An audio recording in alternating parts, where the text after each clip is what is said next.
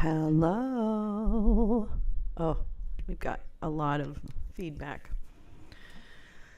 I just can't seem to get this audio to work. I can't seem to get this audio to work. Why won't it work? Let's investigate. Let's investigate.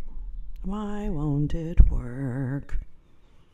I can hear it out of my computer, but not out of my earbuds. Good morning. Good morning. Good morning. It's great to stay up late. Oh, good morning. Good morning to you. Good morning. Good morning. Why don't these work? I don't know why my headphones don't hear me. That's kind of silly.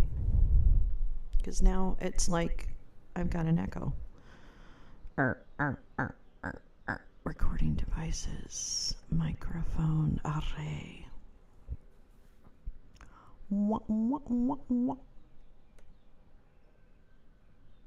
I don't know what did. I don't know what I did. Meow, meow, meow, meow, meow, meow. Wait, connector retasking? I don't understand that. I don't get that. I don't know what a connector is. Oh well. I guess we'll just continue with this ridiculous sound. And I'll be muted most of the time. Hi Dempsey. Hi Deidre, how are you? Hi butterflies, oh my goodness. Hello. Hello. I'm good. I'm a little, well, I'm not behind because look at both, well, the one committee that was supposed to start at 7 didn't start yet. Anyway, how are you all?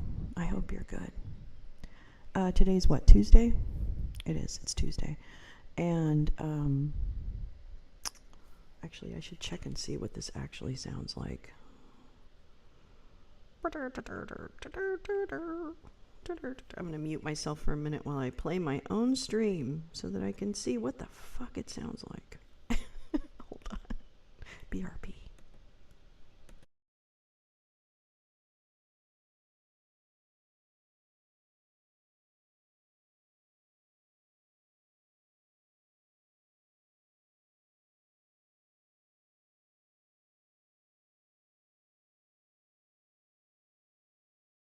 Okay, it's good. I can hear. You can hear. It's not terribly painful. So, anyway, happy Tuesday, Badger, Teresa. Oh my God, all the smart people are coming in. We got a lot of.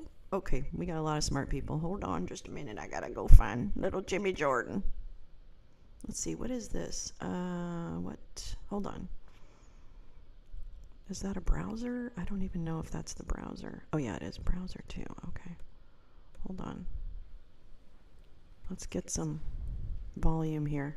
Uh-oh. Pursuant to an agreement with the Ranking Member Nadler and without objection, Chairman Comer and Ranking Member Raskin will be permitted to participate in today's hearing for the purposes of making opening statements and asking questions of the witness. They each will receive 3 minutes for an opening statement and 5 minutes to question the witness. The chair now recognizes himself for an opening statement. Robert Hur was appointed special counsel on January 12th, 2023. He had a fundamental question to address. Did Joe Biden unlawfully retain classified information? The answer, yes, he did. Page 1 of Mr. Hur's report, he says this: our investigation uncovered evidence that President Biden willfully retained and disclosed classified materials after his vice presidency when he was a private citizen. He further writes, Mr. Biden willfully retained marked classified documents about Afghanistan and handwritten notes in his notebooks, which he stored in unsecure places in his home. Joe Biden kept classified information, and Joe Biden failed to store classified information properly. Mr. Hur made these determinations after interviewing 147 witnesses. He examined 7 million documents, including emails, text messages, photographs, videos, toll records, and other materials from both classified and unclassified sources. But there's more. Joe Biden not only kept information he wasn't allowed to keep, and he not only failed to secure that information properly, he also shared it with people he wasn't allowed to, who weren't allowed to see it. Trying so hard. Shared that information with his Jimmy. ghostwriter. And remember, this is information that only individuals with a security clearance are supposed to see.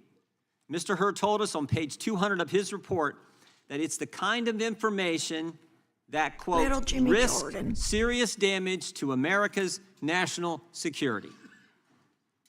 And what did Joe Biden have to say about all this? What was his explanation?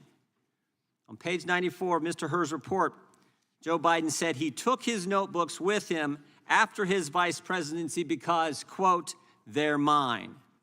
And every president before me has done the same exact thing. Never mind the fact that he had never been president when he took this information, but what comes through is Joe Biden felt he was entitled. You can almost hear it. You can feel the arrogance in this statement. They're mine. But even with all that, Mr. Hur chose not to bring charges because, quote, Mr. Biden would likely present himself to a jury as he did in our interview of him as a sympathetic, well-meaning, elderly man with a poor memory. A forgetful old man who Mr. Hur said did not remember when he was vice president, forgetting on the first day of the interview when his term ended, and forgetting on the second day of the interview when his term as vice president began. It was the day after Mr. Hur October produced a 7th, 345-page report. And but in the end, he it had boils just down to a been few key facts. dealing with what was Joe happening Biden kept in classified Israel information. and Palestine. Joe Biden failed to properly secure classified information, and Joe Biden shared classified information with people he wasn't supposed to.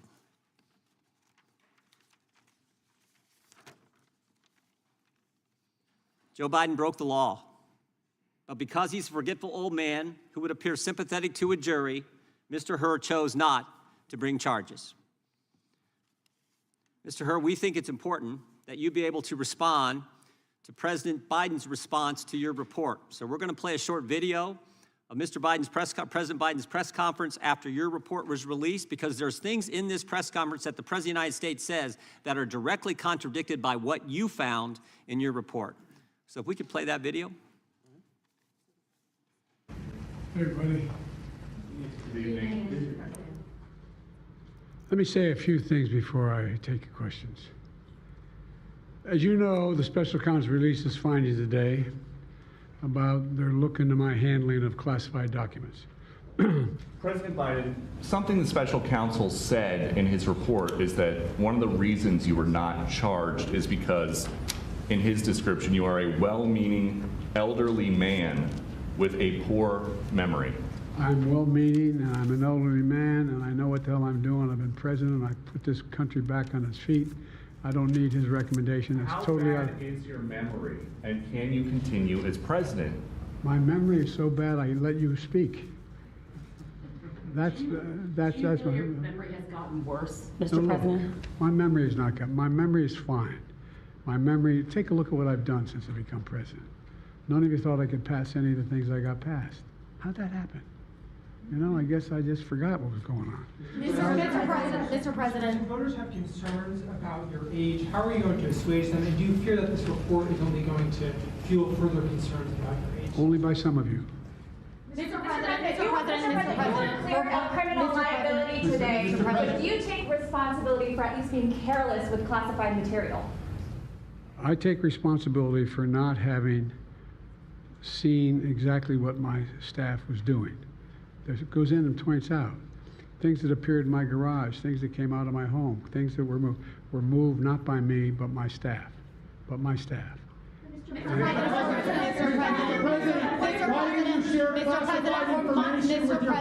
Mr. President, for months when you were asked about your age, you would respond with the words, "Watch me." Many American people have been watching, and they have expressed concerns about your age. That is your judgment. That is your judgment. That is not the judgment of the press. They expressed concerns about your mental acuity. They say that you are too old. Mr. President, in December, you told me that you believe there are many other Democrats who could defeat Donald Trump. So why does it have to be you now? What is your answer Because to I'm the that most question? qualified person in this country to be President of the United States and finish the job I started. Do you believe that, guys? Why are you confusing the names of world leaders? Thank you, everyone. I did not share classified information. I did not share it. With your ghostwriter. With my ghostwriter, I did not. Guarantee you did not. But the What special counsel said in the Well, no, report they that he did not did. say that. Okay. He did not say that. But Mr. President, one of the... Let me answer your question. The fact of the matter is, what I didn't want repeated, I didn't want him to know, and I didn't read it to him, was I had written a long memorandum to President Obama why we should not be in Afghanistan. And I was of this multiple pages. And so what I was referring to, I said classified. I should have said it should be private because it was a contact between the president and the vice president as to what was going on. That's what he was referring to. It was not classified information in that document. That was not classified.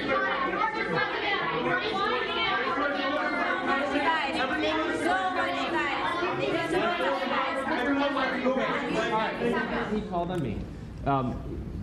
When you look back at this incident, is there anything you would do differently now?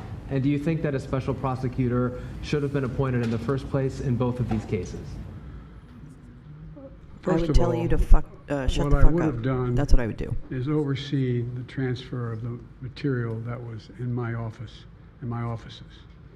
I should have done that. If I go back, I didn't have the responsibility to that. That was my staff was supposed Good to morning, do that, Gal. and they referenced that in the report. Hi, everyone. I'm so And glad. my Look at this staff did wonderful not crowd do here. it in a way that, So for smart. example, I didn't know how half the boxes got in my garage until I found out staff gathered them up, put them together, and took them to the garage in my home. And all the stuff that was in my home was in filing cabinets that were either locked or able to be locked. It was in my house. It wasn't out in, like in Mar-a-Lago, in a public place where, and none of it was high classified. Didn't have any of that red stuff on it. You know what I mean, around the corners? None of that. And so I wish I had paid more attention to how the documents were being moved and where. I thought they were being moved to the archives. I thought all of it was being moved. That's what I thought. Now, what was the last part of your question? Whether a special counsel should have been appointed in this case and in the case of your rival president, former president? I think a special counsel should have been appointed. And the reason I think a special counsel should have been appointed is because I did not want to be in a position that they looked at Trump and weren't going to look at me, just like they looked at the vice president. And the fact is they made a firm conclusion. I did not break the law, period. Thank you all very, very much.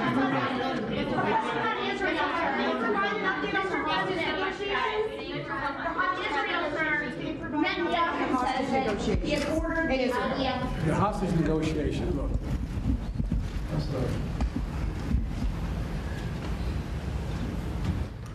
I'm of the view, as you know, that the conduct of the response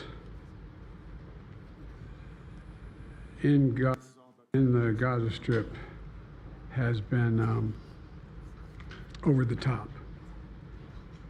I think that, as you know, initially, the president of Mexico, Sisi, did not want to open up the gate to allow humanitarian material to get in. I talked to him. I convinced him to open the gate. Let them make them part of the Middle East and recognize them fully in return for certain things that the United States would commit to do. And the commitment that we were proposing to do related to two Wait till items. you hear I'm what not your going to guy go in said. detail, but Jimmy one of Jordan. them was to Just deal wait till with you hear what he said. the protection against their arch enemy to the He called, northwest, northeast, I should say. What? The Orban? second one, by providing head of ammunition Russia or and material something. for them to So- defend themselves. Yeah.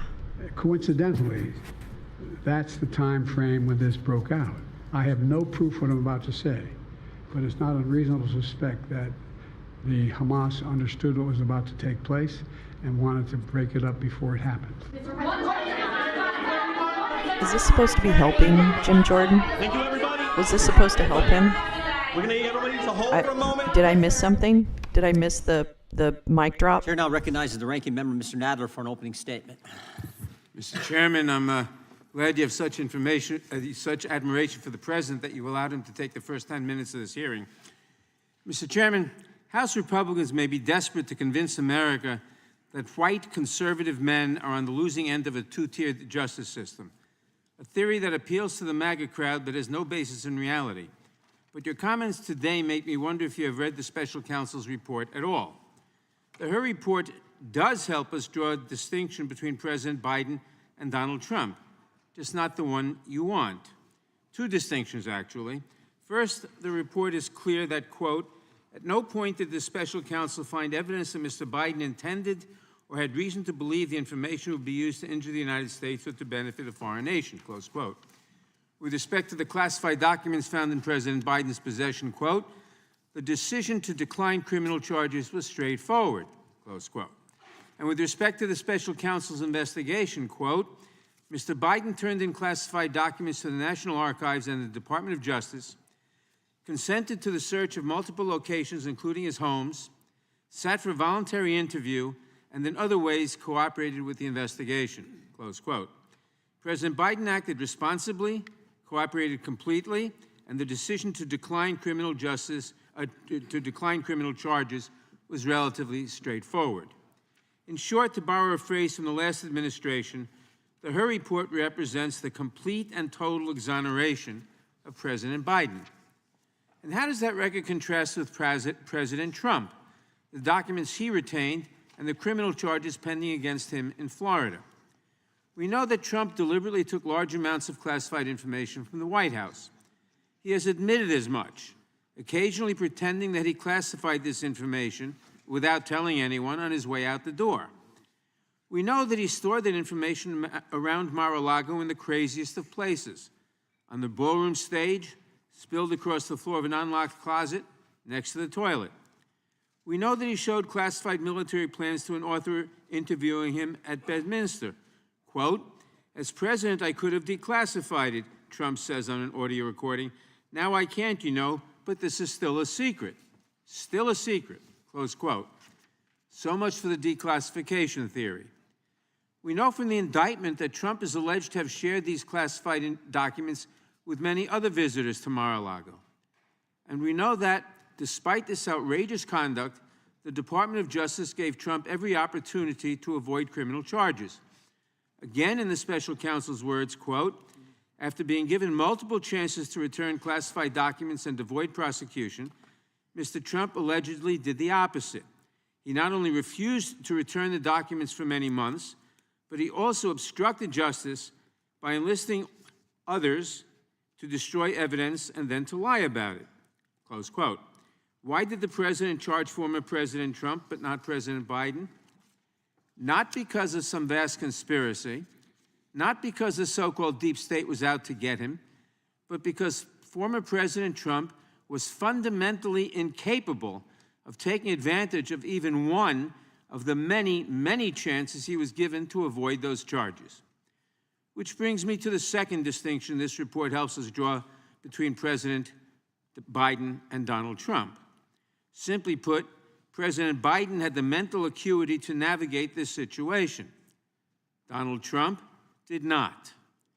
Much has been made of the special counsel's gratuitous comments about the President Biden's age. But let's set the context.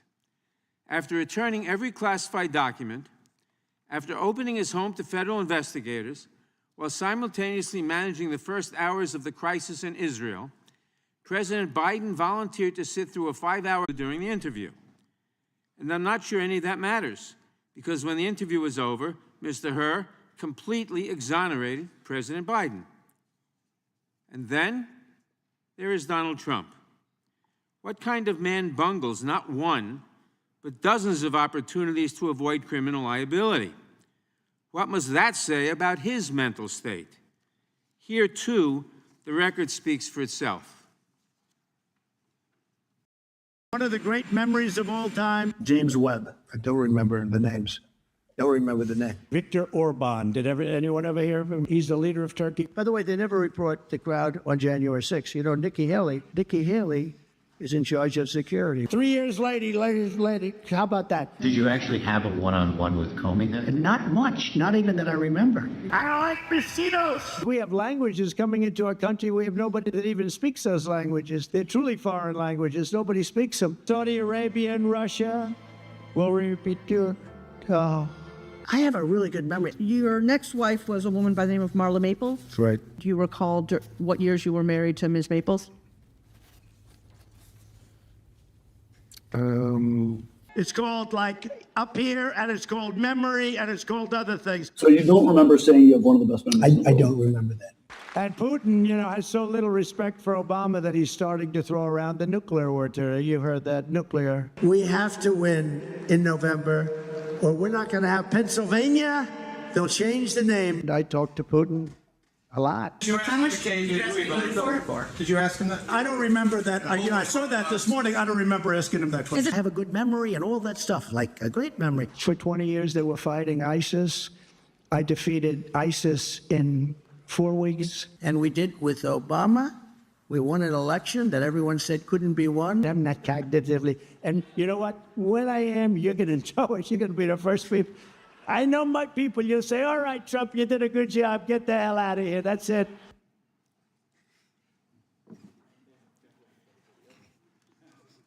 That is a man who is incapable of avoiding criminal liability, a man who is wholly unfit for office, and a man who, at the very least, ought to think twice before accusing others of cognitive decline. Thank you for being here today, Mr. Herr. Thank you for illuminating a stark choice for this country in the months to come. I look forward to your testimony, and I yield back. Gentleman yields back. The chair now recognizes the chairman of the Oversight Committee, Mr. Comer, for an opening statement. Thank you. In August 2022, President Biden questioned in a 60 Minutes interview how anyone can be that irresponsible when asked about classified documents in the possession of former President Trump. But when President Biden said this, he knew that he had stashed classified materials in several unsecure locations for years, dating back to his time as vice president and even as a U.S. senator. President Biden, the White House, and his personal attorneys have not been honest with the American people about his willful retention of classified material and continue to hide information from Congress. President Biden's attorneys claim to have first discovered classified material at Penn Biden Center on November 2nd, 2022. However, President Biden and his lawyers kept it secret from the American people. Do you mean that now we can elections. go after Mr. Trump? CBS News that you guys are broke okay the with story that? In January 2023, because I thought you weren't okay leading with Americans that. to wonder if the White House had any I'm going to need you to intention pick a lane. of ever disclosing that President Biden hoarded classified documents for years. One of my first actions after becoming chairman of the House Oversight Committee was to launch an investigation into President Biden's mishandling of classified documents. This investigation started before Special Counsel Herr was named, and what we found is alarming.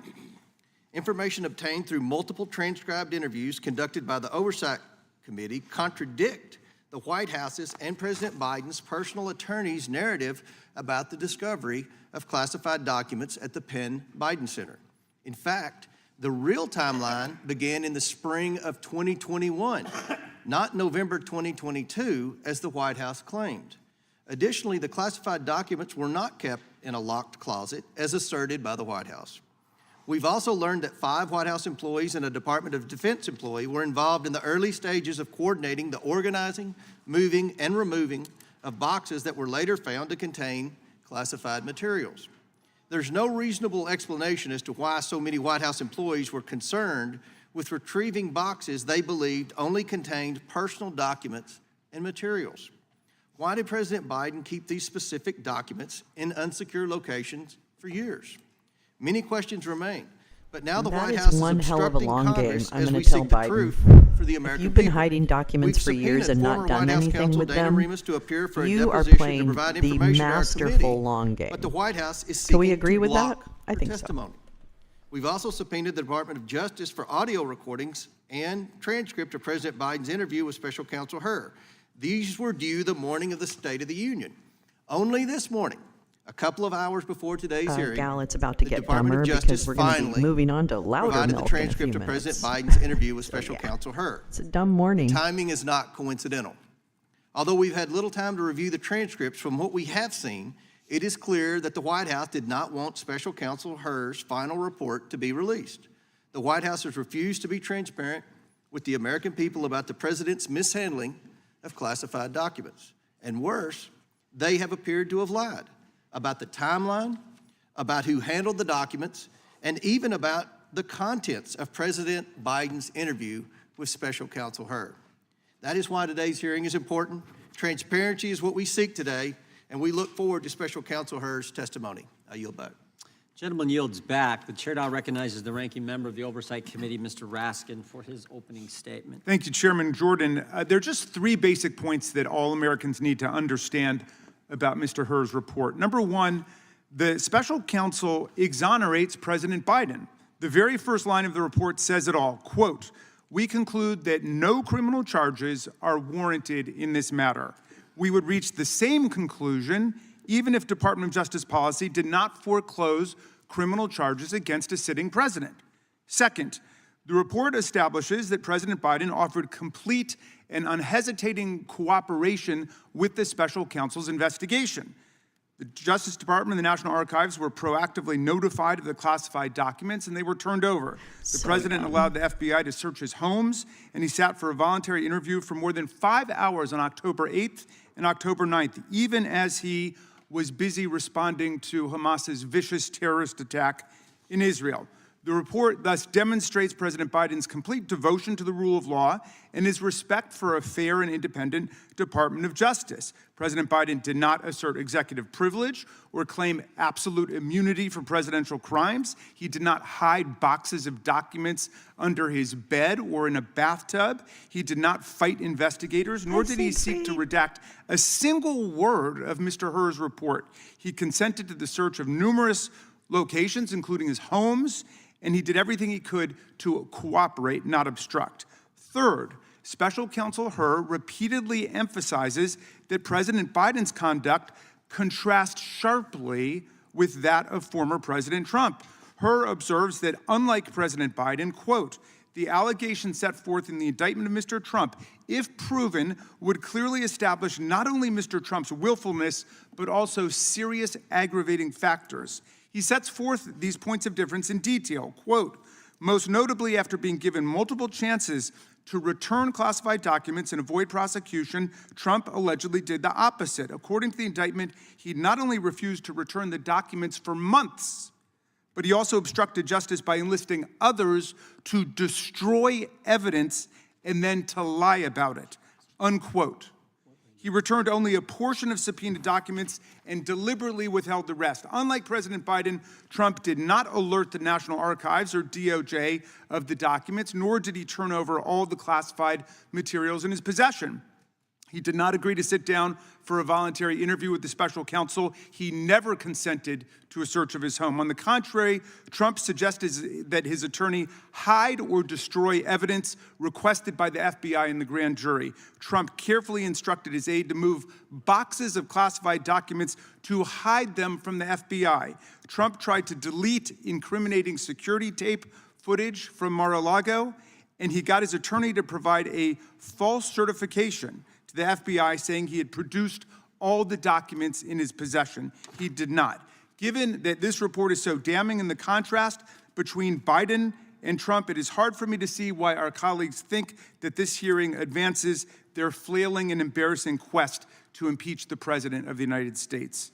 What America sees today is evidence of one president who believes in the rule of law and works to protect it, and one who has nothing but contempt for the rule of law and acts solely in pursuit of his own constantly multiplying corrupt schemes. I yield back. Gentleman yields back. Without objection, all other opening statements will be included in the record. We will now introduce today's witness. The Honorable Robert Hur was appointed as a special counsel in January 2023 to investigate the removal and retention of classified documents discovered at the Penn Biden Center for Diplomacy and Global Engagement. He previously served as the Principal Associate Deputy Attorney General at the Department of Justice and as the United States Attorney for the District of Maryland. He was a law clerk for Chief Justice William Rehnquist and also clerked for Judge Alex Kaczynski on the Ninth Circuit Court of Appeals. We welcome our witness and thank him for appearing today. We will begin by swearing you in. Mr. Herr, would you please stand? Raise your right hand. Do you swear or affirm under penalty of perjury that the testimony you're about to give is true and correct to the best of your knowledge, information, and belief, so help you God? Let the record reflect that the witness has answered in the affirmative. Thank you, and you can be seated. Please know that your written testimony will be entered into the record in its entirety. Accordingly, we ask that you summarize your testimony. Mr. Herr, you may begin with your opening statement. Make sure you got that mic on, if you could, Mr. Herr. Thank you. Thank you, Chairman. Chairman Jordan, Ranking Member Nadler, Chairman Comer, Ranking Member Raskin, members of the committee, good morning. I'm privileged to have served our country for the majority of my career, a decade and a half. Open for 5 legislative days, so members may submit any materials they wish to be included therein. Today we have Congressman Brian Mast Sorry about this. joining I'm going us, to try and he has find waived on to the subcommittee to another participate version in of the today's Herr hearing. He will arrive thing with a little captions. later. So BRB. As a former Army explosive ordnance disposal technician, Congressman Mast is well positioned to expose any failures of the January 6th device responses that we will analyze today. I appreciate having him here, and we look forward to his discussion. Thank you, Ranking Member Torres, members of the subcommittee, and our witnesses for joining us at today's oversight hearing. January 6, 2021 was an incredibly dark day for our country. Our Capitol was overrun, and some individuals assaulted the U.S. Capitol police officers, and they breached our halls. Additionally, explosive devices were placed at the DNC and the RNC, threatening our security. Today, we will focus on identifying the numerous security failures that proceeded and continue to persist following the discovery of 2 explosive devices near the U.S. Capitol complex on January 6, 2021. Although it has been more than 3 years, we still have many unanswered questions. According to the FBI, there are still no suspects as to who planted the devices found near the RNC and the DNC. I know I share many people's concerns that there has been no update in their investigation. Additionally, the January 6th Select Committee, which was meant to dive into the failures and investigations of January 6th, completely neglected to investigate the devices.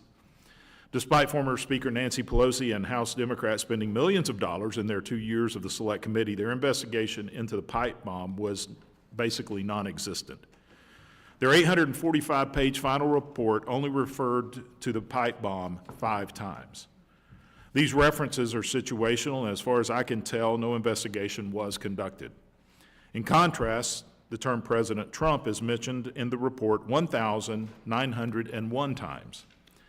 I refuse to follow in the Select Committee's footsteps and conduct a partisan biased investigation. There were genuine and regrettable security failures on January 6th. The response to the devices was one of the most alarming. Here are the facts. At approximately 12:42 p.m., the United States Capitol Police received reports of an explosive device found next to the RNC. At roughly 1:05 p.m., a second device was discovered at the DNC, while Vice President-elect Kamala Harris was inside the building. The Vice President-elect came within feet of the device, which, if detonated, could have caused serious bodily harm. CCTV footage indicates the devices were planted the night before by an individual carrying a backpack and wearing a gray hooded sweatshirt, a mask, gloves, glasses, and a pair of Nike Air Max Speed Turf sneakers. Despite the suspect's appearance on numerous U.S. Capitol Police CCTV cameras and the FBI's efforts interviewing over 800 individuals and assessing more than 300 tips, the suspect still remains at large. Unfortunately, the FBI has failed to provide substantive updates on the investigation despite numerous requests from congressional committees. Today, they have declined to participate in our hearing. We are joined by several experts today who will help shed light on the device's response, including U.S. Capitol Police Assistant Chief Sean Gallagher. On January 6, 2021, Assistant Chief Gallagher directed a counter-surveillance team to the DNC following the discovery of device at the RNC. While today we will spend time analyzing the discrepancies of the devices response, ultimately this hearing is meant to help us all move forward. I look forward to your testimony, Assistant Chief Gallagher, and to working together so we can ensure shortcomings of this nature do not happen again. I salute and applaud the U.S. Capitol Police officers who, day in and day out, devote their lives to protecting the members and the halls of Congress and the thousands of visitors who are here every day. We have a lot to dive into this morning, and I now recognize the ranking member, Ms. Torres, for 5 minutes for the purpose of providing an opening statement. Thank you, Mr. Chairman, and I too join you in welcoming our witnesses to our hearing. Thank you for your many years of service to our communities. I understand how important and dangerous your jobs truly are, especially when forced to protect us from those who choose to use bombs instead of the ballots to achieve their ends. I also know from many years working as a 911 dispatcher that it is usually premature to assess the law enforcement response to a criminal act while a federal investigation is still active and ongoing. And I am sure that my colleagues on the other side of the aisle know this, which leads me to wonder, what exactly is it that we're doing here this morning? Maybe it is to peddle crazy right-wing conspiracy theories about the January 6th pipe bombs spreading in the dark corners of the internet. Or maybe we are here so this subcommittee can, once again, try to muddle our history, villainize law enforcement, and undo the efforts of the bipartisan January 6th Select Committee, all to distract from the simple fact that the former Joe, president I read the report and last night Republican on a nominee live for stream. president There's nothing in there. orchestrated a They're blaming corrupt Chris scheme Miller to and overturn McCarthy the results from of a DOD free and for the fair violence on election. January 6th. When that didn't work, he summoned an armed mob, riled them up, and dispatched them to the Capitol, endangering the lives of everyone working here that day, including members of Congress, not to mention putting at risk the lives of the outgoing and the incoming vice presidents. I was in the House gallery when the Capitol was breached. It is imperative that all who committed criminal acts that day be held accountable for their actions, including and especially whoever placed pipe bombs at the DNC and RNC. Yet, we must remember that this isn't an episode of CSI or Law and Order. We don't get to write our own ending according to what may or may not be convenient for our politics. It's frustrating, and I agree 100%, but all critical and sensitive investigations take time. Experts are tasked with not only solving a crime, but also identifying potential characteristics to prevent future threats. From the church bombings that terrorized Black communities throughout the civil rights movement to the bombing in Oklahoma City, federal law enforcement agencies has always had to work tirelessly, sometimes for years and decades, to put together the pieces needed to fully investigate, identify, and prosecute domestic violent terrorists like whomever placed these bombs. FBI Director Christopher Wray testified before the January committee, the Judiciary Committee last year, that his agents reviewed 40,000 video files and assessed welcome. more I'm than glad you could stop 500 in. tips. Good to see you. Law enforcement has spent thousands of man-hours investigating this crime, and I have faith that they'll continue to do so until the perpetrator is brought to justice. And while my colleagues on the other side of the aisle and I disagree on some things, I hope that we can acknowledge and respect the vital work that law enforcement, including federal law enforcement, does on our behalf.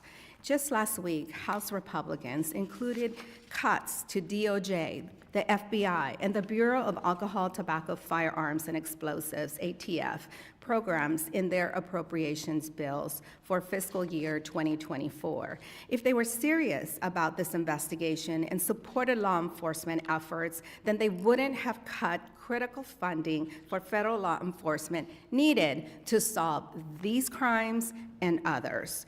This committee should not be used as a platform to feed into internet conspiracy theorists. Rather, I look forward to discussing and learning more about the responsibilities and complexities of the important work that the FBI and its partners are engaged in from our witnesses. I agree. Thank you once That's again for exactly taking the it. time People to on testify the inside at have this been running hearing, and cover I for yield Trump back. and his insurrectionists. When do we Now stop recognize that? When do we call the that full out? committee ranking member, Mr. Morelli, for 5 minutes for the purpose of providing an opening statement. Thank you very much, Mr. Chairman, and thanks to our witnesses for joining us this morning, and thank you for your long service. And thanks to all the brave men and women of the Capitol Police, the FBI, and other law enforcement for the work they do each and every day to keep the American people safe, which is no easy task, but we're very grateful nonetheless. I must admit I'm perplexed as to why we're here for a public hearing on an active and ongoing federal criminal investigation, especially one in which the FBI has repeatedly told Congress, including members of this subcommittee, that discussing an ongoing investigation would undermine its integrity and make it more difficult to catch the perpetrator. I have to wonder aloud whether that's the goal, to undermine the integrity of an ongoing investigation. I certainly hope not. But here we are. So while I'm not quite sure what the precise goal of this hearing is, I sincerely hope it is treated with the seriousness it deserves and that's not used as a platform to spread conspiracy theories about the FBI and the United States Capitol Police.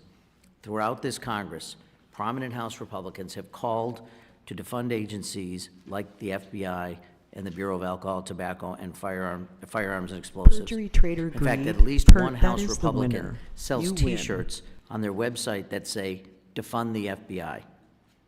I must point out the irony of my friends on the other side of the aisle repeatedly criticizing the pace of this FBI investigation, while at the same time proudly attempting to defund the FBI, ATF, and other agencies leading the inquiry.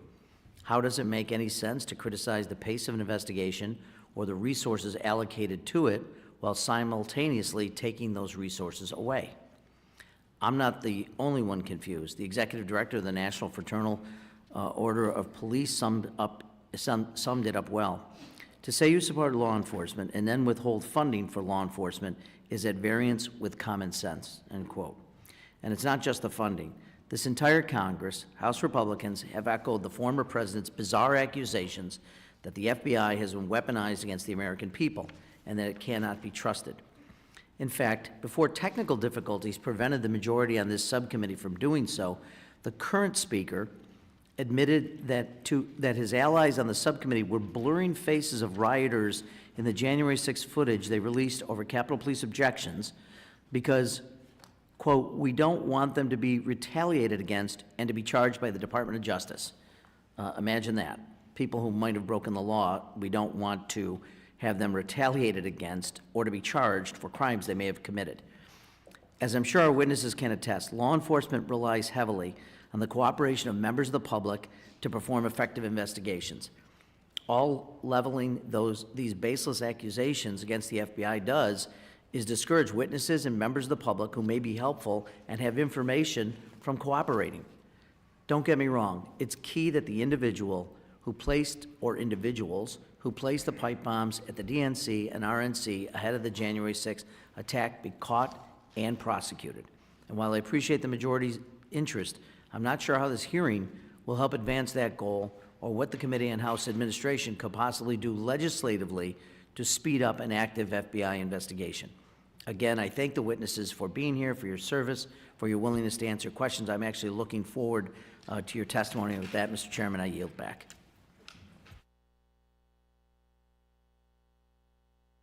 Gentleman yields. This hearing is to review the handling of two serious incidents that affects the safety and security of Republicans and Democrats and visitors to this city. I was sure that this could and really should be a bipartisan hearing, and I hope that it will be. The FBI has been investigating this for 3 years. This hearing is not about the FBI, nor its investigation. It's about the response and the process of responding to 3 very dangerous devices that provide an imminent risk to people here at the Capitol. The FBI was invited to be here today, but they declined. But I believe we've assembled an impressive panel of experts that can help us break can't down wait to the hear response. their experts. This hearing, this is not about the FBI investigation, but this is about something Anyone that this know if committee Ivan does is in have this oversight hearing? of, which is the U.S. Capitol Police and law enforcement that do respond and how they respond to incidents like this. Without objection, all other members' opening statements will be made part of the hearing, and they are submitted, if they are submitted to the committee clerk by 5 p.m. today. Pursuant to paragraph B, Committee Rule 6, the witnesses will please stand and raise your right hand. Do you solemnly swear or affirm that the testimony that you are about to give is the truth, MJ. the whole Hi, truth, Oomph. and nothing but the truth, so help you God? Hi, Penny. Let the record show that the witness has Welcome. answered in the affirmative. You may be seated, and thank you all. I will now introduce our witnesses. Our first witness is U.S. Capitol Police Assistant Chief for Uniformed Operations, Mr. Sean Gallagher. Thank you for your long-term service to the U.S. Capitol Police and the members here. Assistant Chief Gallagher joined the Capitol Police in 2001, and on January 6, 2021, was Deputy Chief for Protective Services Bureau. We're grateful that you are here today, Assistant Chief Gallagher, and we look forward to hearing your perspective regarding the law enforcement response and how we can improve in the future. Our next witness is Mr. Sean Dennis, the co-founder, president, and CEO of the U.S. Bomb Technician Association. Mr. Dennis formerly served as the Bomb Squad Commander and Special Operations Sergeant for the Arapahoe County Sheriff's Office in Centennial, Colorado. I hope I got that name pronounced correctly. Mr. Dennis has been involved Sharon, in this the is Louder in the Milk, bomb that technician guy and right there. explosives community He called the for hearing. a quarter century, He over 25 years. helped create the Our report, next witness and is I read it Mr. last night on Michael live stream, Keim, a and former it's Washington it's Metropolitan bullshit. Area Transit Authority It's all a bunch of head, nothing. K-9 It's very detection whiny. trainer. Did I get that right? Close enough, huh? Mr. Keim has spent over 12 years and is an explosive and K-9 trainer and handler and has supervised thousands of sweeps for explosive devices. Since the U.S. Secret Service, who supervised the security sweep at the DNC, was not available to testify before the subcommittee today, we are looking forward to hearing Mr. Keim's perspective on the K-9 security sweep of the DNC, what went right, and what possibly may have gone wrong. Our final witness is Mr. Barry Black, a big fan of your first name, by the way. I just want to share. He is a former FBI special agent and master bomb technician. Mr. Black was a first responder to the 1995 Oklahoma City bombing, 1996 Atlanta Olympic bombing, Yes, and the he is 9/11 tour World guide. Trade Center attacks, So among he has a others. vested interest in In 2022, no investigation. Mr. Black was awarded and, yeah, as the an report was honorary nothing. U.S. Air Force commander for his It was work with basically security blaming forces Chris and Miller military and working bombs. McCarthy from As I DOD said, we for have a the very delayed impressive response on panel of J6. experts, that I think can help navigate us here today. We Even appreciate exonerated witnesses Nancy. being here So today I and don't look know. forward to Really, your it was a testimony. nothing. As a reminder, was really we have bad. read your written statements, and it will appear in the full hearing record. Under Committee Rule 9, you are limited. You are to counsel limit for your national oral policy. presentation to a brief summary of your written statement, unless I extend the time period in consultation with Ranking Member Torres. Please remember to turn on your microphones using the button in front of you so that members can Good hear. morning. If you don't, How are I you, will, Granny I Doodle? will Good to see very ya. politely remind you to turn your microphone on. When you begin to speak, the light on the timer in front of you will turn green. After 4 minutes, it will turn yellow. And when the red light comes on, your 5 minutes has expired. You don't have to stop mid-sentence, but we would ask that you please wrap up your statements once that red light has illuminated. I now recognize Assistant Chief Gallagher for 5 minutes. Good morning, Chairman Loudermilk, Ranking Member Torres, and members of the committee. Thank you for the invitation to testify today about the January 6 pipe bombs. The department greatly appreciates the committee's continued support of the men and women of the U.S. Capitol Police who courageously carry out their duties of protecting the members of Congress, staff, visitors, and the entire Capitol complex and legislative process each and every day. Congress's support has been invaluable as we continue to work on building on the lessons learned from January 6th while also meeting the dramatic workload increases in increasing volatile threat environment. As you know, the United States Capitol Police is a unique federal law enforcement agency. We patrol a campus that is completely open. The public has a constitutional right to visit, protest, and petition their representatives on Capitol grounds. And our officers and civilians work 24/7 to keep you safe, whether you're here on Capitol Hill or when you travel to your home districts. Our mission is vast and our responsibilities have expanded immensely over the years. The threat picture has morphed from securing our buildings to the threat of a 9/11 scenario, to the lone offender, and now to an unprecedented increase in threats to members and their families.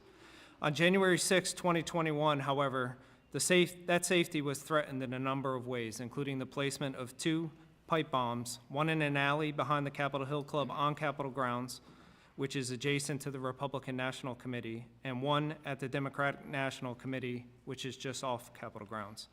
I'd like to walk through the events of that day with regards to the pipe bombs, and then I'd be happy to answer any questions that the committee may have. On January 6, 2021, I was in charge of our Protective Services Bureau as a deputy chief. Our Protective Services Bureau is our Dignitary Protection Division, our IICD, and our Investigation Division. On January 6th, at approximately 12:44, one of our uniformed officers was notified by Republican National Committee security that there appeared to be a pipe bomb located at the rear of the Capitol Hill Club in an alley.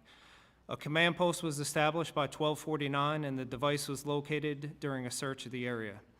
Around the same time, one of our K-9 technicians identified a pickup truck parked directly across the street from the RNC with a weapon in plain view and the truck appearing to be weighed down. This pickup truck was parked directly across the street from the RNC, and assets from our department's hazardous device section, Is this more guy commonly discussing known as our details bomb of squad, the responded investigation and began that to we assess haven't the heard? device at approximately Are you kidding me? 12:52. The pipe What the bomb was fuck is eventually happening right now? disrupted by our bomb squad and cleared at approximately 3 p.m. The earlier pickup truck that I mentioned that our K-9 technician located was declared suspicious, and members of our bomb squad then began to assess that vehicle at approximately 3:25. This vehicle was found to contain 11 Molotov cocktails, smokeless powder canisters, OC spray, canisters full of ammunition, a rifle, a shotgun, a handgun, multiple machetes, and a crossbow. The owner of that vehicle was later identified, arrested, and is ultimately serving 47 months in federal prison. The overall scene at the RNC was cleared at approximately 6:30 p.m. As a result of the discovery of the pipe bomb at the RNC, members of our department's counter-surveillance unit, as they have been trained to do, began to push out and search for other locations for either suspicious packages, suspicious people, or similar devices. At approximately 1 p.m., the department requested Metro Transit to have trains bypass the Capitol South Metro due to the presence of the pipe bomb. At 1:07 p.m., approximately 23 minutes after the Capitol Police was alerted of the pipe bomb at the RNC, 2 of our counter-surveillance agents located what appeared to be a similar pipe bomb underneath a bench in front of the DNC. The Cannon House office building was evacuated at about 1:11 p.m., and officers immediately began to clear residences and businesses in the area. The scene at the DNC was cleared at approximately 4:36 after our bomb squad disrupted and cleared the pipe bombs. The FBI then took possession of both devices and all evidence and is the lead agency on the entire investigation.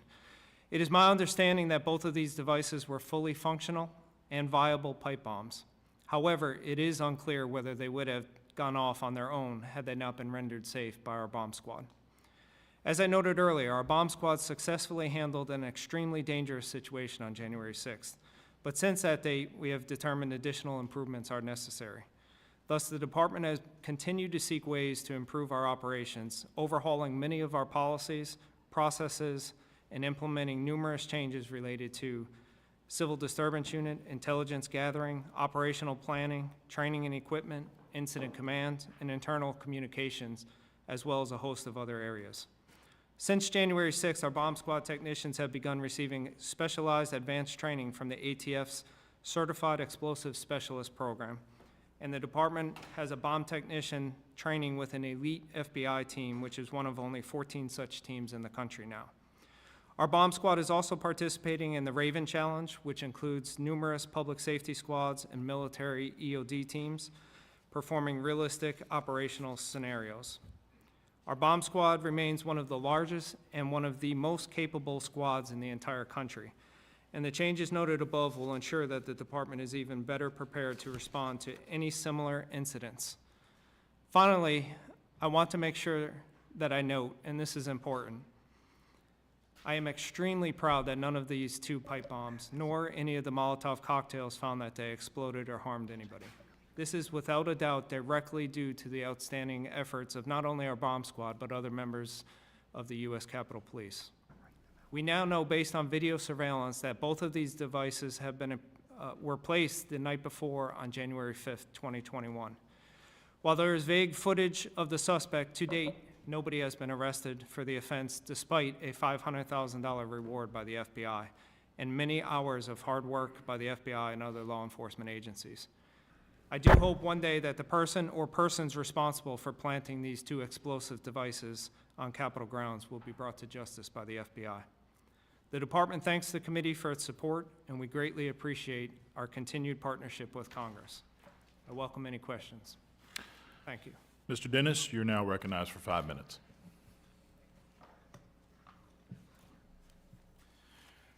Good morning, Chairman Loudermilk, Ranking Member Torres, and members of the subcommittee. Thank you for the opportunity today to provide some background on the response to improvised explosive devices in the United States.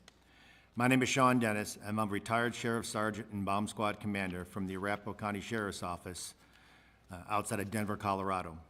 After retirement, I worked for the Transportation Security Administration as an explosive specialist at the Denver International Airport. It was during this time that I, along with a small group of military and public safety bomb technicians with similar backgrounds, recognized the need for an organization to support the bomb technician community. We felt underrepresented despite the critical role we were playing to keep our homeland safe. In 2016, we formed the United States Bomb Technician Association, known as the USBTA. And today we represent over 5,000 active military and public safety bomb technicians by educating those in positions of leadership on the desperate needs of this community. USBTA also conducts technology training exercises to identify technology and training gaps that exist within the bomb technician community. In addition, USBTA conducts research involving counter-IED tools and equipment, along with research of characterizing hazardous homemade explosives. The lessons learned from our training and research are used to give the EOD warfighter and public safety bomb technician the capabilities I remember that truck to render safe being mentioned. IEDs in a Sorry, safe, forgot efficient, about him. and effective manner. Some of the critical areas in the bomb technician community that we would like to highlight today include: 1, training and certifications. Public safety bomb technicians receive basic training and certification at the FBI Hazardous Devices School in Huntsville, Alabama, consisting of a 6-week curriculum. Bomb technicians then receive a variety of continued education and training from various U.S. government entities, such as the Bureau of Alcohol, Tobacco, Firearms, and Explosives, the FBI, and the DHS Office for Bombing Prevention. The National Bomb Squad Commanders Advisory Board provides national guidelines for bomb technicians to conduct 24 hours of monthly training in addition to the required recertification with the FBI every 3 years to ensure competency. Furthermore, bomb squads and their technicians seek out professional organizations and industry events to increase their knowledge and strengthen their skill sets. 2, incident response. Bomb technicians face several challenges when called to an incident in which a suspect package or hazardous material has been identified. First and foremost, they are facing the unknown. Only the person responsible for construction and placement knows how these device functions and who the target is and what the motive is behind their malicious intentions or malicious actions. Bomb squads may only have minutes to determine those factors for the preservation of life. And lastly, challenges upon arrival. Some of the life-threatening challenges faced by the bomb technicians may include the following: the initial intelligence. First responders' assessment provided to the responding bomb technicians may only provide a portion of the information required. Determination of the environment, permissive or hostile. Identification of single or multiple devices. Potential of secondary devices, on-scene targeting of first responders. Location of device placement by bomb maker. Standoff area densely populated with major bystanders information and right now, so Inability everybody to please evacuate click on the civilians in a links timely that manner. Gal is dropping. They Having the are appropriate equipment available fire. to handle the call. Poor weather conditions. adequate personnel to perform appropriate render-safe operations, possibility of remote detonation by the bomb maker, limited render-safe options based on surrounding critical infrastructure, the inability to remain remote. Remember, if you can see the device can see you. Communications amongst team members and command staff. Although not present during the events that took place on January 6, 2021, I'm aware of some of the challenges the bomb technicians might have faced, as I have experienced similar challenges during my time as the bomb squad commander at the sheriff's office. The job of a bomb technician is inherently dangerous and stressful. Good morning, Michael. When we are called upon, the situation has already risen to a level that most don't have to face in their normal lives. The decisions you make in a very short period of time have consequences that can cost your life and the lives of the innocent around you. There is no opportunity for do-overs or time for tabling the options for further discussions. There is a term in our community that is posted outside our doors of our training classroom to remind us: initial success or total failure. The challenges faced by the Capitol Police Bomb Squad on that January 6th event were extraordinary, as they are required to navigate the render safe of multiple devices in and around critical infrastructures, building, and general population, in addition to thousands actively protesting within their scene. By all accounts, it is, in my opinion, the bomb squad dealt with these challenges professionally and rendered safe the device safe of avoiding harm or injury to themselves or others, and were able to collect forensic evidence to assist in determining who is responsible. I'm proud of the bomb squad community that we represent, and we'll continue to advocate for their needs to ensure they have the appropriate resources, personnel, training, and technology, and when they are faced with these extraordinary challenges in keeping our community safe. Thank you, and I yield back to the chairman. Thank you, Mr. Dennis. Mr. Keim, you are now recognized for 5 minutes. Good morning.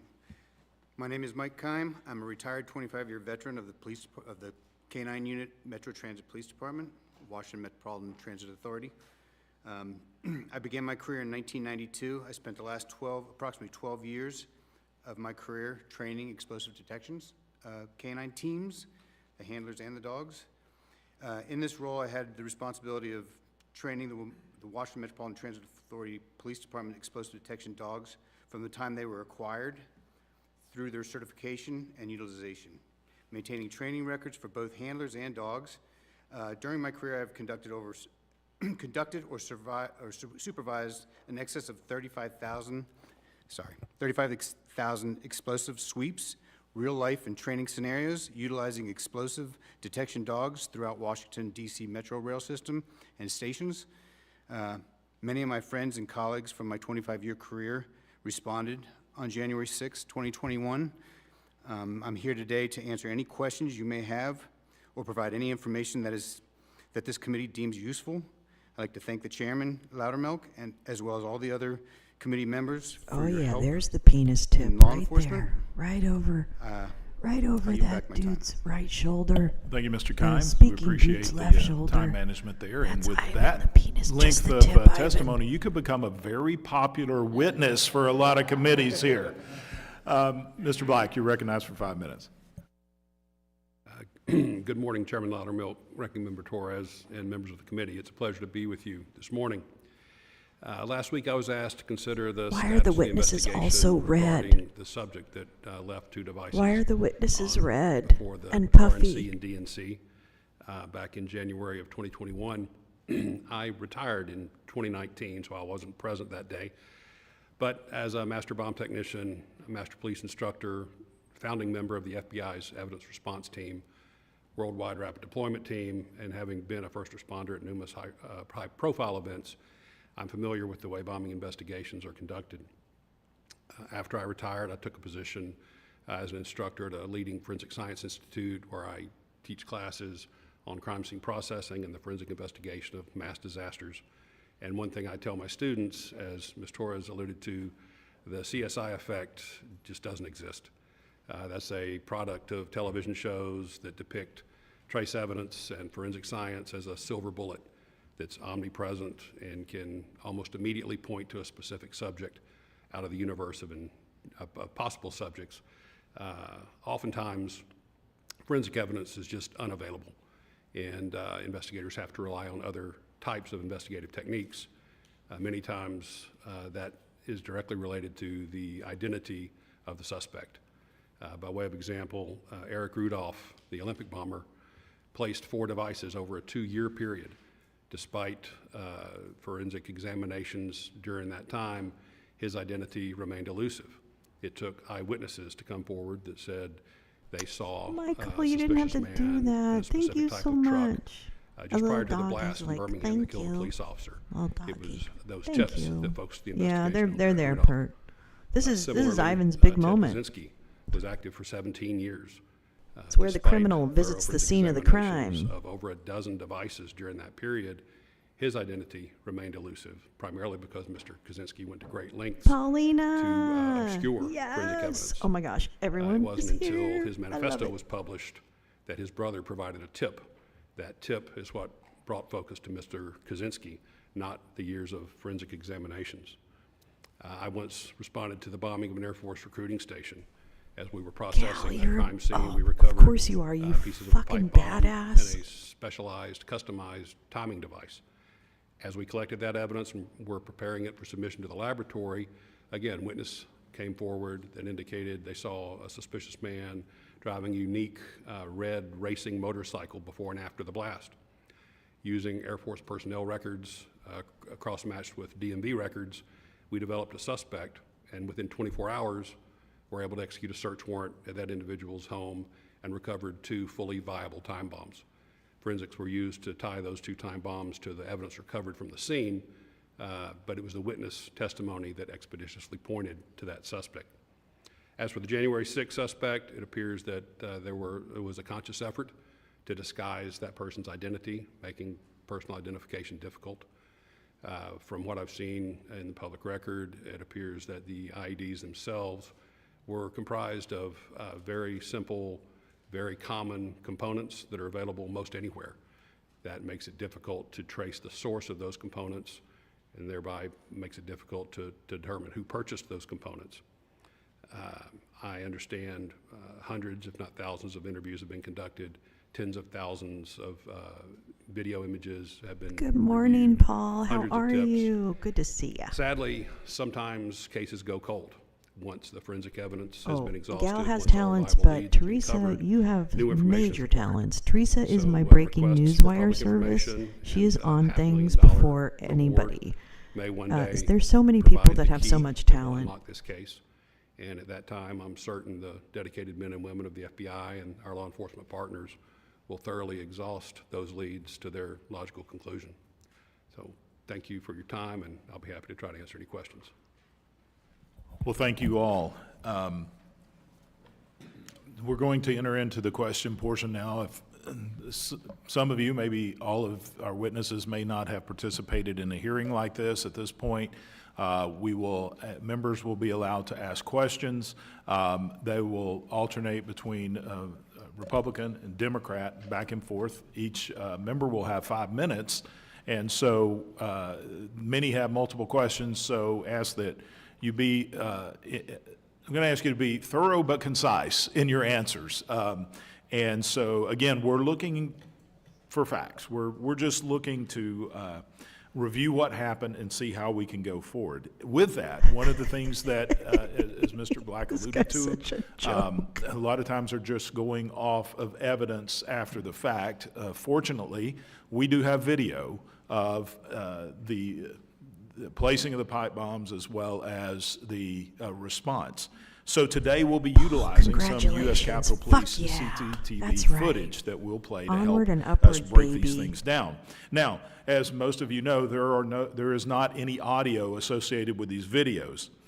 We didn't hire a Hollywood producer to put sound effects in, but what we did do is overlay radio communications, Capitol Police radio communications over the top of the video to save time.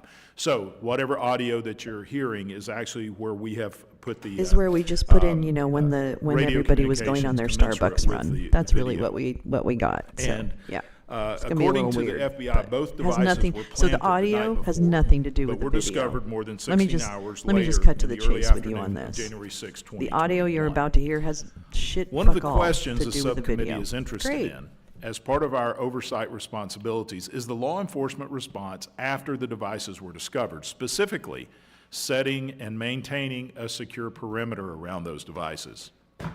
At roughly Ivan 12:42 must be, p.m., like- the first device was discovered near the RNC. like, At approximately practically 1:21 p.m., jumping two out of his civilians seat. walked south on First Street, past the RNC, and entered the Capitol South Metro Station directly across from the alley where the first device was discovered. U.S. Capitol Police security footage shows no police presence at First and C Street to prevent pedestrian traffic from Okay, walking you have to directly read into this. the No, safe we had the perimeter. insurrectionist from the Approximately Blaze, 1 minute who was later, just U.S. Capitol indicted, Police officer put makes these the following videos together, broadcast over along the with radio. Darren Beatty Can and we Julie please Kelly, play that two tape? non-journalists that work for Steve Bannon.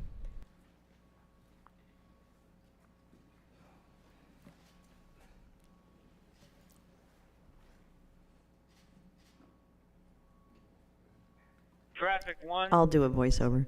Do do do do do do do do do do do Traffic do 1. do do do do do do do do Sir, I have do people do walking do down do First do. Street, Sorry. right in front of the Republican Club.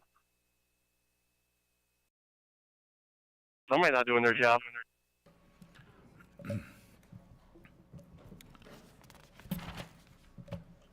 Assistant Chief Gallagher, you can clearly see in the video a roll of yellow police tape on top of a sidewalk post at First and C Street, which indicates that there's already been the response and at least a presence there.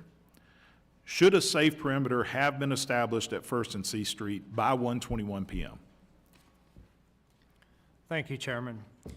So for incidents of this nature, the first officer on the scene will be setting up incident command and a command post. And part of that procedure is to identify a perimeter and set a perimeter for a safe distance away from a potential hazard. So yes, there should have been a perimeter officer. Oh shit, Gal, at that it's location. Seraphim? I'd like to The fucking clarify, compromised as piece these of incidents shit? are ongoing, we are Basic at 121, we're insurrectionist, dealing with breaches Kyle on the east Seraphim? front and the west front of the Oh Capitol yeah, as no, well. people, So this is our, all nothing. manpower I easily, is very yeah, it is succinct in smoke where these time. officers were Please, assigned please, and stuff. everybody, Many officers that come soothe to yourselves. help set up a perimeter are coming from another area. We don't have just response teams, you know, waiting around to help set up perimeter. So there could have been a delay with getting there. All right, thank you. Mr. Dennis, in your opinion, from watching that video, was there a safe perimeter at the RNC? From looking at the video, it's hard to tell exactly, the perimeter, not being too familiar with the area, but back what the Assistant Chief just said, is setting up a good perimeter like that for the safe distances for the bomb squad to act.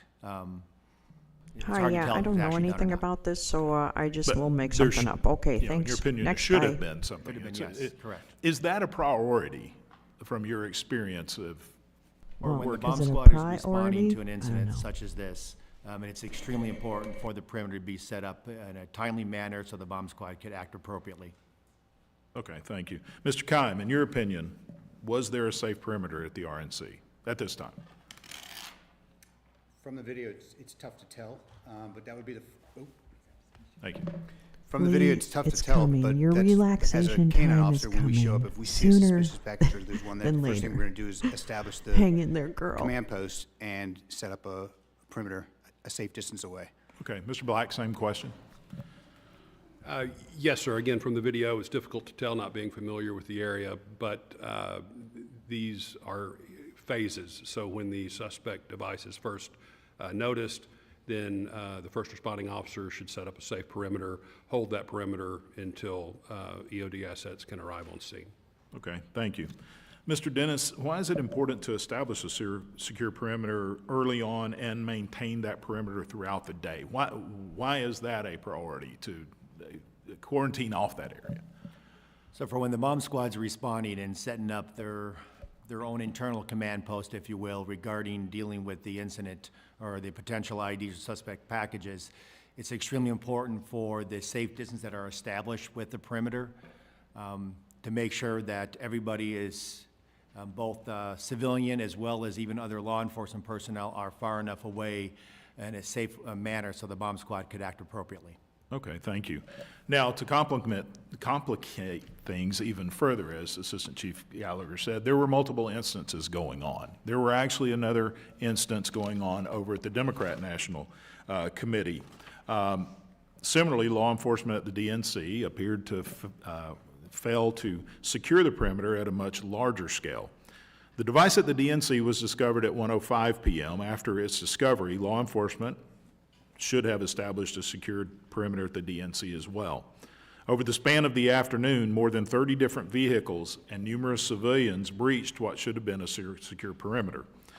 The following video shows examples of the perimeter being breached at various points in the afternoon, both before and after the disruption of the device. This is once the bomb squad did their job, disrupted the device, we had instances before and after. Let's go ahead and play this tape. And again, this is a montage. Brew, pre-disruption. Out in priority. 207, go ahead.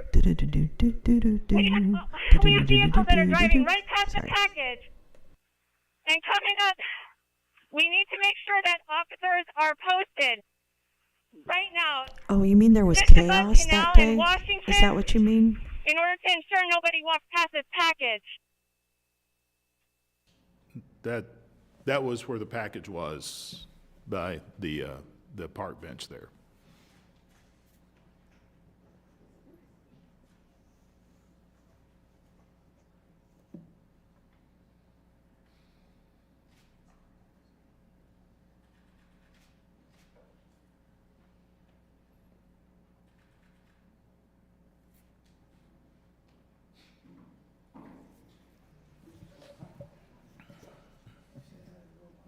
Wow, it looks like we should really fire Christopher Wray. God, maybe that's the answer. Maybe this was all done under the prior administration. God, do you think they were in on it? At 2:01 p.m., a U.S. Capitol Police officer incorrectly announced fire in the hole at the RNC when they meant to say DNC. At 2:05, the officer corrects their mistake and says, fire in the hole at the DNC. Mr. Black, what does the term fire in the hole mean? Generally, the term fire in the hole would be indicative of an explosion is about to happen. It's a range term when we're about to detonate a charge on an explosives range. That term fire in the hole would mean the explosion is going to occur. In other words, look out, clear the area. Yes. All right. Mr. Dennis, what could this mistake lead to when dealing with multiple scenes? In other words, identifying, there's two going on, RNC, DNC, very similar names, but, and again, it was corrected at some point, but what could a mistake like that lead to? Declaring fire in the hole at the wrong location. For me, sir? Yes, sorry. Obviously, information is critical. Knowing what's going on at a particular event is absolutely critical for incident command. Multiple devices, multiple locations, other problems in other areas complicate communications for The audio looks to be synced with the video, but it may have a delay. But it should be synced. It is on my end. With what Mr. Black said. Okay. At nearly the same time at the DNC, an unmarked police car drives next to the robot as it prepares to disrupt the bomb. Mr. Dennis, is it safe for a vehicle to drive within feet of a device, whether it's viable or not, after fire in the hole has been called? That would be negative. I'm sorry? It wouldn't be appropriate. For It a would not be vehicle to drive, no. appropriate. Mr. Dennis, should any civilian or law enforcement officer be allowed within close proximity of the device, viable or not, once fire in the hole has been called? No. Okay. You mean there was chaos that morning? As you can see from or the afternoon? montage, there were You mean several that both was- law there was enforcement and chaos? civilians in the area, even one, whether it's plainclothes police officer or civilian walking by and looking at the robot Loudermilk while should it just was say, there. "Hey, It Ivan, seems to be why don't that, we just ask him?" based on what you're telling Ivan, us, come that up here and is tell us highly all about the inappropriate bomb and drops. potentially deadly. Is that correct? That is correct. Okay. Next, I'd like to discuss law enforcement's failure to discover the devices. On the morning of January 6th, Vice President-elect Kamala Harris arrived at the DNC through the garage entrance. Prior to her Joe, arrival, there the Secret is no- Service conducted a security sweep of the building and its there is exterior. no audio to those. Based They- on records they obtained by the put subcommittee, the Secret audio Service used 2 uniformed division over K-9 it units and that more than 10 wasn't Secret Service connected agents to it. to conduct this sweep. So, let me just say before yeah. we roll this tape, we're showing all of these videos during my time in the beginning to save time later, so others may have questions I think based that's off of these called, videos. So manipulating it's just, evidence. It's just not for this line Yeah, of questioning. pretty sure that's Let's go what ahead it's and roll called. this tape of the security sweep. Yeah. I mean, I'm no expert.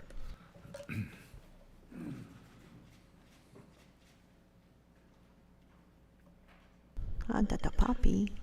It is a still picture of the building on the right, just for clarity Oh, that was of too where fast. the device is. Play it again. Okay.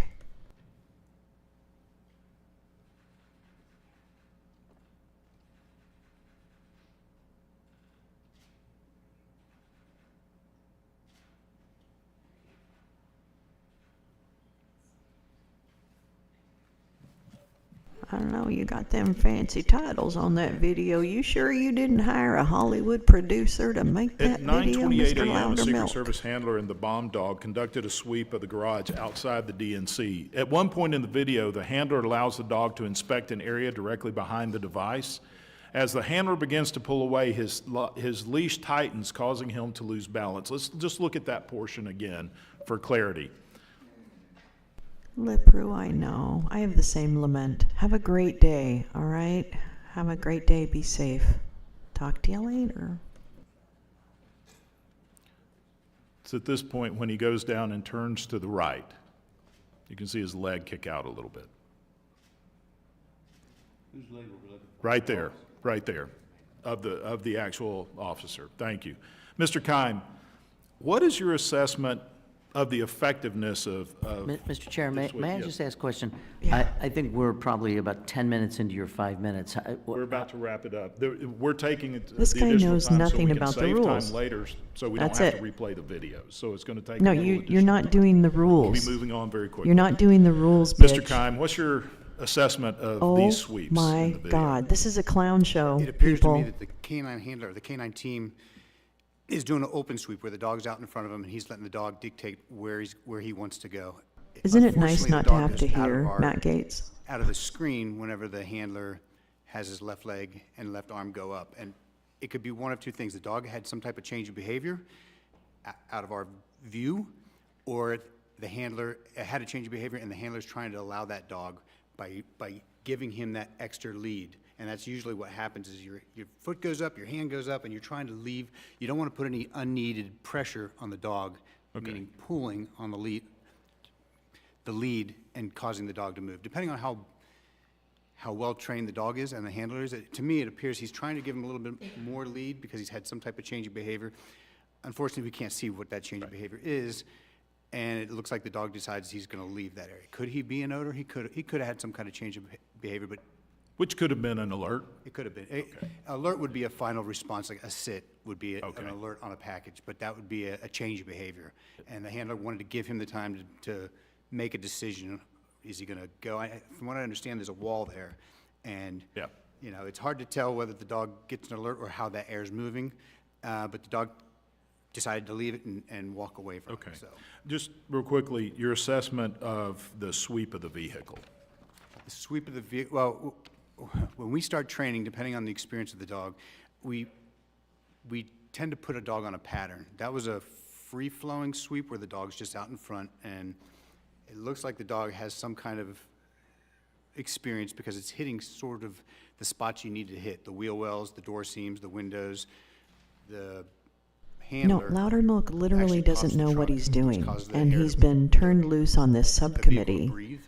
Yeah, maybe they can ask the dog. Good turned away idea, from it like Badger. it had Let's no get the interest. dog in So, here. I'd rather see the then it goes dog and finishes, testify you start at one than corner, you these go all the way fucking around, you finish morons. at These the little same corner you started at. Sometimes they boiled, overlap by a little bit.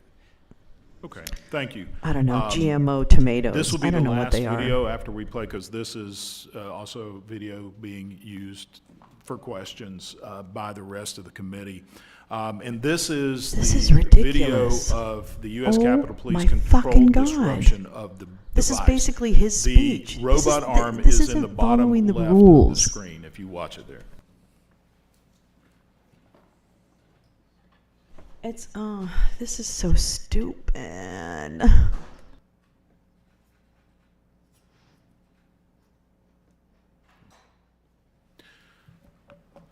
With this, one quick question. Mr. Dennis, if the device is successfully disrupted, what do you expect to see? Once a device is disrupted, in this case, looks like it would be a galvanized type pipe bomb in there, you would have the end cap. If that's what they targeted was the end cap, but take the end cap off, which is usually what bomb technicians will do. You'll see The end cap, somewhere within the location of the shot that they placed, potentially any of the residue or anything that's inside the actual pipe itself may have came out at that time. Anything else that's exterior that was maybe attached to the pipe could also be laying there in the immediate area. Okay. Nothing unusual that you see in that? No, nothing. Okay, thank you. Now recognize Ms. Torres for 5 minutes. Before the clock begins, I have a question for you. Yes, ma'am. Given that you take in close to 15 minutes, and between all of you, you have 25, 30 minutes in addition to the 15 minutes. There's two of us, we have 10 minutes. Are you going to allow for us to extend our time? Well, as you know, under the rules, the chairman has full discretion over the management of time, and as I explained, we wanted to make sure to get the videos up front. If we would have done the videos or any other audio, it would have been taken out of the other members' time. So what I would ask, and I will be flexible, is to try to stay within a reasonable time. With asking your questions, and if needed to be, then we can do an additional round of questioning as well. But we have so many people and other committees going on, we do want to be timely going forward. Oh my God. This is a sham. Okay. It's a shameful sham. Well, this information these videos that you have played are news to the minority. This information, as it has been, the common discourtesy of this subcommittee to not provide the minority with information other than the time and the meeting place. It is really unfortunate that, Chairman, I'm going to put this on you because you are the chairman of this committee, that you're refusing to be honest and upfront with the minority as to what exactly are we going to hear, or what is the purpose of the meeting, and second guessing our law enforcement officers, 3 years after the incident. Her meeting is discussing the report very that he cheap wrote about shot. Biden, and that's Spitting falling in their flat face too, and after that one they has Gave up captions. so much. So many of them had major injuries that were suffered under the violence of this angry mob that was unleashed on the U.S. Capitol. And while the first video was played, you said the time was around 1:30 when these pipe bombs were discovered, and when, or at least one of them, when the perimeter was set. At 1:30, and I had to look back at my own personal records of where I was and what I was doing at 1:30 that night or that afternoon. And I can tell you that at 1:30, several buildings of the Capitol had already been forcibly entered, breached by this angry mob. So to say, to the law enforcement community, you should have been here instead of over there. You should have been over there instead of over there. We didn't have enough officers. We didn't have, the officers that were present were here with their own armed with their own bravery to defend themselves. They had barely the equipment that it takes in order for them to handle the mob that was unleashed on them by the former president. Mr. Black, thank you for your presence here. I'm going to ask you, our colleagues in the minority have I agree, repeatedly Gal. asked Like, Director reading that Wray report, and she the could be FBI to destroying testify this publicly entire as to the report status of the if she just, investigation into the pipe if her bombs staff and why it continues had prepared it after in that 3 way. years. Is this policy? This entire hearing this is a based on a policy you report had that to is observe over the ridiculously years in your bullshit. career as a law enforcement professional? As far as the investigation taking 3 years or more, No, as far as giving public testimony as to an update of how the investigation Oh, is J. going. Rance, thanks for generally coming. Safe ongoing drive, okay? investigations aren't discussed. Be safe Why out is there. that? it can be counterproductive not only to that investigation, but to future investigations as well. What do you mean counterproductive? if certain investigative techniques are being undertaken to identify a suspect, for instance, if those types of techniques are divulged, that suspect. The suspect is the penis tip over your right shoulder, sir. Right there. Yep, that's the one. The penis that is adjusting in his seat. You see the tip over there? Just the tip. That's the one. Yep. The current Stand up, Ivan. investigation. Oh, but it you could are standing? compromise Okay. Any future investigation, if you're having to deal with that same person, correct? That same person or type of crime. The same Yay. suspect. Home safe. Because they would change their MO, and it would be make it that much more difficult for you. They could, yes. And would take any action to cover their crime. Correct. As far as we know, the perpetrator could be sitting here in the room with us, correct? Their identity is currently unknown. It could be the perpetrator who planted these bombs could be watching us on TV, right? Perhaps.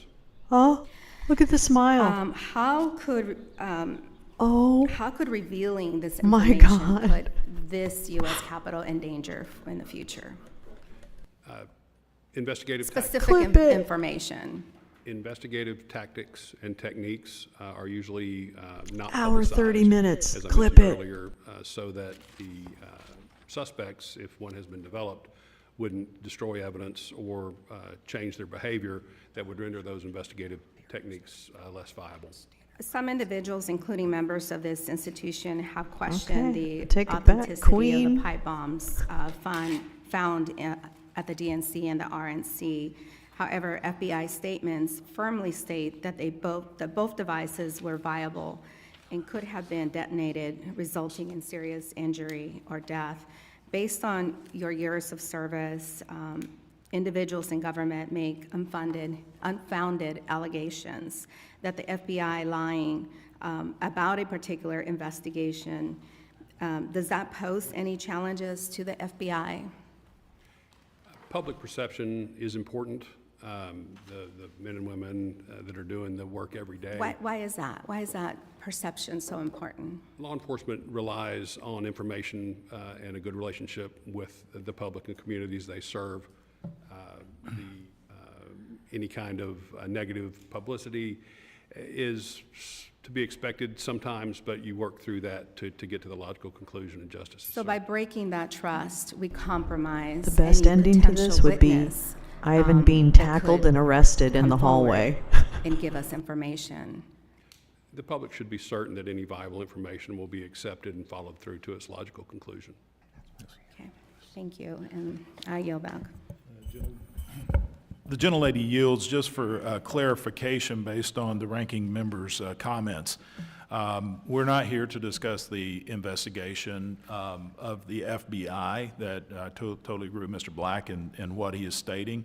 In fact, this hearing was noticed to the minority and the public over a week ago with a description of what we would be discussing here today, which is not a partisan finger pointing, but trying to get to the bottom of what may have gone right, what may have gone wrong, and how we can improve the security of members of both parties. I think it's how we got here. And as a courtesy to the minority, the videos that we played here today were sent to the minority yesterday for review, so it shouldn't have been a surprise. I now recognize the gentleman from Virginia, Mr. Griffith, for 5 minutes. Thank you very much, Mr. Chairman. I would agree with the gentlelady that we didn't have enough officers that were on duty that day, and it did create a number of different issues, plus we were unprepared. As a Capitol Police, we're just unprepared for those numbers. That being said, Assistant Chief Gallagher, you said in your testimony, and I quote, it is my understanding that both of these devices were fully functional, viable pipe bombs. However, it is unclear whether they would have gone off on their own had they not been rendered safe by our bomb squad. How did you form that opinion that it's unclear they would not have gone off on their own?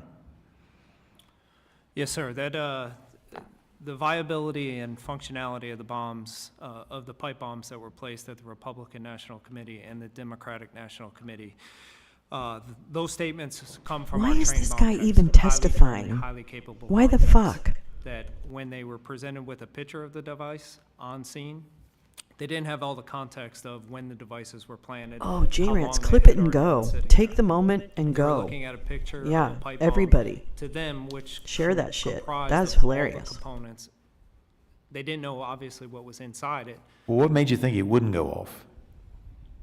based on the bomb tech's experience and Okay, training. that's all I need to know. I appreciate that.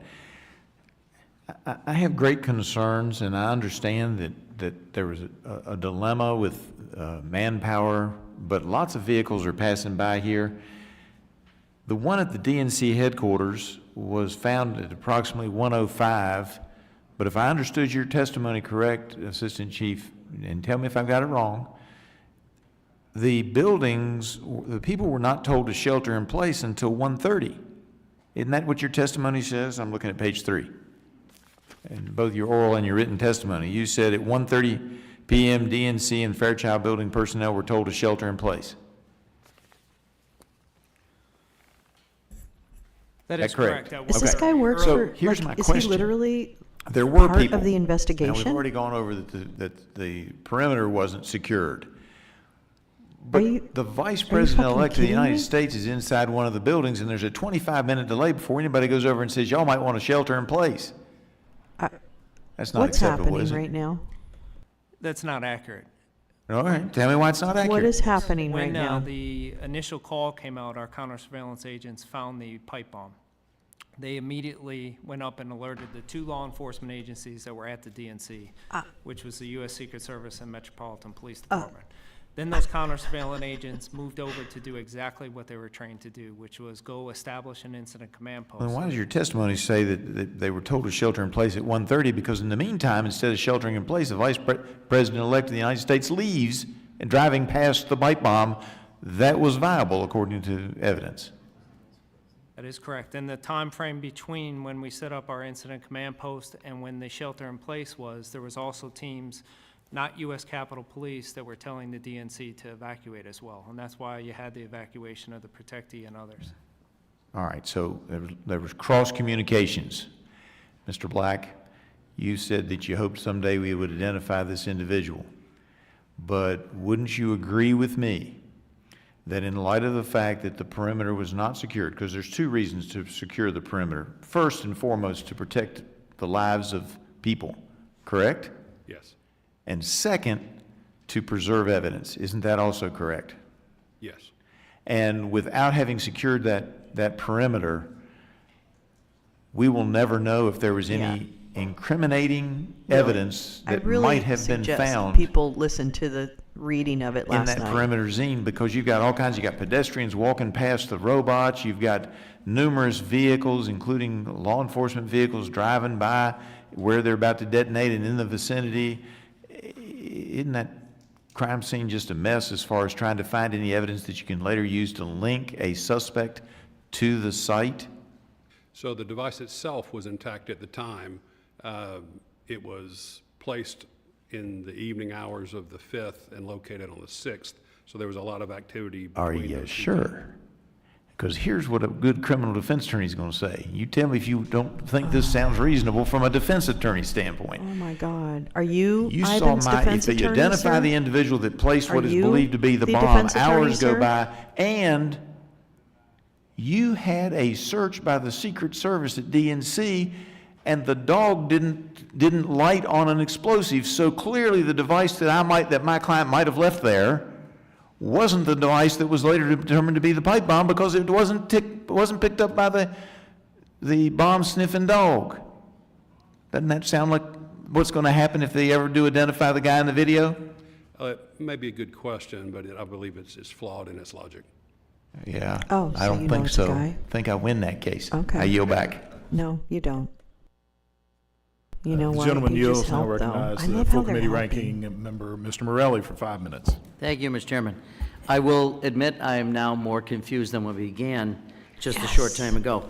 Mr. Chair, you had indicated you had invited the FBI to testify, but I have no idea how they would have contributed to the conversation about what happened moments after the bombs were discovered. So I'm not sure I understand that. And if I understand now, the line of questioning and the videos is to suggest failures by the United States Capitol Police regarding the establishment of the perimeters, securing evidence, and some questions now about the handling of the K-9 suite. So I'm also curious, I'll ask this rhetorically. I'm not sure what the poster behind you, Mr. Chair, is. What does Donald Trump fraud, Hutchinson, conspiracy, stolen, Meadows. I have no idea what any of this has to do with the hearing in question, which is about the pipe yield. bond. Yeah. This was just as part of the opening statement as illustrative that the Select Committee, who was tasked with investigating Okay, I don't this think you 2 get to years ago, interrupt. only mentioned the pipe bomb Okay. 5 times.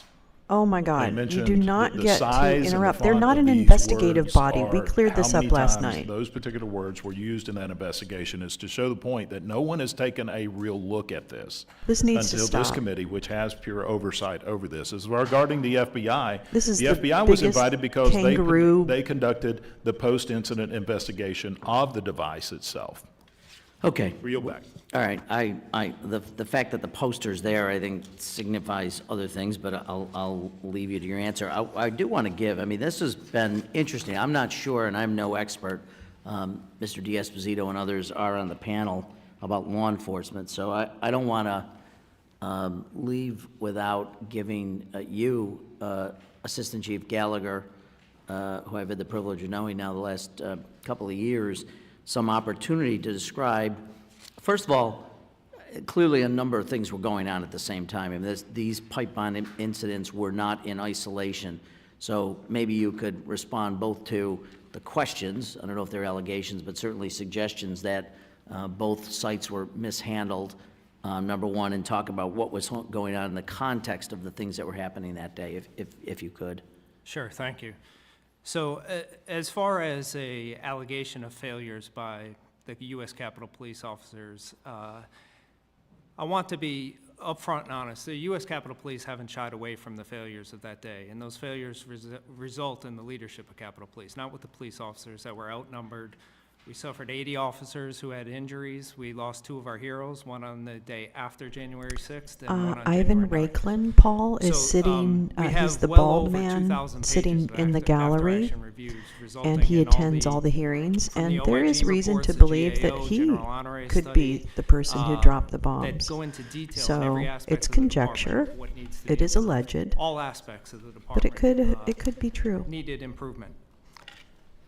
For context of that day, while we're dealing with Ivan the DNC, Raiklen which also I wanna, works for Mike Flynn. preface is off Capitol ground. So the primary jurisdiction for the DNC is Metropolitan Police Department. When our bomb techs showed up at the scene for the DNC, Metropolitan Police Department had an EOD technician there who asked our bomb techs to take the lead on the scene because our bomb techs show up with our equipment. So we had our robot. MPD did not have their robot. It would have taken a lot more time to get the resources there. Why The is perimeter a that was law set up around the enforcement DNC, official it who looked is part chaotic of the because it wasn't investigation chaotic. clearly, We were dealing with a why is pipe he bomb, testifying on something that's an blocks away at active the RNC. investigation We were in dealing which, with a again, he pickup is truck that clearly had 11 involved? Molotov cocktails, I'm machetes, confused. rifles, handguns, ammunition in it.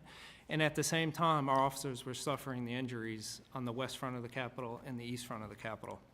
We had multiple calls for 1033 go out, which is an officer in trouble. So as you can, for context, I would gladly give up a perimeter not being perfect to be able to get officers responding to help their brothers and sisters who were calling for help at the U.S. Capitol. It was a chaotic day. It was mentioned that we didn't have enough Capitol Police officers. We did not. We did not have any mutual aid that was on site already.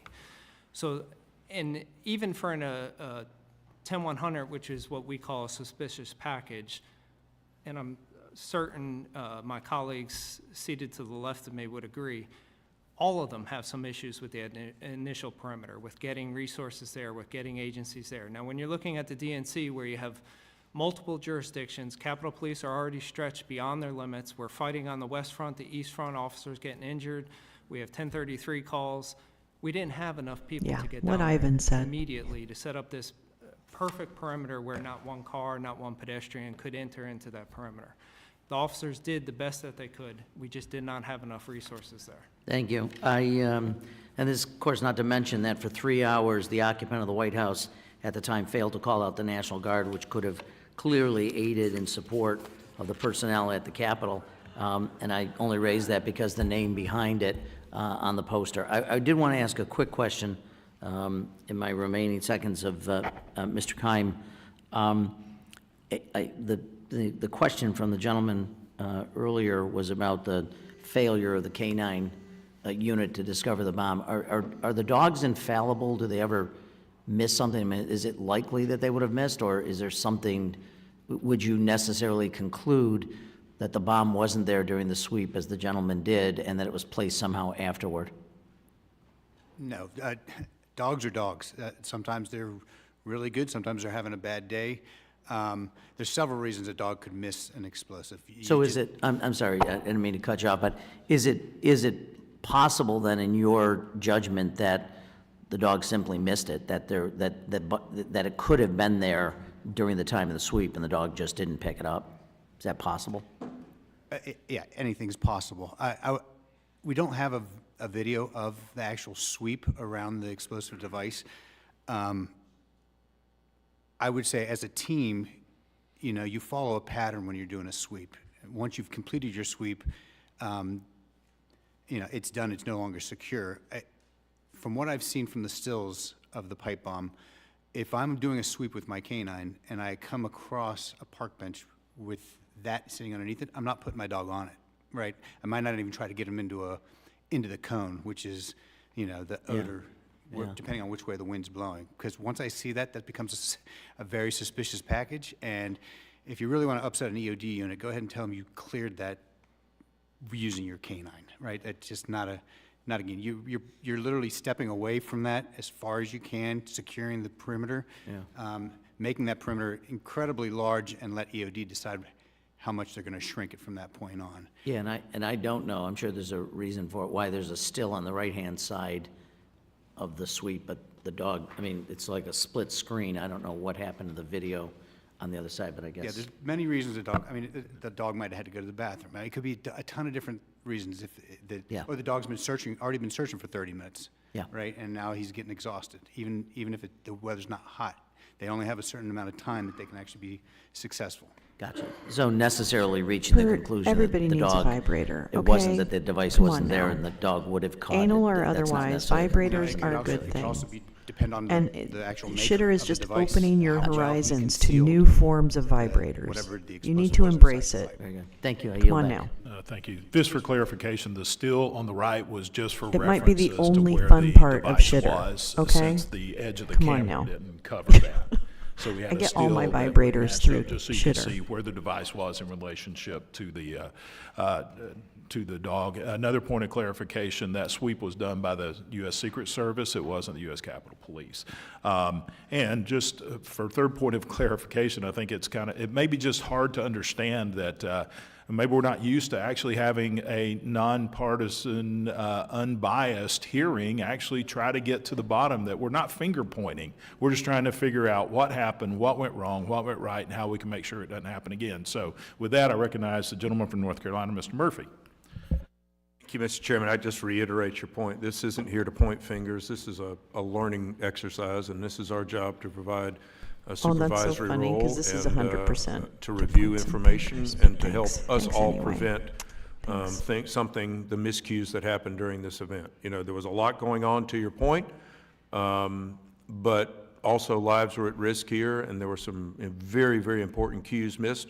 And the basic line is, how do we prevent that from happening in the future? Not pointing a finger at anybody. So we do the same thing in the operating room. If you screw up, there's a redo, see where it then went wrong to try to prevent a problem again.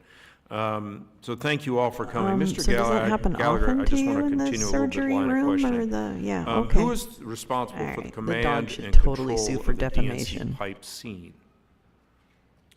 The U.S. Capitol Police had the incident command, and our bomb squad was the lead bomb squad for the DNC scene. Okay. And that bomb squad that dog would be a bomb sniffing dog? The dog that was at the scene was a U.S. Secret Service canine. And what does that mean? It is one of their bomb sniffing dogs. Okay, Yes. all right. There were over 30 vehicles and a pedestrian allowed to enter the active crime scene, and I thought that's been gone before. I'm not a police officer or anything, but I would assume that would be anathema to what a crime scene should have. Is that fair? That's fair. What types of additional training or equipment would be beneficial moving in the future? Because again, we're trying to learn from this episode. What would happen in the future to prevent such a problem with command and control problems that we would have in the future? So in the future, for events like this, and we have this in place now, any large-scale events on Capitol grounds, we have funding to bring in mutual aid so that we're not understaffed, so that we have the contingency plans in place to be able to handle multiple incidents, multiple areas of Capitol grounds with mutual aid on site. Thank you. With mutual aid on site. In addition to that, we have implemented training post-January 6th for a whole host of reasons with Incident Command, which deals with Area Command, Incident Command, scene perimeters for all sworn employees of the U.S. Capitol Police. Okay, thank you. All right, at 1:09 p.m., the operator of the USP camera facing, I really want to get into this camera issue, facing the DNC garage began to zoom in on the position of bonus that pipe Jonas. Hey, Siegfried, Approximately that's it. You 1:40 win. PM, The same Secret camera Service that deleted all was their turned away, texts from that day? faced south Is on that South the same Capitol Secret Street, Service we're and the talking second about? camera Okay. on the west side of the DNC was also turned away at 2:20 p.m. Both times, neither of the cameras were turned back. Do you have any idea why the cameras were moved? Who did it? So that would be speculation on my part as to who was working the cameras there. We have trained command center specialists who are the ones that operate our USCP cameras. The cameras with... Would there not be a time log of who would be working those at this specific time? There would. I don't have that with me. Okay. With regards to our cameras at the DNC, I'm aware of the speculation of moving some of the cameras. There were 3 cameras that capture various aspects of the DNC. The 2 that you mentioned, one does move, and I don't have the camera number off the top of my head, but Sure. one does move away from the DNC, and it goes up by the U.S. Capitol Power Plant where the Incident Command Post was. So when you start to see it zoom in, it's zooming in on our U.S. Capitol Police Command Post location, which is typical for a command center operator to zoom in on the command post. The second camera that you mentioned that moves, that starts to move, it captures certain areas of the DNC, and then it looks like it starts to move to check on street closures and various other aspects of the response. There is one camera that captures the entirety of the scene at the DNC. That captures where the pipe bomb was located, the evacuation of the protectee that was there, the K-9, our counter surveillance agent that finds the pipe bomb, and continues unmoved and catches the robot coming down as well as the disruption. So we do have, a camera that takes the whole complexity of that scene. I think it's important to note too, we have 1,800 cameras on the Capitol complex. On that day, we probably had But these are manually moved, correct? Yes, sir. Okay, so somebody had to move it away from that, correct? Yes, sir. As to why, speculation as to why those cameras would not have been moved back, because we probably had 2 or 3 camera operators in our command center, and they're also dealing with the scene at the RNC and all of the breaches at the U.S. Capitol as well. Absolutely understand. I absolutely understand. I think, to the chairman's point, we're just trying to gather some information here. This is not a partisan issue. This is protection of the executive branch. It's protection of the legislative branch, everybody else. So with that, Mr. Chairman, actually, just real quick question, Mr. Black, was that those were both functional pipe bombs, correct? Yes. Both functional. Okay, thank you. You're back. Yeah, we'll hop down to Gentleman that yields one. back now. Recognize Mr. D'Esposito. Accurate info. Dispatch, for example, provided inaccurate information regarding the evacuation routes of civilians from the DNC, wrong address for incident command post locations, wrong callback numbers, and in many cases, the dispatchers expressed audible panic and confusion. I've been on the other side of that radio. I've been on the other side of the radio when, the stuff is hitting the fan, and you need people on the other side of that radio that are able to calm everyone down and get them the correct information. Can you briefly describe the responsibilities of dispatchers for the Capitol Police? Sure. So our dispatchers are responsible for basically the lifeline for the officers out in the field. Anything that they need to go through the radio. I'm tempted to go down dispatchers to are the other trained. hearing. They're Yeah, hold highly on. competent dispatchers. Just run the that other are hearing set up to after. handle Yeah, I can do multiple that. incidents. Totally. They got overwhelmed that day. We can go just back like the and run officers it. got overwhelmed as well. Absolutely. And this is sort of not on the same topic, but just from my knowledge, are civilian members of the Capitol Police part of the FOP? No, they are not. Okay. Their training, the dispatcher training, do you believe that they receive adequate training? I do believe they've received adequate training. And continuous training? Yes. Okay. Moving to something different. At approximately 13:13 hours, a United States Capitol Police officer asked dispatch to identify an incident commander for the DNC pipe bomb. After it took multiple attempts to secure an incident commander, dispatch finally identified an established incident commander and then proceeded to provide an incorrect location for that incident commander. A second officer answered over the radio and attempted to correct the mistake by providing 2 additional locations which were also incorrect. This led dispatch to erroneously call out another incorrect location for the DNC pipe bomb. I know the answers to these questions, and I'm just trying to get to a point. Badger. Don't worry. Is this about kind it. of confusion No, common? I'm gonna. Yeah, both are important. I'm gonna stay with this. We'll come This back kind of and we'll confusion start the other one is where we need to. Not common with a regular incident. These type of incidents where you had explosive devices, multiple explosive devices, breaches at the west front, east front, it is a chaotic scene, as you Right, and in a perfect world, which was one that we never operate in, obviously Aw, what we would Dempsey, want to thank happen is you. You all the didn't have to do information being that. crystal You're clear such and a love. precise and what we need. Thank you. Did the failure to establish an incident command lead to subsequent breaches of the perimeter? I would say the lack of resources and officers between not only U.S. Capitol Police, Metropolitan Police, it was their primary jurisdiction as well, to be able to secure that perimeter is what caused people and vehicles to traverse it. Okay. So lastly, I just want to comment on Ms. Torres's remarks in the beginning, that we're here to point the finger. We serve a purpose here in House administration, and that is to provide oversight to the Capitol Police. And it is also our job to provide the resources, the training, and everything necessary so that you can do the job that you're supposed to do. And you made a comment, Chief, and your quote, that you and the department has, or specifically you, not shied away from the failures of that day. If that doesn't mark the remarks of a true leader, I'm not sure what does, and I would serve under your command any day. And I think it is our job to make sure that those failures, and that's what we're here. That's what we're here to do. We're not here to point fingers. We're not here to talk about defunding the police. We're not here to, as Ms. Torres say, Monday morning quarterback. There is no time to Monday morning quarterback any incidents that police officers have, and until they wear the gun belt, until they pin that shield on their chest, they have no idea what law enforcement officers do every day. But it is our job, as part of this committee, again, to provide you everything that you need. And when we have incidents like this, or any other incidents, if we're not going to take the time to critique it, if we're not going to take the time to see what happened, what went well, and what failed, well then we're not doing our job, and neither are you, right? The purpose of this is to find ways that we can improve. If protocols failed, we need to change them. If training failed, we need to do it better. If there's opportunities for more resources, if we need to work better with other law enforcement agencies so that we can keep people safe, well then we need to foster those relationships. Mr. No, Chairman, what I you yield need to back. do is stop fucking Thank the supporting gentleman. insurrectionists.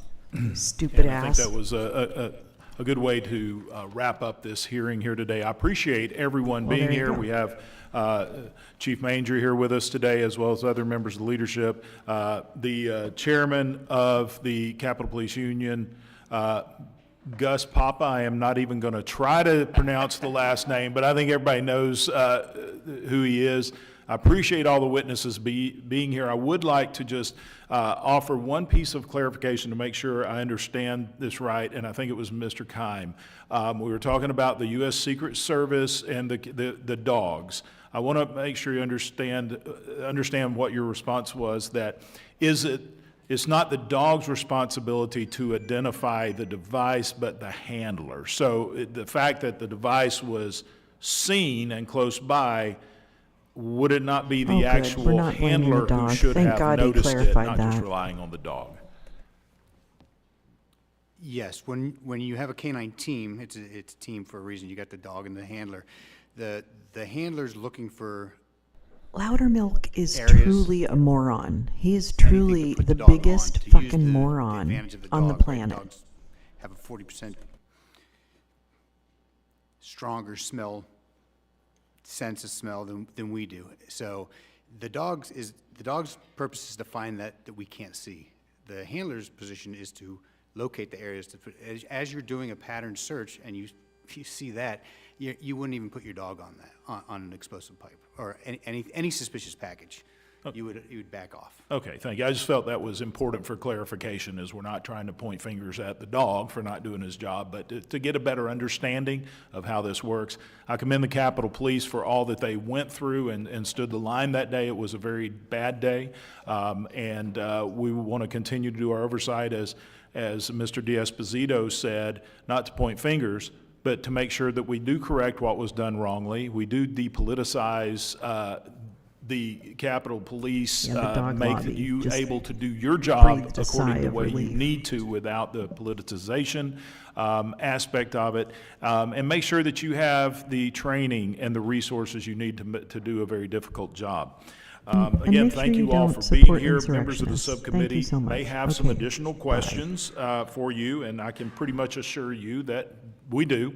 And we ask that you please respond to these in writing. We will submit these questions to you. If you will respond in writing. Without objection, each member will. January 6 classified, in the January 6 case or the classified documents case. What I can do is roll us Chairman back also has if you not want sat me for to, interview which I in will. his own I think, subpoena, actually. but Joe Biden has. I now want to turn you to or why I I wanna agreed go to back serve to as where special we counsel kind of- when asked by the Attorney General. I resolved to do the work as I did all my work for the department. Okay, so this was his fairly, opening statement where we thoroughly, left off. Professionally, I'm with going to close stay here. attention to the policies and practices that govern department prosecutors. My team and I conducted a thorough, independent investigation. Oops. Oh no. Oh no. After the end of his Wrong vice one. presidency, when he was a private citizen. This evidence included an audio-recorded conversation during which Mr. Biden told his ghostwriter that he had, quote, just found all the classified stuff downstairs, end quote. When Mr. Biden said this, he was a private citizen speaking to his ghostwriter in his private rental home in Virginia. We also identified other recorded conversations during which Mr. Biden read classified information aloud to his ghostwriter. We did not, however, identify evidence that rose to the level of proof beyond a reasonable doubt. Because the evidence fell short of that standard, I declined to recommend criminal charges against Mr. Biden. The department's regulations required me to write a confidential report explaining my decision to the Attorney General. I understood that my explanation about this case had to include rigorous, detailed, and thorough analysis. In other words, I needed to show my work, just as I would expect any prosecutor to show his or her work explaining the decision to prosecute or not. The need to show my work was especially strong here. The Attorney General had appointed me to investigate the actions of the Attorney General's boss, the sitting President of the United States. I knew that for my decision to be credible, I could not simply announce that I recommended no criminal charges and leave it at that. I needed to explain why. My report reflects my best effort to explain why I declined to recommend charging President Biden. I analyzed the evidence as prosecutors routinely do, by assessing its strengths and weaknesses, including by anticipating the ways in which the president's defense lawyers They might blame the poke dog, holes Paul. in the government's case. They blame if there the were a damn trial, dog. and seek to persuade jurors that the government could not prove his guilt beyond a reasonable doubt. There has been a lot of attention paid to language in the report about the president's memory, so let me say a few words about that. My task was to determine whether the president retained or disclosed national defense information willfully. That means knowingly and with the intent to do something the law forbids. I could not make that determination without assessing the president's state of mind.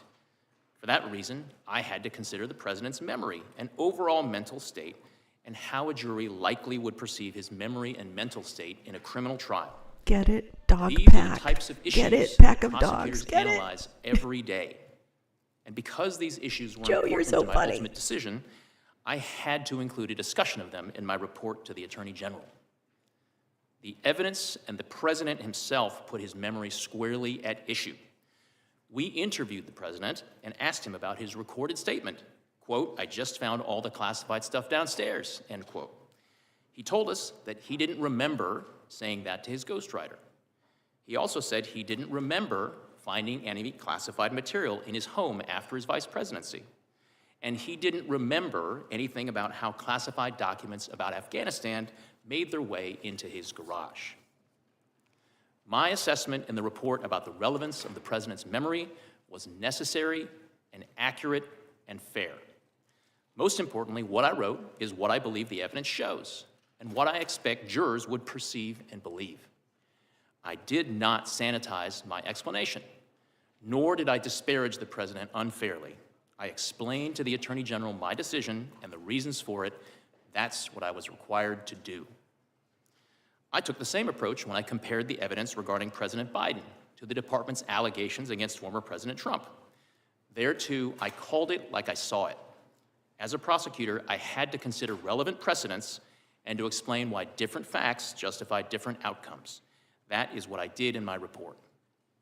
I'm confident the analysis set forth in chapters 11, 12, and 13 of my report provides a thorough evaluation and explanation of the evidence, and I encourage everyone to read it to inform their opinions of the report. Prosecutors rarely write public reports or testify about their investigations. That is the Justice Department's long-standing policy, and it protects important interests.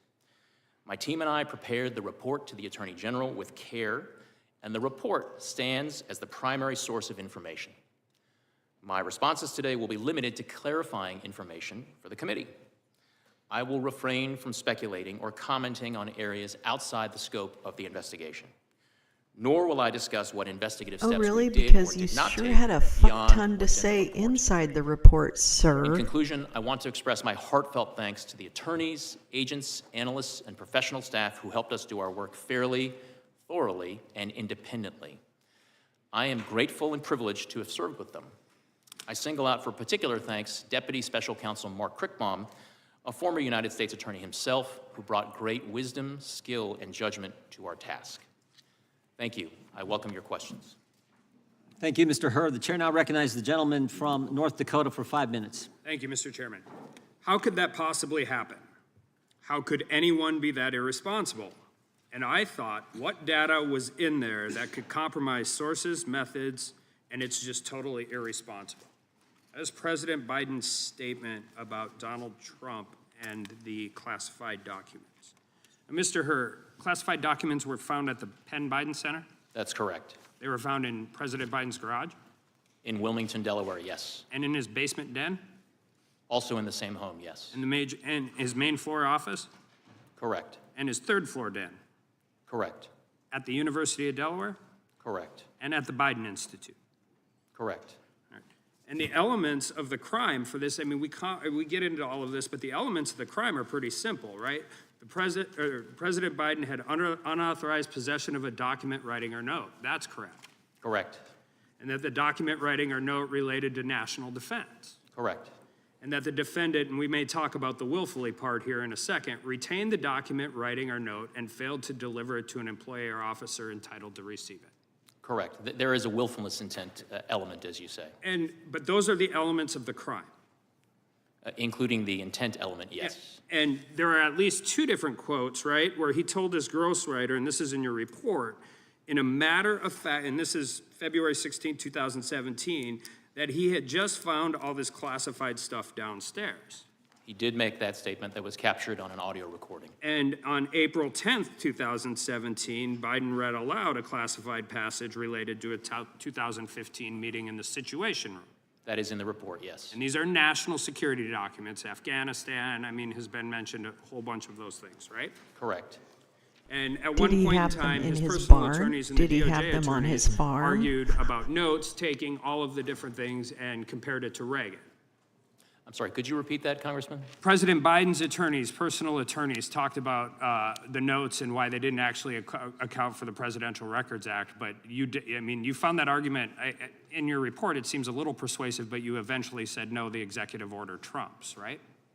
We did set forth an analysis of the governing law and ultimately concluded that the executive order 13526 does apply and did govern former Vice President Biden at the time.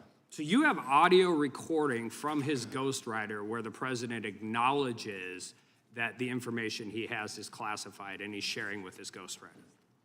We have an audio recording capturing a statement from Mr. Biden saying to his ghostwriter in February of 2017, quote, "I just found all the classified stuff downstairs," end quote. And then again, reciting passages from a meeting in the Situation Room. Yes. And those are in President Biden's own words.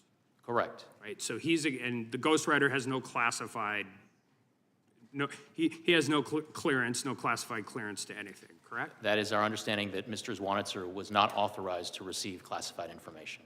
Okay, so the elements are Having fun with possessed Dark Brandon. Hi, documents, Wolfsdad, how are you? documents related to national defense, and willfully retained those documents, and in this case, shared them with somebody who was not allowed to receive them.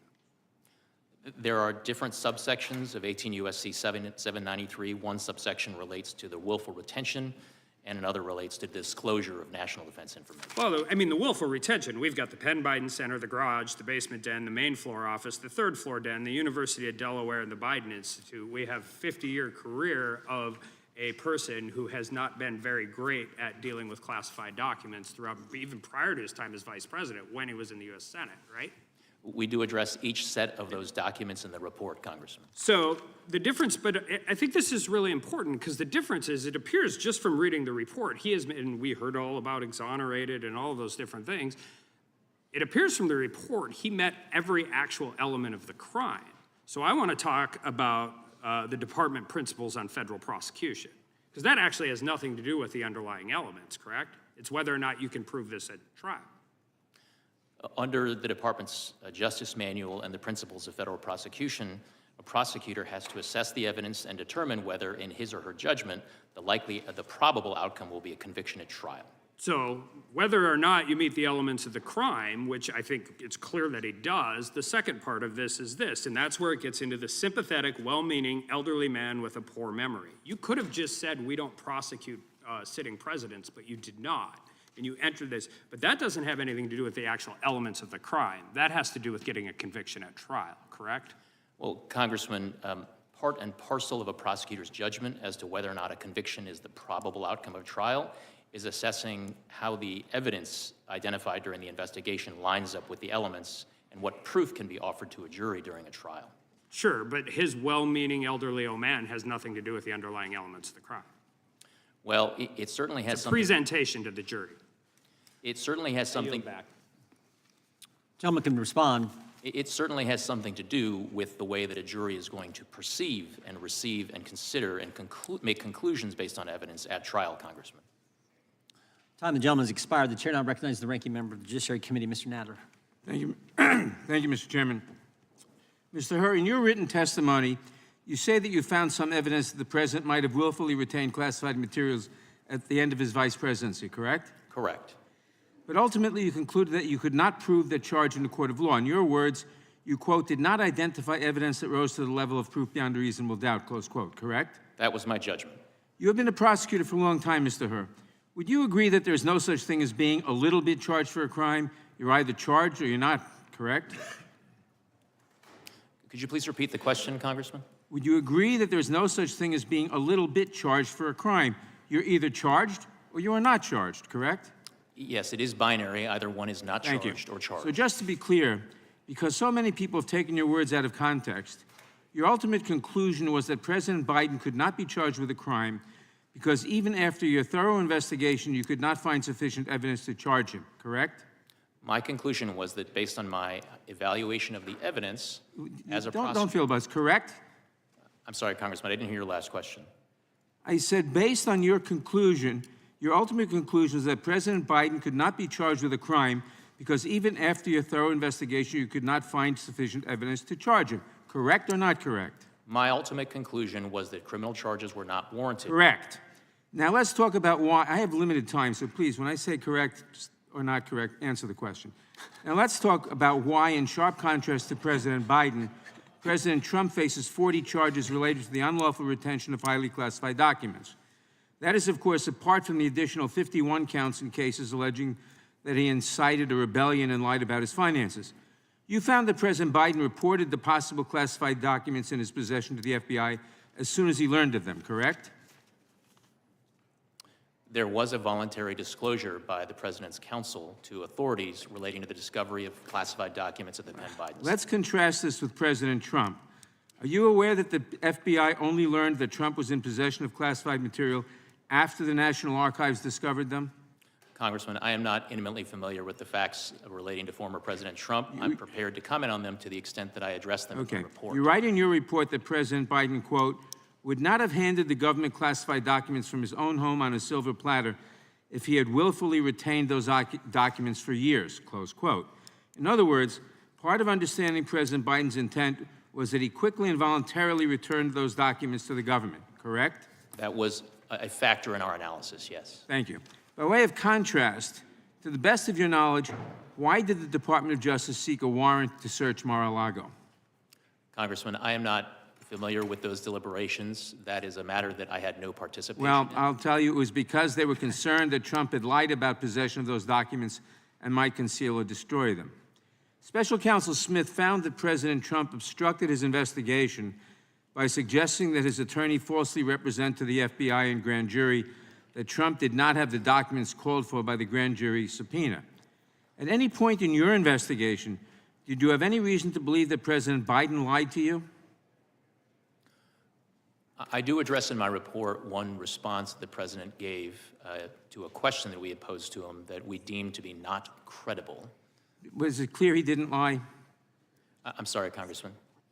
The report is clear that he didn't lie, or that he caused his staff to lie to you, and that he didn't cause his staff to lie to you. Your report is clear on that. You agree that causing someone to lie to the FBI is a classic example of obstruction of justice? It is an example of obstruction, yes. Thank you. Trump also obstructed the Smith investigation by directing one of his employees to move boxes of documents to conceal them from Trump's attorney, from the FBI, and from the grand jury. At any point in your investigation, did you find that President Biden directed his staff to conceal documents from you or anyone Badger, else? But you know what? I'm going to try. Okay. I'm going to try. You would agree that and hiding find enough documents is a pot to classic deal with example of this. obstructing an investigation? Anyway, hey, It is SB, an I didn't say hi to Thank you you. earlier. Donald Trump instructed his staff to delete security footage so that the FBI and special counsel could not see how he had tried to move and hide documents. Do you agree that attempting to delete video footage in this manner is plainly an attempt to obstruct an investigation? Congressman, I don't want to characterize the evidence in the case against former But President. if that happened, would you agree that deleting video footage is plainly an attempt to obstruct an investigation? Congressman, it's the type of evidence that prosecutors would consider. To sum up, Donald Trump is charged with willfully retaining classified documents and conspiring to conceal those documents, and he's facing additional charges for lying to investigators. Isn't that correct? Those are allegations that are in a pending Matter of indictment public against record. former President Trump. And the reason why President Biden is not facing a single charge, Mr. Herr, is not because you went easy on him, but because after reviewing 7 million documents and interviewing nearly 150 witnesses, including the president himself, you could not prove that he had committed a crime. I yield back. Gentleman yields back. The gentleman from, Mr. McClintock, gentleman from California is recognized. Thank you. Mr. Herr, I first want to get this straight. Is it now okay if I take home top secret documents, store them in my garage, and read portions of them to friends or associates? Congressman, I wouldn't recommend it, but I don't want to entertain any hypotheticals at this point. Was it okay? I mean, I can do that now under this new doctrine? Again, Congressman, I wouldn't recommend that you do that, but Well, I don't want to. you've essentially said so in your report, and certainly it would be exculpatory if I simply told you, hey, I'm getting old, I don't remember stuff Trying to the get way I a used to. nose, but I can't find a. Congressman, the I'm right not here vector to get into image. hypotheticals. I'm here to talk about the facts and the work that I did in It was the not a reflection hypothetical, this is the issue at hand. You correctly noted in your report that former presidents and other senior officials have been given wide latitude in their possession of classified information, and I believe your decision not to prosecute Biden for the same offense is consistent with that precedent. But the problem is that precedent changed with the administration's decision to prosecute Donald Trump. And the irony is that as president, Trump had full discretion over handling classified material and full discretion in deciding which records to retain. As a senator or vice president, Joe Biden didn't have that. So now we get to this glaring double standard. I think it would be toxic to the rule of law on its face if it was just two ordinary citizens. But the fact that the only person being prosecuted for this offense happens to be the president's political opponent makes this an unprecedented assault on our democracy. This is the worst we could expect from a banana republic. And I wonder how you square this. Congressman, I do address, as I was required to as a prosecutor, a relevant precedent in the form of the allegations in the indictment against former President Trump. I set forth my explanation and my assessment and comparison of those precedents in my report, and I am not here to comment any further beyond what's in my report. You said, for example, that there was no evidence beyond reasonable doubt. Well, you got the fact that he had classified material in his possession and control in multiple settings for multiple years. I'm smoking that he told something others that's he pretty was powerful. aware of It's this. a live that he resin, shared but I that don't remember material what with it is. others. The mind boggles at what beyond reasonable doubt But would it's doing the actually job. mean. Well, as I set forth at length in my explanations in chapters 11 and 12 of the report, my assessment is that the evidence, if presented at trial alongside potential defense arguments, would not probably result in a conviction at trial. Well, that's one of the points you make, is that President Biden's likely to be an elderly, sympathetic figure with a poor memory. But how does that bear on any individual's guilt or innocence? Isn't that, again, a question for a judge or jury to decide after guilt or innocence is determined? It is. And again, here's the problem. Donald Trump's being prosecuted for exactly the same act that you've documented that Joe Biden committed. Congressman, if I understood your question correctly, you said, isn't that a question for a jury? And it most certainly, through the lens of My question is, does that bear on the guilt or innocence of an individual? It certainly bears on how a jury is going to receive and perceive and make decisions. So the answer to my earlier question is correct. All I have to do when I'm caught taking home classified materials to say, I'm sorry, Mr. Herbert, but I'm getting old. My memory's not so great. Yeah, Congressman, This is the doctrine that you've established in our laws now, and it's frightening. Congressman, my intent is certainly not to establish any sort of doctrine. I had a particular task. I have a particular set of evidence to consider and make a judgment with respect to one particular set of evidence, and that is what I did. Well, Mr. Herr, here's the fine point of the matter. The foundation of our justice system is equal justice under law. That's what gives the law its respect and its legitimacy. And without it, the law is simply force, devoid of any moral authority. Justice is depicted as blindfolded for this very reason. It doesn't matter who comes before her. All are treated equally. You destroy this foundation, and the rule of law becomes a sick mockery. It becomes a weapon to wield against political rivals and a tool of despotism. And I am desperately afraid that this decision of the Department of Justice is now crossed a very bright line. And I yield back. Gentleman yields back. Chairman, I ask for unanimous consent to introduce the State of the Union as into the hearing.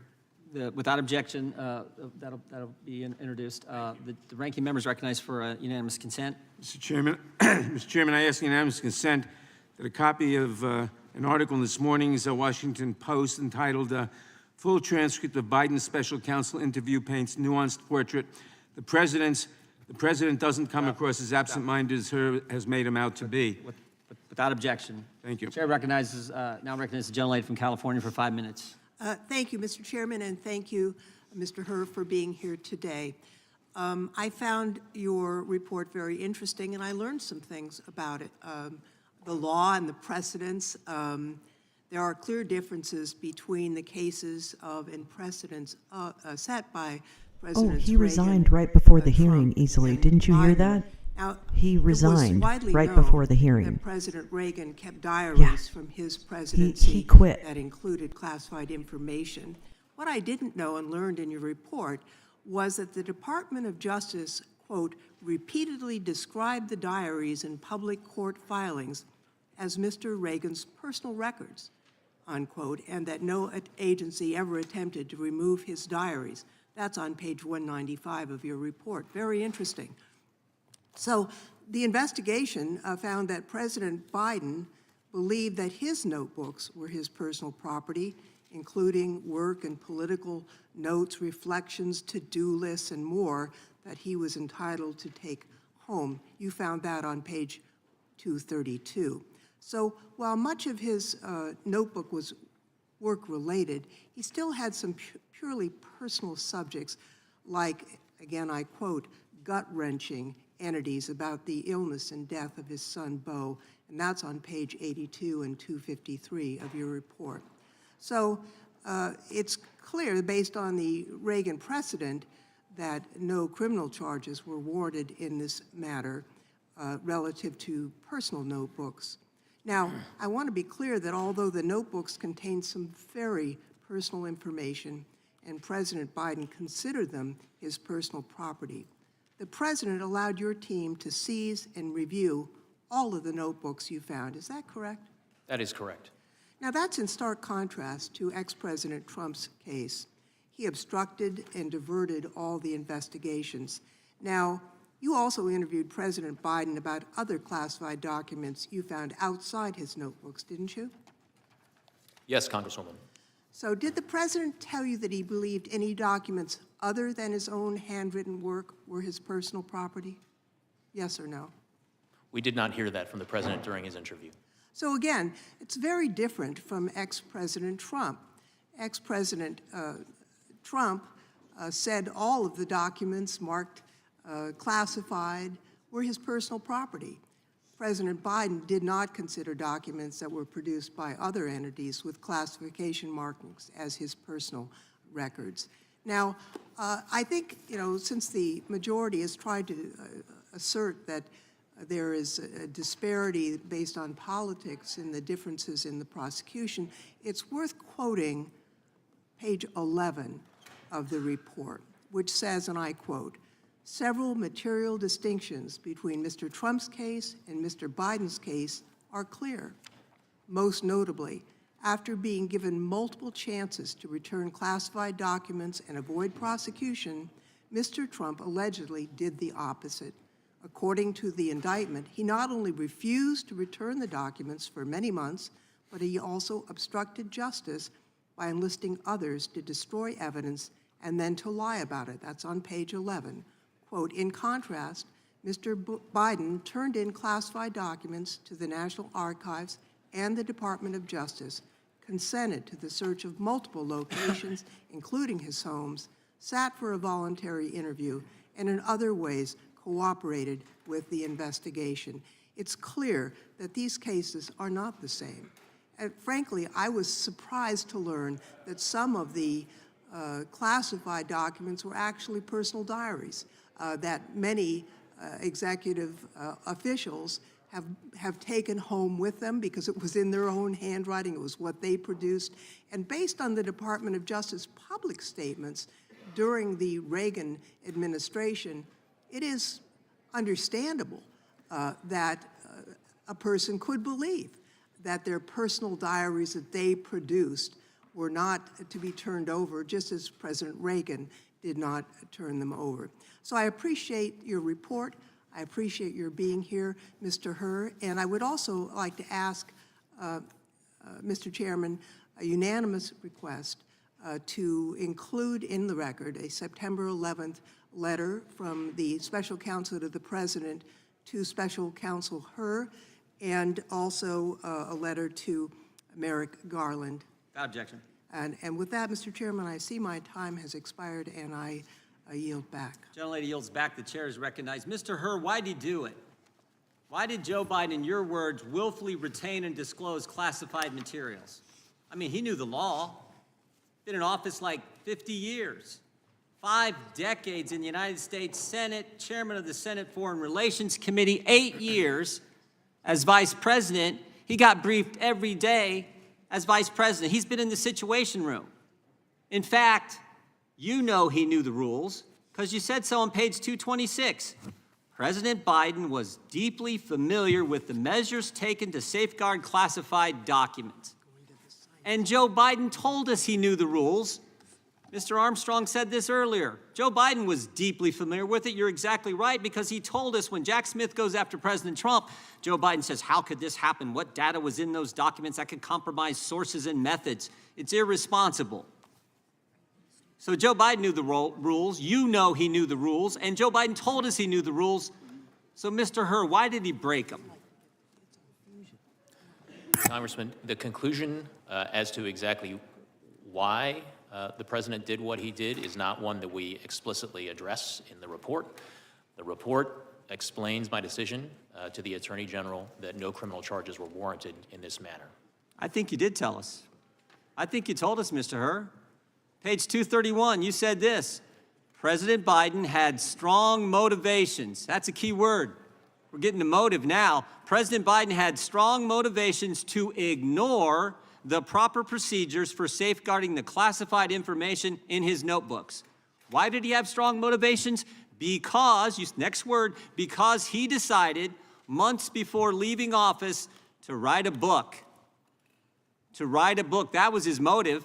He knew the rules, he broke them because he was writing a book. And you further say, and he began meeting with the ghostwriter while he was still vice president. There's the motive. Mr. Hur, how much did President Biden get paid for his book? Off the top of my head, I'm not sure if that information appears in the report. It sure does. There's a dollar amount in there. You remember? I don't, it may be $8 million if that's $8 million. Joe Biden had 8 million reasons to break the rules. Took classified information and shared it with the guy who was writing the book.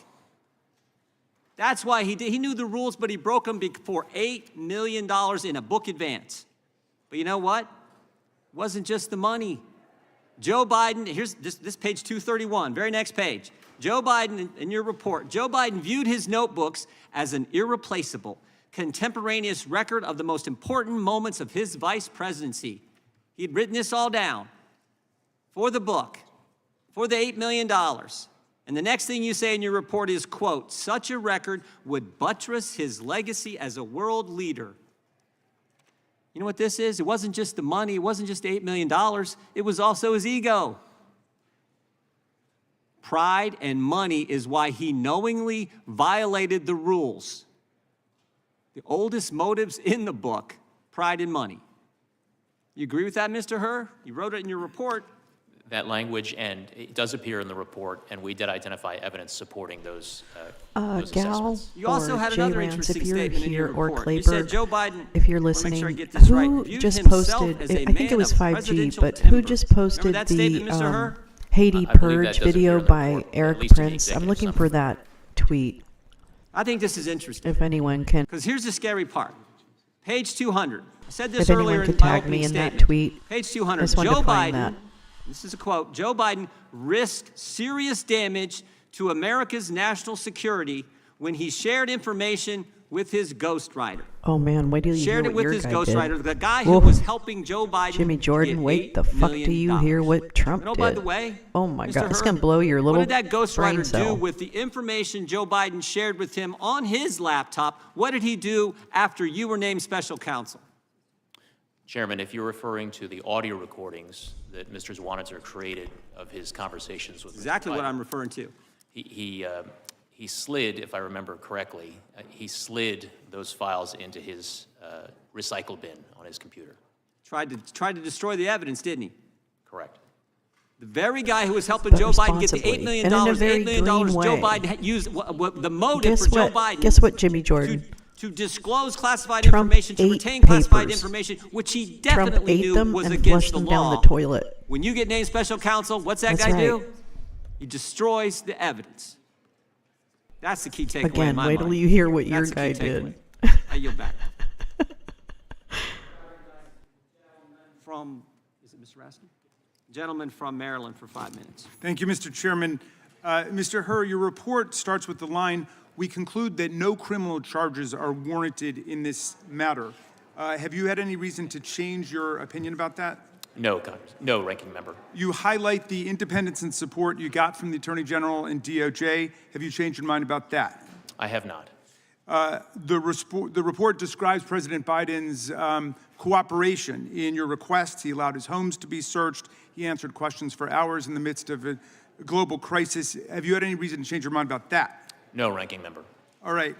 You also repeatedly contrast Biden's cooperation with the conduct of Donald Trump. You say, quote, most notably after being given multiple chances to return classified documents and avoid prosecution, Mr. Trump allegedly did the opposite. According to the indictment, he not only refused to return the documents for many months, but he also obstructed justice Dempsey, by that's a enlisting deep others cut. to destroy evidence and then to done. lie about it. Have you any reason to change your judgment about the differences between President Biden's cooperation and the former president's non-cooperation? No, I continue to stand by those words in my report. With such a striking contrast, our colleagues have switched over from being impeachment investigators for constitutional high crimes and misdemeanors, which is how this whole thing started, to being amateur memory specialists, giving us their drive-by diagnoses of the President of the United States, whose soaring oratory, powerful historical analysis, and devastating extemporaneous repartee with even the most skilled ninja hecklers of the Freedom Caucus were on full display at the State of the Union address last week for the whole country to see. The desperate quest to invent an issue is a distraction from the 91 federal and state federal charges that Donald Trump faces now, his staggering civil court losses in New York now totaling more than $500 million, and his full-blown embrace and romance with authoritarian dictators and communist tyrants all over the world, from Viktor Orban in Hungary to Vladimir Putin in Russia, the former head of the KGB, to the communist dictator of North Korea. It's not, this, my friends, this is a memory test. But it's not a memory test for President Biden. It's a memory test for all of America. Do we remember fascism? Do we remember Nazism? Do we remember communism and totalitarianism? Have we completely forgotten the sacrifices of our parents and grandparents in prior generations? While we play pin the tail on the donkey in this wild goose chase, all of these silly games, Donald Trump entertains authoritarian hustler Viktor Orban at Mar-a-Lago for the weekend, and Orban comes out to declare that if we indeed sleepwalk into another Trump presidency, Trump will, quote, not give a single penny to Ukraine. That's what all of this is about. It's about trying to pull the wool over the eyes of America, because the tyrants and dictators of the world are on the march today. So who wins with this ludicrous, embarrassing spectacle? Orban wins, Putin wins, Xi wins, the tyrants of the world win. They have one more reason to celebrate Donald Trump and his cult followers, who've completely lost their way. They're looking for high crimes and misdemeanors. Now they appoint themselves amateur memory specialists, and that's what they pounce on the President of the United States about. America faces a choice between democracy and tyranny. And the president laid it out at Valley Forge, and he laid it out in the State of the Union. Will America stand on the side of people struggling against fascist aggression? Will we stand with the people of Ukraine against Vladimir Putin, whose filthy war has meant the kidnapping of thousands of Ukrainian children, the murder, the slaughter of thousands of Ukrainian civilians, and the attack on an independent sovereign democracy? But we're not working on that today. We're not standing up for democracy and human rights and international law around the world. No, we're trying to play memory detectives, to parse the language of a president who the whole world got to see at the State of the Union address directly address the real questions of our time. And it is democracy versus dictatorship. And all of the autocrats and the theocrats, all of the kleptocrats of the world are together in league against American democracy, and we have to stand up for American democracy against these stupid games. I yield back, Mr. Chairman. Gentleman yields back. The chairman of the Oversight Committee, Mr. Comer, is recognized for 5 minutes. Thank you, Mr. Chairman. During the Oversight Committee interviews, we've identified a number of White House employees who were involved in the mishandling of classified documents under the leadership of President Biden. Special Counsel Hurd, can you please tell us approximately how many current and former White House employees you interviewed related to your investigation? Chairman Comer, I don't have that figure immediately at hand. Of course, it was a subset of the 173 interviews that we conducted during our investigation. Your report indicates that one of those former White House employees who you interviewed was Dana Remus. Is that correct? We did interview Ms. Remus. Ms. Remus was President Biden's former White House counsel, correct? She was President Obama's former White House counsel.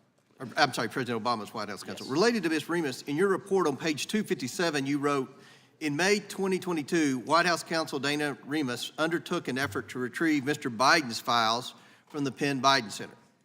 Remus described the original purpose of that effort as gathering materials to prepare for potential congressional inquiries about the Biden family's activities during the period from 2017 to 2019. Now, it seems odd to me that Dana Remus and Joe Biden's personal lawyers were obtaining documents related to potential congressional inquiries about the Biden family activities when Joe Biden has publicly claimed he had no involvement with his family's business dealings. Can you provide more information about why Dana Remus, a government employee, was retrieving Joe Biden's documents from the Penn Biden Center? Chairman, I am able to tell you and clarify information that appears in the report about relevant, significant sources of information, but I am not in a position to be able to go beyond that. When you interviewed President Biden, did you ask him what documents he possessed at Penn Biden Center that could be related to a potential congressional inquiry about his family's activities? We asked President Biden a wealth of questions about all of the different sets of classified materials that were recovered during the course of our investigation. Did anything pertain specifically to our congressional inquiry of President Biden that you recall? If there are more specific aspects of it that you have Did in you mind, find Chairman, something we that could would be helpful. use? I mean, could you just Pertaining tell to me his if you found family's something we could influence use? peddling activities? Because my Russian spy turned out to be, well, If it's in helpful, fact, a Chairman, Russian spy. Appendix A does Damn list it. in table chart form a brief description of all of the marked classified documents that were recovered in our investigation. We intend to interview Ms. Remus, and the recording or transcript of your interview would be highly relevant to our future questioning of her. Can you confirm that you did, in fact, record her in your interview? It was our practice to record the interviews that we conducted, Chairman Comer. Additionally, in the course of the investigation, the Oversight Committee learned from a Penn Biden Center employee that Annie Tomasini, a White House employee, visited the Penn Biden Center in 2021. Did you interview Annie Tomasini in the course of your investigation? Chairman, we do not, the report does not reflect that specific name, but Okay. what I can tell you is that the report does reflect that we interviewed the Director of Oval Office Operations, and one of the places that's reflected is footnote 973. Okay.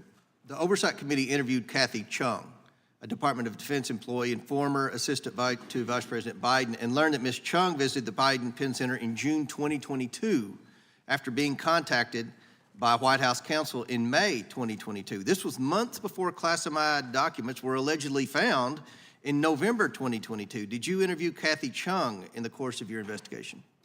Chairman, I believe that the substance relating to the subject that you're asking about appears on page 259 of the report. And while the name Kathy Chung does not appear in the text of the report, there are references to interviews of an executive assistant, including at footnote 988. The Oversight Committee also learned from its interviews with Penn Biden Center employees and Kathy Chung that Dana Remus, Anthony Bernal, and Ashley Williams, all at the time White House employees, then visited the Penn Biden Center on different occasions before the alleged discovery of classified materials in November 2022. Did you interview these individuals during your investigation? We interviewed many individuals, and I can assure you, Chairman, that it was a priority of ours to interview all the relevant sources of information about these documents, how they got there, who knew about them, and who accessed them. So again, they were all recorded, is that correct? So there would be recordings? It was our practice to interview recordings, yes, sir. How many White House employees visited the Penn Biden Center before classified materials were reportedly discovered there in November 2022? I don't have according to the White House. Sir, I don't have an exact count of. How many visits to the Penn Biden Center were made by either White House employees or President Biden's personal attorneys before the official discovery of documents in November 2022? I don't have that figure at hand, but that should be detailed in Chapter 14 of the report, sir. Yield back. Gentleman yields back. Gentlelady from Texas is recognized for 5 minutes. Before, Mr. Herr, anytime you need a break, just if you need a break, let us know, because we're going to go a while, as you well know. Thank you, sir. Ms. Jackson Lee's recognized.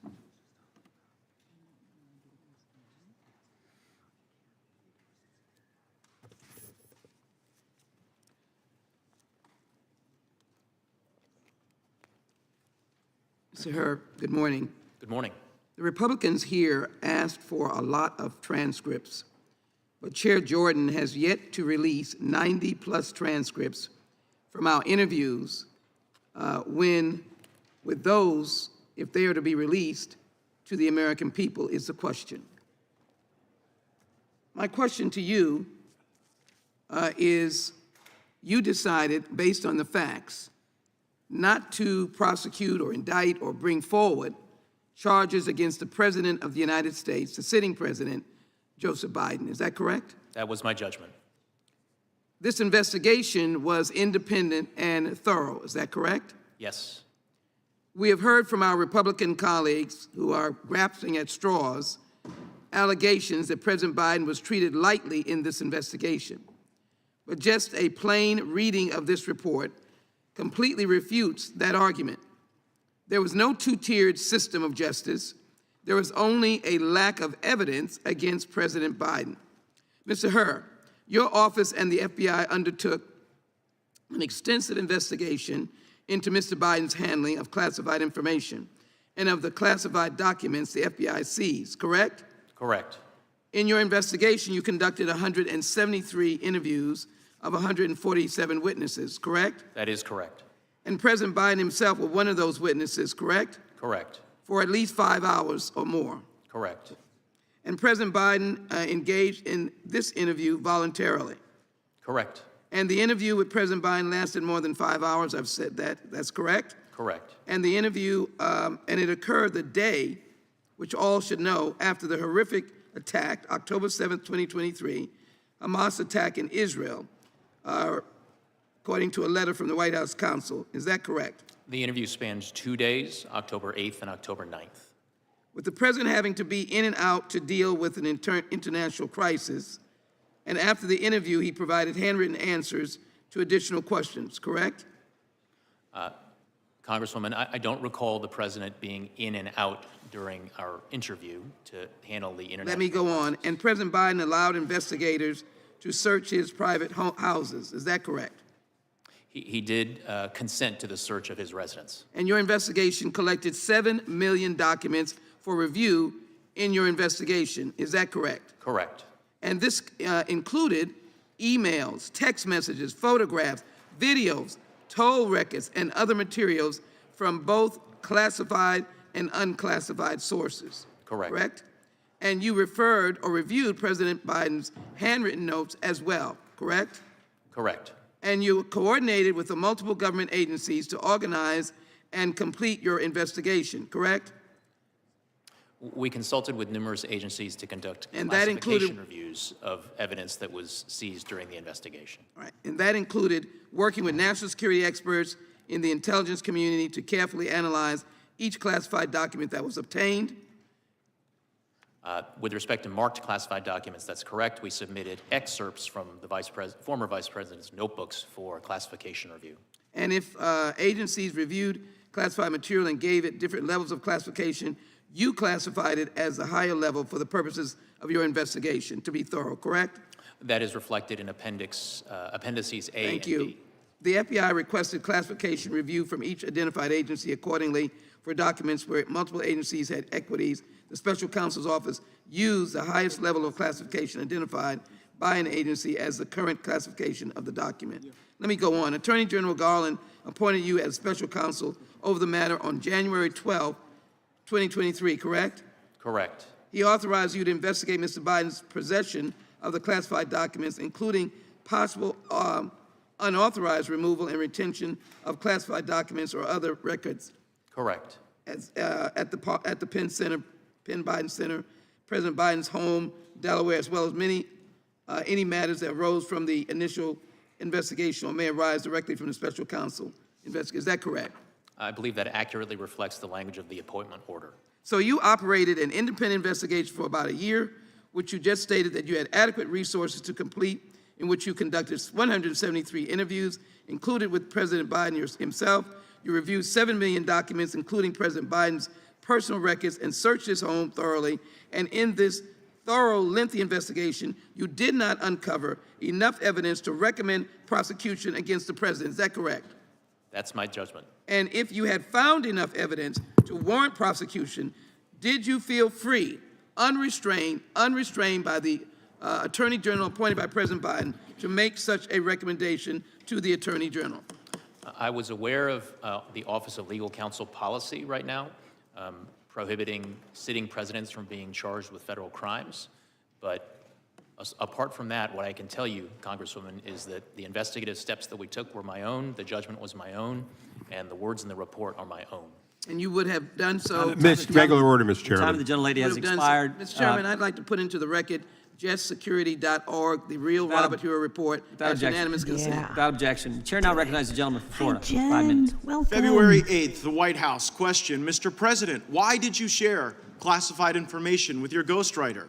The President, I did not share classified information. I did not share it. I guarantee I did not. That's not true, is it, Mr. Hur? That is inconsistent with the findings based on the evidence in my report. Yeah, so it's a lie, is just what regular people would say, right? Yeah, all right. So the next one. And all the stuff that was in my home was in filing cabinets that were either locked or able to be locked. That wasn't true either, was it? That was inconsistent with the findings of our investigation. Another lie, people might say, right? Because what you put in your report was among the places Mr. Biden's lawyers found classified documents in the garage was a damaged open box. So here's what I'm understanding, right? As Mr. Armstrong laid out, you find in your report that the elements of a federal criminal violation are met, but then you apply this senile cooperator theory, that because Joe Biden cooperated and the elevator doesn't go to the top floor, you don't think you get a conviction. And I actually think you get to the right answer in that. I don't think Biden should have been charged, don't think Trump should have been charged. But under the senile cooperator theory, isn't it frustrating that Biden continues to go out and lie about the basic facts of the report that lay out a federal criminal violation? Congressman, I need to disagree with at least one thing that you said, which is that I found that all of the elements were met. One of the elements of the relevant mishandling statute is the intent element, and what my report reflects is my judgment that based on the evidence, I would not be able to prove beyond a reasonable doubt to a jury that that intent element had been met. Right, but the reason you have that doubt is the senile cooperator theory. The fact that Joe Biden is so inept in responding that you can't prove the intent, which again, I don't quibble with that conclusion, but it's frustrating to be like, oh, well, this guy's not getting treated the same way as Trump because the elevator's not going to the top floor, so we can't prove intent. While at the same time, Biden goes out there at the White House and says, well, you know, he just blatantly lies. And what I'm trying to figure out is whether or not Biden's lying because he's still so senile, he hasn't read your report, or whether it's a little craftier and a little more devious and perhaps a little more intentional than we might otherwise think. So I also want to go to this Biden Penn Center. Like, did it give concern to you that the Biden Penn Center, where all this classified stuff was being mishandled, was being floated by foreign governments? Maddie's a little nervous. I think Maddie's a little scared this morning. The bottom of all of the classified documents that were recovered during the course of our but what bothers me is that the money that was paying for the place where the documents were being inappropriately held, it was the Chinese and it was other foreign countries. Did that play into your analysis? Did you look into the $1 billion in foreign funding sources at the Biden Center at UPenn, for example?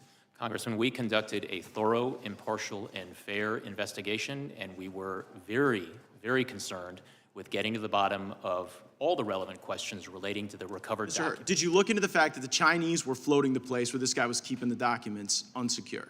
Yes or no? Congressman, to the extent that we identified evidence that was relevant and significant to our investigation, we put it in our report. Okay, well, it seemed relevant to me, maybe not to you. Another thing that seemed relevant to me is this ghostwriter, right? So the ghostwriter purposefully deletes this evidence that seems to be show culpability of Biden's crimes, and you don't charge him. Why did you not charge the ghostwriter with obstructing justice and deleting evidence? Well, for a number of reasons that are laid out in the report.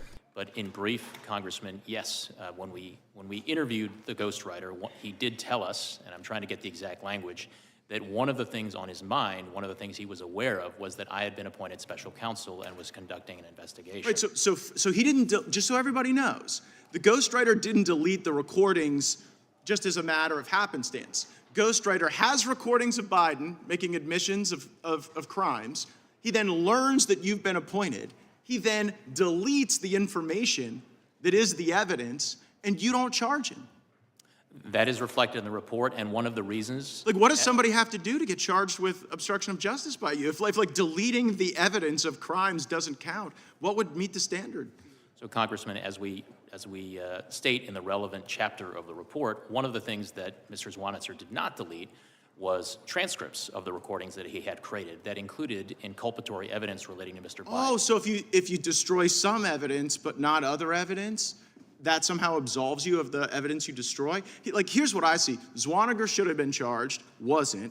Biden and Trump should have been treated equally, they weren't, and that is the double standard that I think a lot of Americans are concerned about. I see my time's expired, I yield back. Gentleman yields back. The gentleman from Tennessee is recognized for 5 minutes. Thank you, Mr. Chairman. Mr. Hur, thank you for being here. A little confused about this hearing. Mr. Raskin laid out the big picture, what we should be concerned about, but in the more limited picture,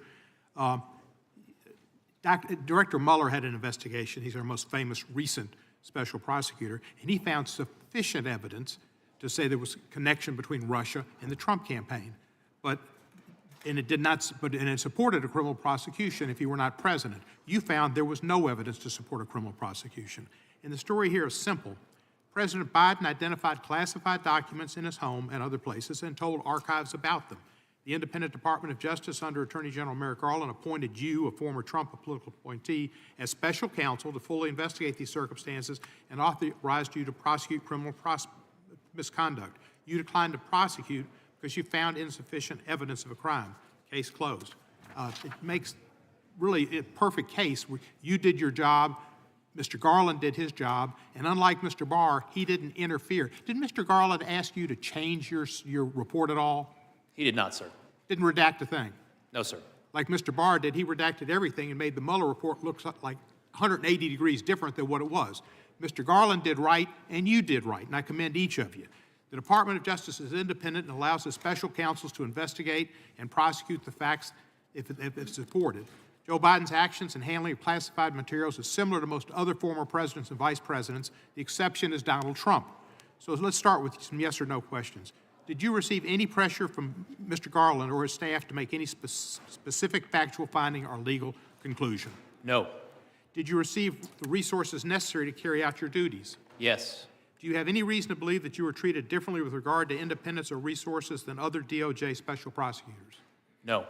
Based on your experience as special counsel, do you have any reason to believe the Attorney General was improperly directing, pressuring, or interfering with Jack Smith or his work? I do not have the basis to answer that question. But your declination, which we treat as thoughtful and apolitical, we should treat prosecutorial decisions by Jack Smith the same way, to the best of your knowledge. Again, I really do not have the sufficient information with respect to Jack Smith's investigation to provide any comment on it. Let me ask you this. If President Biden, in his testimony to you, knew the exact date, January 20, whatever it was, 2009, when he became vice president, and the day when he left being vice president, January the 20th, I guess the first would have been January 20th again, 2009, and then January 20 in 2017. If he knew those dates exactly right, and if he knew the exact date and the instant that Beau Biden died, would that have changed your decision to bring a prosecution? Sir, I cannot engage in hypotheticals about what my decision would have been with different facts. What I did was to make a decision based on the facts and the circumstances that I was presented with, and we did identify during our investigation. But it appears to me, and I think it would appear to the American public, that these minor discrepancies, as far as dates and after a long period of time, was not the basis. It was not the basis for your decision to decline to prosecute. It was the fact that you didn't have the facts, that he acted differently than Trump, that he voluntarily provided the documents, that he complied with the Justice Department, that he didn't try to obstruct justice. Those were the reasons you didn't prosecute him, not because he missed a few dates. Congressman, my reasons for my declination decision are set out in my report, and I stand by the words in the report, sir. Well, thank you. And I think I'm encompassing them in my what I'm saying to you. is that it was not anything to do with his memory why he wasn't chosen to be, you chose not to indict him. It was the difference in the facts in the case and how he dealt with it. The fact is, Mr. Biden sat through 5 hours, and he did an admirable job. And he did an outstanding job in the State of the Union, laying out the case for the future of America, for the middle class, for democracy around the world, for standing up to the Russians, not bending down to them. That's what's important. Not if you can be like on the $64,000 question, assuming it was legit, and answering every single question correctly. That's not what you need to be president. To be president, you need to have values. You need to have an understanding of what values America has and needs to maintain to keep the world safe and peaceful. That's dealing with Ukraine. That's dealing with difficult people like Netanyahu in Israel to try to get something done that's correct.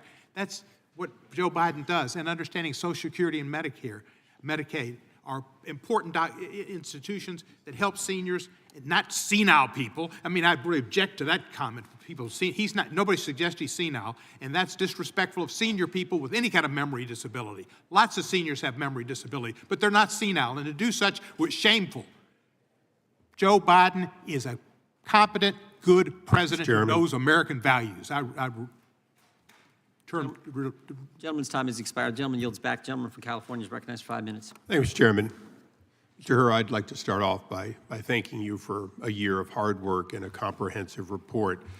I'm going to try not to provide testimony, as some people on both sides are, or provide conclusions, but I do have some questions that lead me to ask you for conclusions. One question is, were there notes of the President of the United States that dated back to when he was a senator that contained classified information? Among the documents that were recovered during our investigation were marked classified documents that dated back to when Mr. Biden was a senator. When he was in his 30s, 40s, 50s? I believe that's correct. And were there documents from the time that he was vice president? Yes. Okay. So there's been a lot to do about, senility, non-senility, poor memory, and so on. But let's just go through something that you deal with as a prosecutor every day. You first start off with a set of initial evidence that indicates there may have been a crime. Is that right? By the time it gets to you, usually you have some evidence that there may have been a crime. I think that is fair, yes. Okay, and in this case, at some point during this investigation where the elements of the crime, including willfulness, were put before you and you reached a personal conclusion that either there was likely guilt or not. Is that correct? Not provable, not in front of a jury, just personal, because you have to make that decision as part of the case, correct? Correct, and I would say I approach the task as I have been trained to as a prosecutor, which is as on an iterative basis. The investigation is always uncovering new evidence that you incorporate. Right, so both before, during, and at the end, did you reach a conclusion, notwithstanding his current mental state of being an elderly man with a poor memory and so on, that he did in fact deliberately take documents and held them from back when he was a senator, and we're talking about your personal, not that you could prove it, but personally, did you see a pattern that goes all the way back to him being a senator of taking documents, making notes, and taking them and holding them personally? Congressman, I viewed my task as a prosecutor in this matter to determine what I believed the evidence. No, I appreciate that, and I'm not trying to take away from your conclusion. Some others are debating the conclusion. I'm not debating the conclusion. I just want to go through one element that I think is important. Look, you've prosecuted people in the past and failed to get a conviction. Is that correct? Correct. Okay, you're not a 1,000 perfect batting average. Okay. I can't say that. Yeah. So you went into cases thinking that you would succeed and you didn't. One might say you probably declined to prosecute ones that you might have either gotten a conviction or gotten a plea on. Would you say that's fair to say over your long career? I think that's fair because I take the rules as set forth in the Justice Manual seriously. However, I'm going to presume that you would never prosecute someone you thought was outright innocent. Correct. In this case, did you reach a conclusion that this man was outright innocent? That conclusion is not reflected in my report, sir. Right. So you did not reach that conclusion, or it would have been in your report. I viewed my task of explaining my decision to the Attorney General as being based on my judgment and my assessment of the evidence. Would a conviction at trial be the probable outcome? And that's what's at stake. And I just want to make sure the record is complete in that, because I think it's extremely important. You did not reach an idea that he had committed no wrong. You reached a conclusion that you would not prevail at trial and therefore did not take it forward. Is that correct? Correct, Congressman. Okay. I just want to go through one or two little, these are housekeeping almost.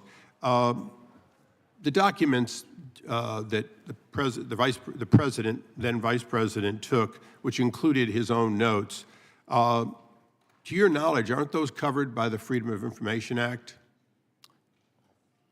Potentially. I honestly do not know, Congressman. Aren't they covered by the Presidential Records Act, as every note and every text of the president, the vice president, and members of the cabinet are covered?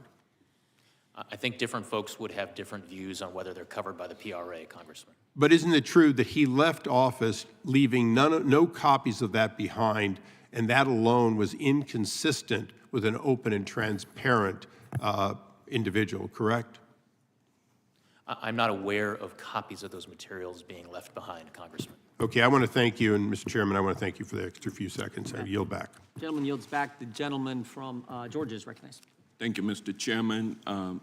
Mr. Hur, you've led a distinguished career, earning your law degree from Stanford University, and you served as a student as executive editor of the Stanford Law Review, correct?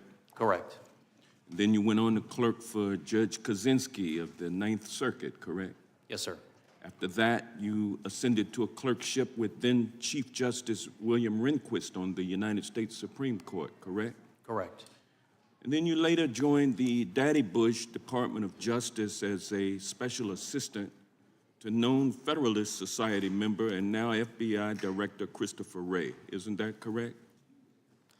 I did spend some time working for former Assistant Attorney General Christopher Wray. And you later joined the Trump Justice Department as the Principal Associate Deputy Attorney General, working as the right-hand man for another known Federalist Society member, Rod Rosenstein. Isn't that correct?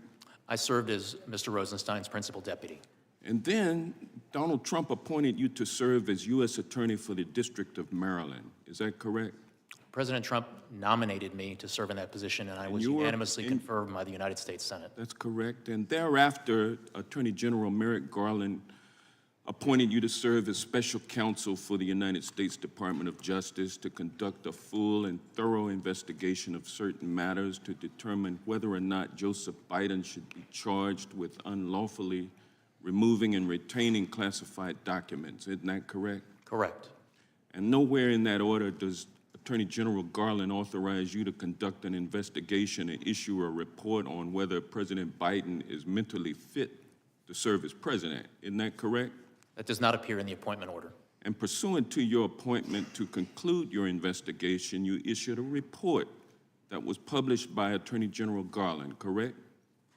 He made it available to Congress, sir. And your report concluded that after a full and thorough investigation, the evidence was insufficient to establish that President Biden had willfully retained classified documents. Isn't that correct? My judgment was that based on the state of the evidence, a conviction at trial was not the probable outcome. And you determined that there was no evidence of willful retention because each time classified documents were discovered to be in the president's possession, the White House notified the National Archives right away. The Biden legal team and the White House fully cooperated with the National Archives during the investigation. Once the DOJ opened the investigation, President Biden and his personal counsel fully cooperated. Isn't that correct? We did identify some evidence of willful retention and disclosure, but we also the point noted is, though, that the president cooperated fully with you. And didn't they never tried to hide any documents from you, did they? The The report does note steps of cooperation taken by the president. Thank you, sir. And last but not least, unlike in the Trump classified documents case, President Biden's counsel never falsely certified that there was no classified documents in the president's possession, correct? The report does include some comparisons and contrasts between the facts alleged in the Trump case and the Biden case. Despite clearing President Biden from being prosecuted, you used your report to trash and smear President Biden because he said in response to questions over a 5-hour interview that he didn't recall how he got the documents. And you knew that that would play into the Republicans' narrative that the president is unfit for office because he's senile. And the American He's people fucking saw going there. during the He's State going of right there. the Union address that that was not true. But yet that's what you tried to offer to them, and that's why they are having you here today, so that they can expand upon that narrative. And you knew that that's what was going to happen, didn't you? Congressman, I reject the suggestions that you have just made. That is not what happened. Let me move on. Partisan then. politics Sir, played you no are a part member, whatsoever in my work. You are a My member work of the was Federalist independent Society, are you not? and fair. Are you a member of the Federalist Society? I am not a member of the Federalist Society. But you are a Republican, though, aren't you? I am a registered Republican. Yes, sir.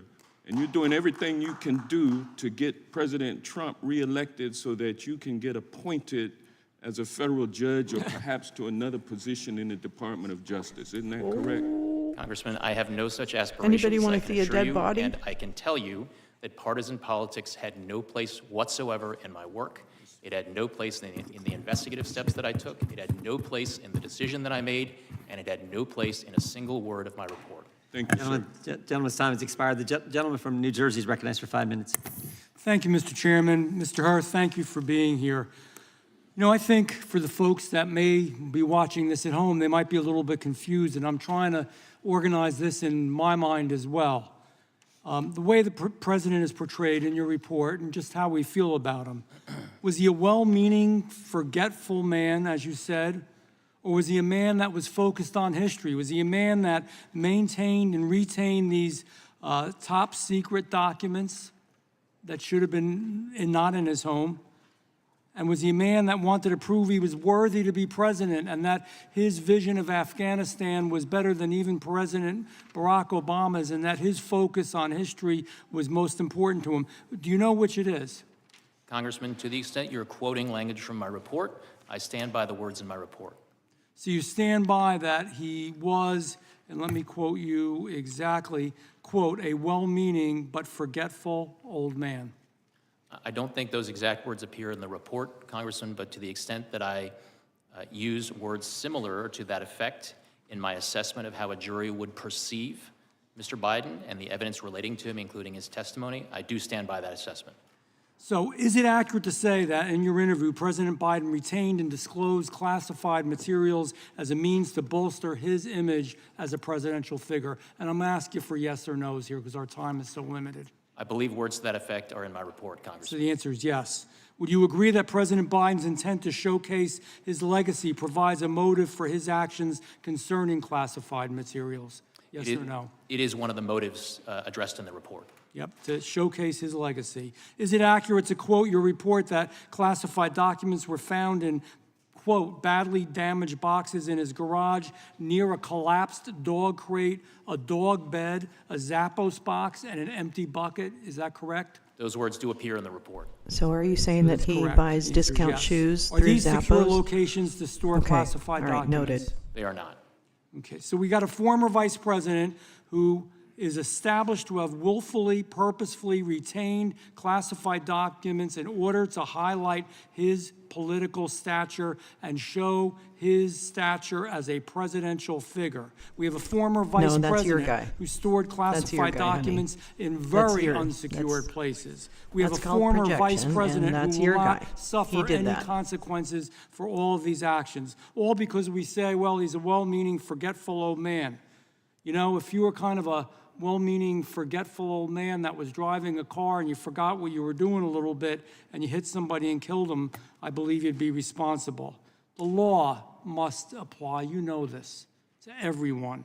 The standard behind the decision not to prosecute Joe Biden, especially in light of Special Counsel Jack Smith's decision to prosecute President Trump for similar conduct, gives the real appearance of two standards. Just again, so much part of this Department of Justice. Justice for thee, but not for me. Special Counsel Hur, has any former president or vice president besides President Trump ever been criminally charged for knowingly retaining classified information after they left office? Yes or no? No. Would you concur that Special Counsel Smith's decision to charge a former president for retaining and disclosing classified information was an extraordinary, unusual, and unprecedented decision? I will not comment on that matter. Well, I'm going to comment. The answer is yes. Special Counsel Hur, these two reports are the culmination, in my mind, of the Department of Justice's two standards, and an example, again, of the Justice Department being weaponized against conservatives. You know, there's another piece to this, too. I have just a few seconds. We know that when his ghostwriter was speaking to him, he also did recordings. And when he did those recordings, it was clear. In fact, I'll try to quote this here. It was a month in 2017, a month after Biden left as VP. He was aware of top secret classified materials that were, quote, downstairs. Why did he resign? Is that true?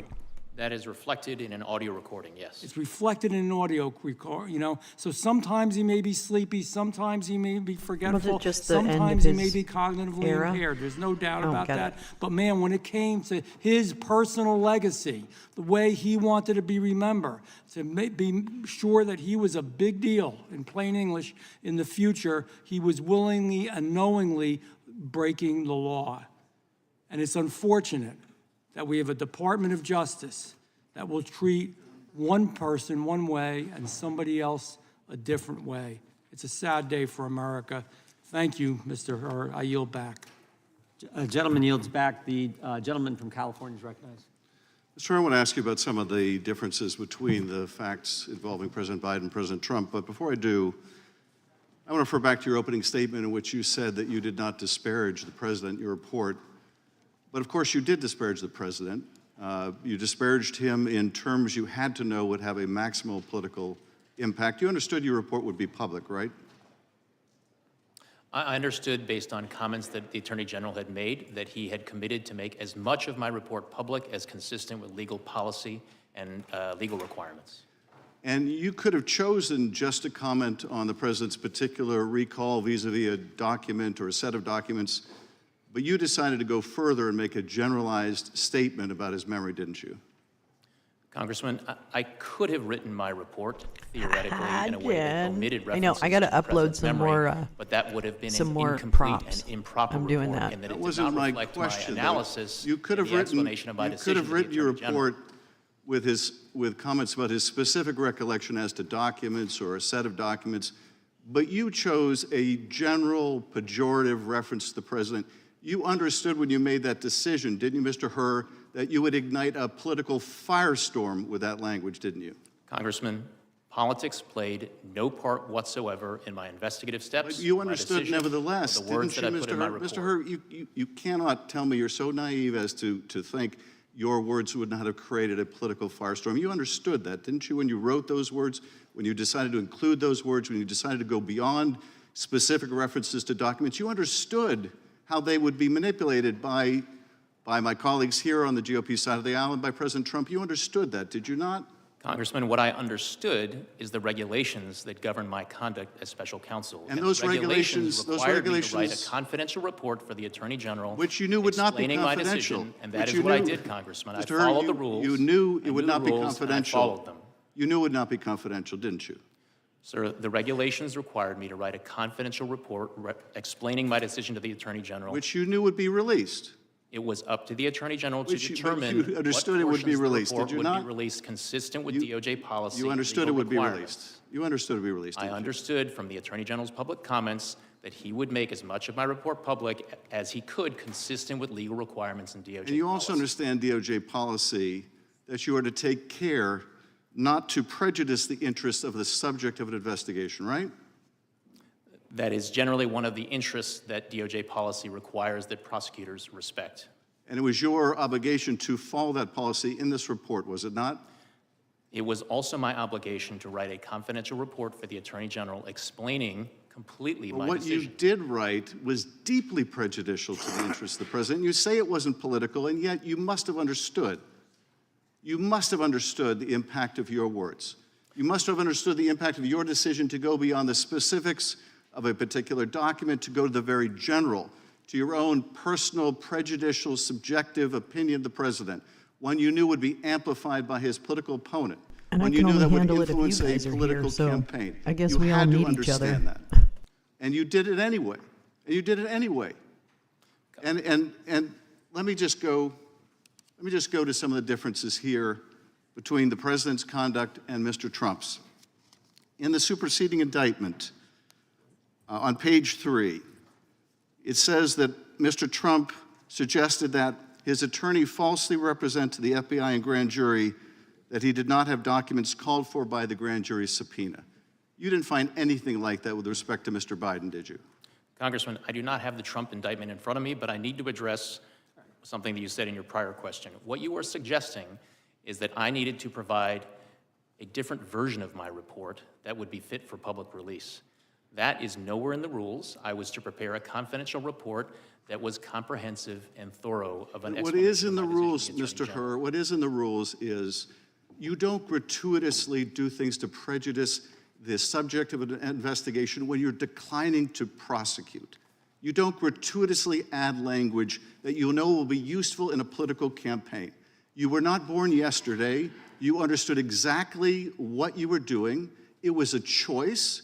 You certainly didn't have to include that language. You could have said vis-a-vis the documents that were found at the university, the president did not recall. There is nothing more common. You know this, I know this. There is nothing more common with a witness of any age when asked about events that are years old to say, I do not recall. Indeed, they're instructed by their attorney to do that if they have any question about it.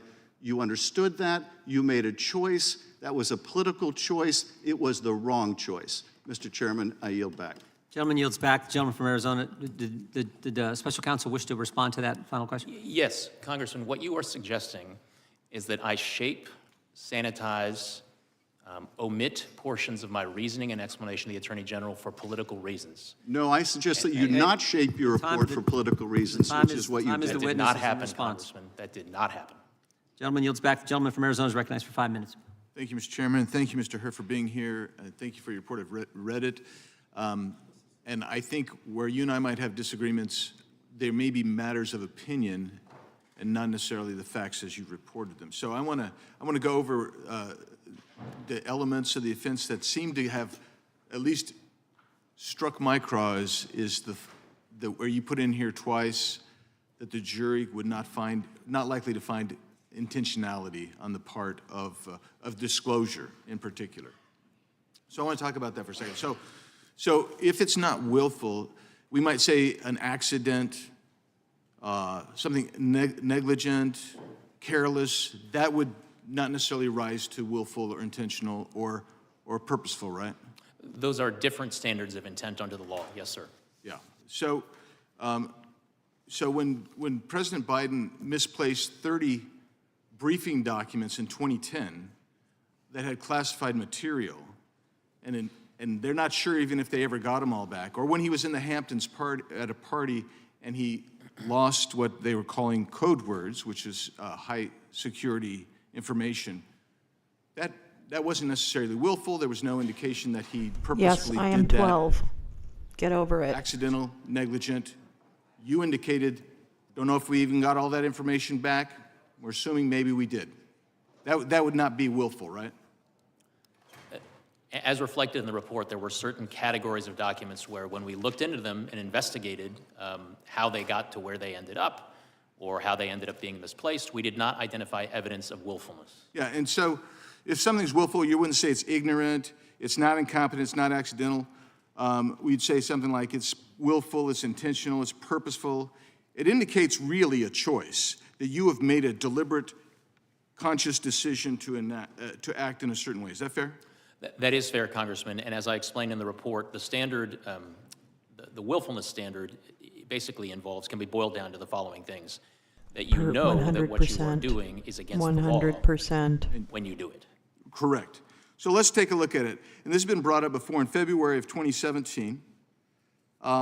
He's having the He's discussion Mike from with that the movie, ghostwriter. He Reanimator. says, he's at the Virginia house at this point. He says, I just found all the classified stuff downstairs, right? So he knows he's got classified stuff, right? 2 months later, in April, he's at a different location, is my understanding. I think he's now up in Delaware. And as you look at let's look at 105, 106 here. He says, Biden reads from a different notebook entry. He reads aloud from notes summarizing a range of issues. We're talking about U.S. military views expressed there by the intelligence community, the DNI, CIA director. And while he's reading those notes, he says, I can't read my own writing. Do you have any idea what the heck I'm saying here? He asked the ghostwriter. The ghostwriter says, well, something, blah, blah, blah. And Biden says this, some of this may be classified, so be careful. Some of this may be classified, so be careful. Now, my immediate response was, okay, so he knows he's got classified docs. He's looking at this. He can't read it. He's giving this to somebody he knows has no security clearance. So he says, hey, read this, but be careful. It might be classified. The next thing, and the guy says, okay. Next thing he says, well, I don't know if it's classified or not. I'm suggesting to you, and this is where you and I have a difference of opinion. When you say something like, hey, look, this may be classified, be careful. That warning to be careful because it may be classified, that indicates guilty knowledge. Hey, Andy, wait till you hear That what your indicates guy he might did. know something It's more gonna than he blow otherwise your would have. mind.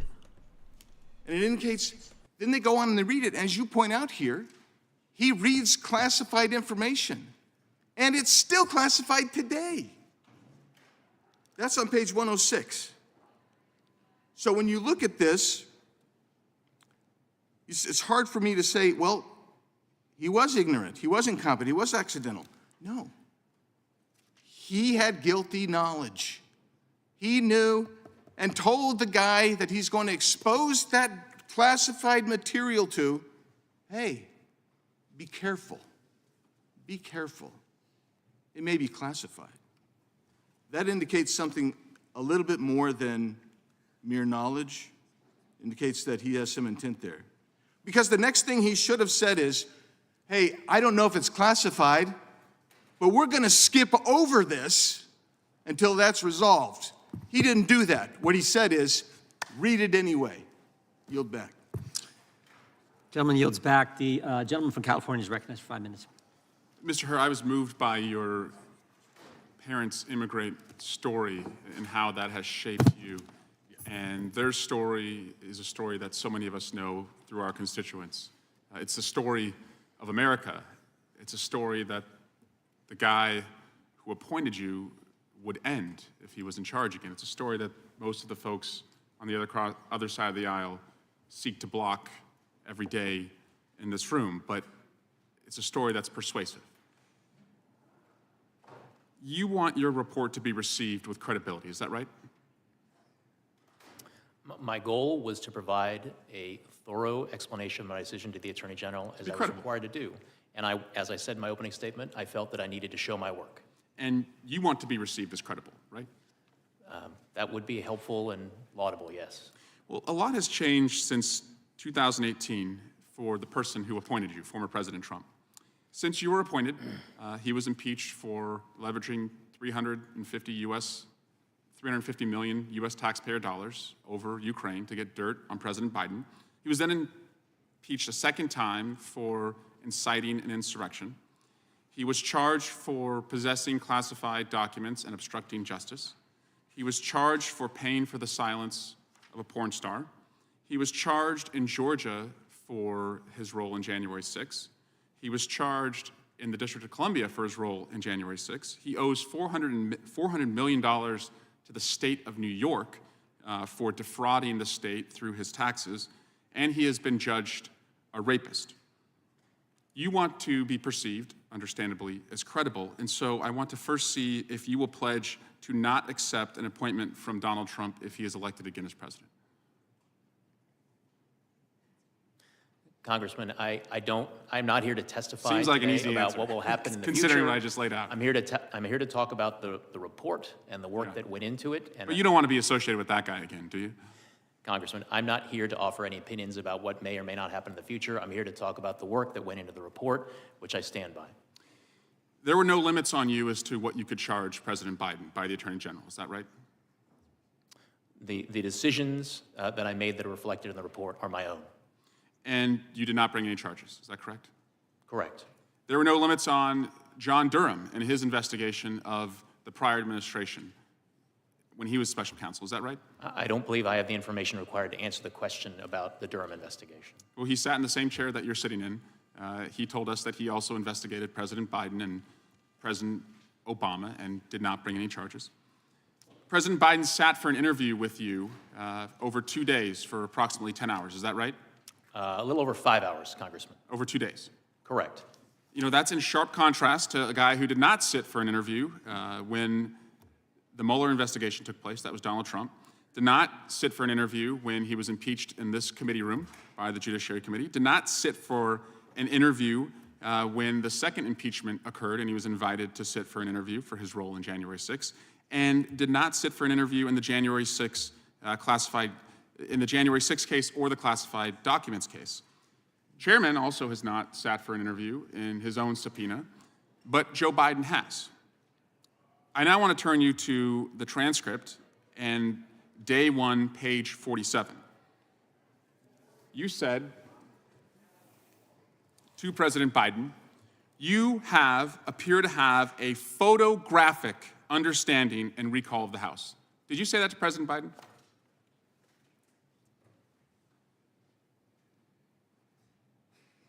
Those words do appear on page 47 of the transcript. Photographic is what you said, is that right? That word does appear on page 47 of the transcript. Never appeared in your report, though. Is that correct? The word photographic? That does not appear in my report. I now want to show you and play a video of what is absolutely not photographic. In the failing New York Times by an anonymous, really an anonymous, gutless coward. We are a nation that just recently heard that Saudi Arabia and Russia will repeat. I hope they now go and take a look at the oranges of the investigation. And I watch our police and our firemen down on 7-Eleven, down at the World Trade Center. And we did with Obama. We won an election that everyone said couldn't be won. This is the very definition of totalitarianism. And let me begin by wishing you a beautiful, look, you remember this? Do you remember? God bless the United States. The windmills are driving them crazy. They're driving the whales, I think, a little batty. And I went to Puerto Rico, and I met with the president of the Gentleman yields back. The chair now recognizes the gentleman from North Carolina. Thank you, Mr. Chairman. Mr. Herr, I'm way down here at the end of the dais. I think today the Justice Department released the transcripts of the interviews with President Biden. Are you aware of that? I understand that to be true, yes. Did you have any involvement in the decision or the timing of the release of the transcripts? No, Congressman. Did you make any recommendation about the release of the transcripts or being done or not? I did not. That was above my pay grade. Yeah, I don't know why they've been released so close to this hearing, but it sort of, it impacts our ability to evaluate your report and ask you questions about it. So, but there's one point, just as an illustration, on 221 of your report, you're describing, I think, as the Afghan pack or something like that about in 2009, I think is the information came from. And you say, as one reason not to prosecute, Mr. Biden says, in addition, Mr. Biden told us in his interview that he does not recognize the marking confidential as a classification marking. To him, the marking means the document should be held in confidence, but not necessarily that it is classified. And footnote 866 is a reference, and it refers to the Biden 10-9-23 transcript at 24 and 25. Now, we have that now, but we haven't until this morning. But I just want to read from that exchange. This is on page 24 at line 15. Mr. Crickbaum. So this is a typewritten document. It's got a confidential. what appears to be a stamp at the top. And the top of the document indicates it's from the American AM Embassy, Kabul. It's dated what appears to me to be November '09. The only question I have for you about this, Mr. President, is the confidential marking. Do you recognize that to be a classification marking? President Biden, no. I mean, confidential doesn't want to get around. It's not in a category, I don't think, of code word, top secret, that kind of thing, but I don't even know where it came from. Mr. Crickbaum, are you familiar with confidential as a level of classified information? President Biden, well, if I got a document that said confidential, it would mean that no one else could see it but me, and you give it, or the people working on this issue. Mr. Crickbaum, and are you aware that among certain categories of classified information, there is top secret, secret, and there's also a category of classified information called confidential? Is that something that you are aware of or not? President Biden, yes, I was aware of it. I don't ever remember when I got any document that was confidential that was meant for me to read and or discuss with the people who sent me the memo, and then it trails off. So as I read those answers, they're equivocal. He at first says he doesn't know. Do you recognize that to be a classification marking? He said no, and then goes on to explain. But then Mr. Crickbaum came back and he said, are you aware that among certain categories of classified information, there's also a category of classified information called confidential? And he says, yes, I was aware of it. So Mr. Hurd, just in that one instance, there seems to be a discrepancy between the conclusion in the report or the summary of the evidence in the report and what the transcript says. Can you offer any guidance to this committee why you would put that summary in your report as opposed to saying that he gave inconsistent answers, or in fact, why didn't you nail down in the transcript which was the right answer? He's given answers that says no, and then he says yes. Why didn't you pursue it until you knew? Congressman, the report reflects our best efforts to summarize and characterize the evidence in the investigation, including the investigation received from the president himself during our interview of him. But as you point out, the transcripts of the president's interview over 2 days are now available to the committee for their inspection, and the members are able to draw their own conclusions based on the transcripts that are now available to them. Well, and I appreciate your answer. And I certainly think things, you can come up with some details that someone can disagree on, and it has the quality, I know, of some cherry picking because I've just found something, but we've only had a little bit of time to look. I don't think it serves this process well for the Justice Department to dump these transcripts into the public right now. If they were going to be released, they should have been released at a proper time. And I think I'll leave it at that, Mr. Chairman. I'll yield back. The gentleman yield? The gentleman yield? I will yield to the chairman. Just real quick, Mr. Hurd, someone earlier said, said something about changing the facts. You said, I'm not going to change the facts, but let's keep the facts the same, but change the subject. If you had the same facts and the individual that you were investigating was 65 and had a good memory, do you reach the same conclusion? Congressman, as I responded earlier to a question along these lines, I am not here to entertain hypotheticals about facts or circumstances that may be different. What I did was assess the evidence and the facts that I obtained in this investigation and make a judgment based on this set of evidence. Fair enough. The chair now recognizes the gentlelady from Washington for 5 minutes. Thank you, Mr. Chairman. Special Counsel Hurd, thank you for being here. Thank you for your work. In your investigation, you reviewed more than 7 million documents and conducted 173 interviews of 147 witnesses, including President Biden. Is that correct? Yes, Congresswoman. And your 15-month investigation cost several $1 million and resulted in a comprehensive 345-page report with several dozen pages of appendices. Is it correct that, as it says in the first sentence of your executive summary, that your investigation concluded with an assessment that, quote, no criminal charges are warranted in this matter? Correct. So this lengthy, expensive, and independent investigation resulted in a complete exoneration of President Joe Biden. For every document you discussed in your report, you found insufficient evidence that the president violated any laws about possession or retention of classified materials. The primary law that you analyzed for potential prosecution was part of the Espionage Act, 18 U.S.C. 793E, which criminalizes willful retention or disclosure of national defense information. Is that correct? Congresswoman, that is one statute that we analyzed. I need to go back and make sure that I take note of the word that you used, exoneration. That is not a word that I'm appears going in to the report, continue and with that's my not part of my questions. task as a I'm going to continue prosecutor. with my The questions. I judgment know that I that the received, term. that I ultimately reached I related know to that the whether term. sufficient evidence existed such that the likely You didn't- outcome you would exonerated be a him. conviction. I know I that did the not term exonerate him. willful That word does not appear in retention the has a. report, Congresswoman. Mr. Hur, it's my time. Thank you. I know that the term willful retention has a particular legal meaning, and I want to make sure that that meaning is absolutely clear to the American people before we go any further. As you wrote in your report, to prove as a matter of law that the president, quote, willfully retained any documents, you would need to prove beyond a reasonable doubt 2 elements. First, that the president knowingly retained or disclosed national defense information, and second, that he knew that this conduct was unlawful. Is that correct? That's correct. And to be very, and I'm sorry, Congresswoman, that it was national defense information. That's an important third element.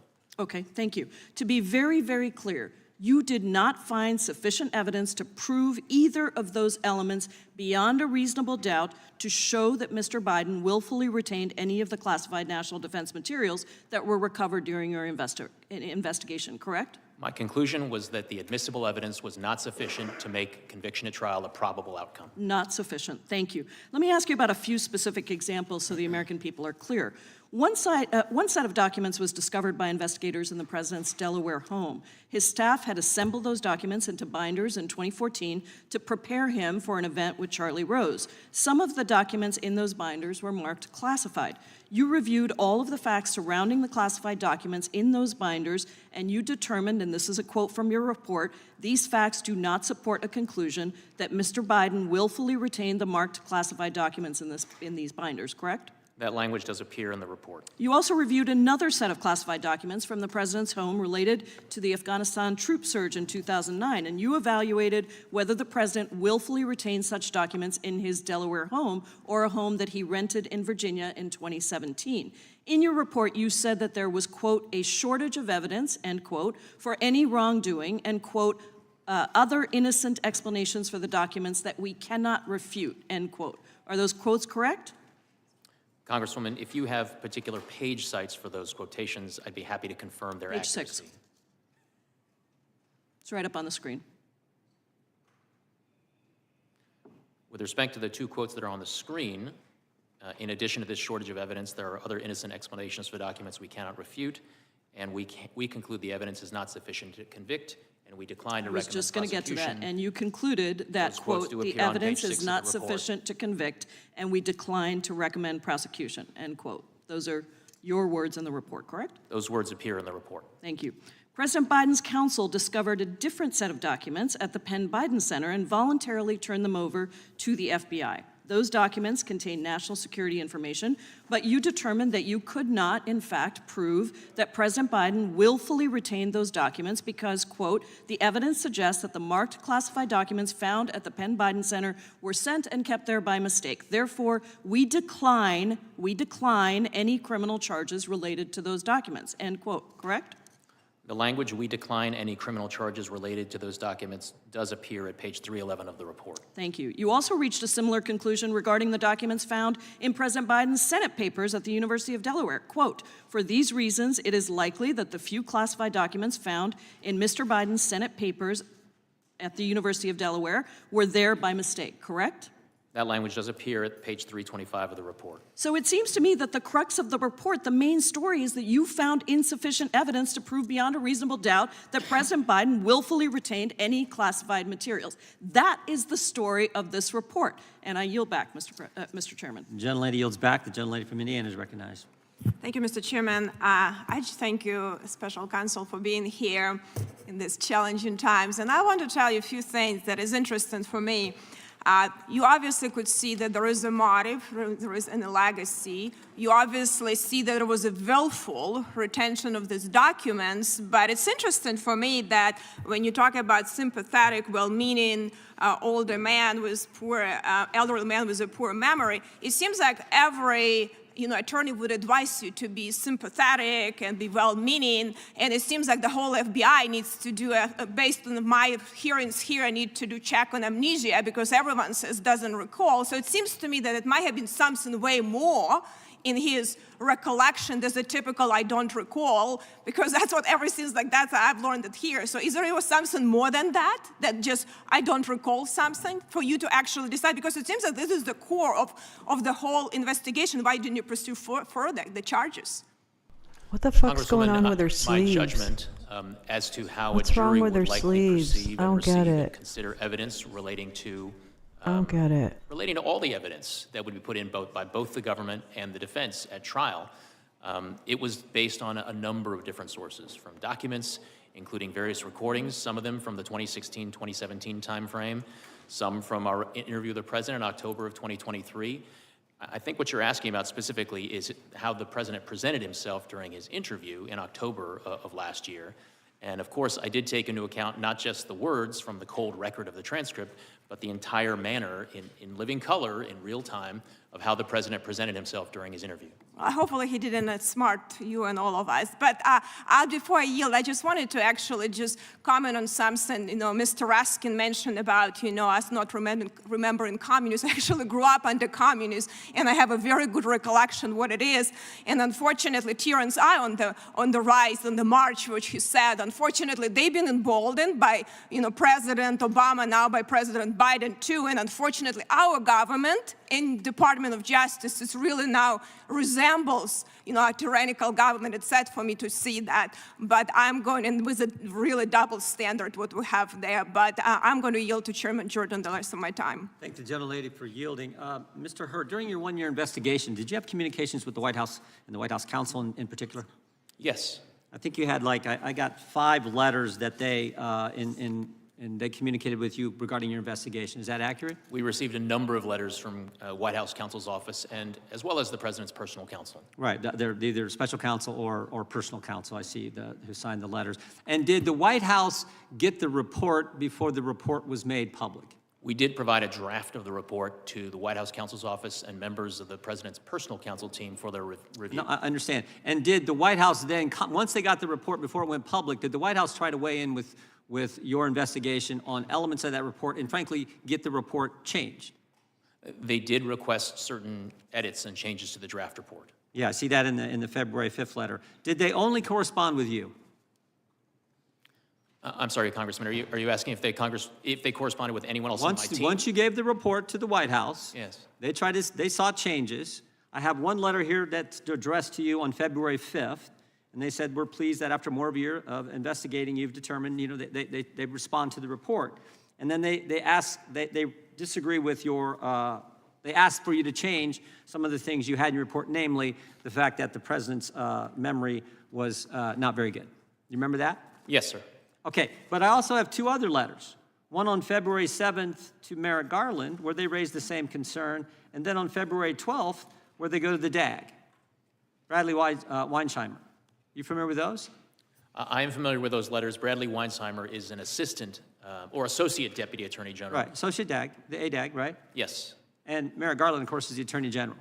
So Yes, you're he familiar is. with the fact that they went over your head? They were certainly entitled to write whatever letters they wished to Mr. Weinsheimer and to the attorney general. I just find that interesting. The White House they're communicating with you throughout this one-year investigation, and then the White House says, "Oh, we're going to go to the principal's office, and we're going to talk about Mr. Hur's report." Do you find that interesting? As I said, they were free to correspond with whomever in the federal government they wished to correspond with. I did engage in numerous communications with them during the course of the investigation, and as is reflected in the special counsel regulations, the Attorney General did provide oversight of my investigation. Understand. I thank the gentlelady for yielding and yield back. The chair now recognizes the gentleman from California for 5 minutes. Thank you, Chairman Jordan. I want to first say that the House Judiciary Committee is responsible for helping to enforce the rule of law.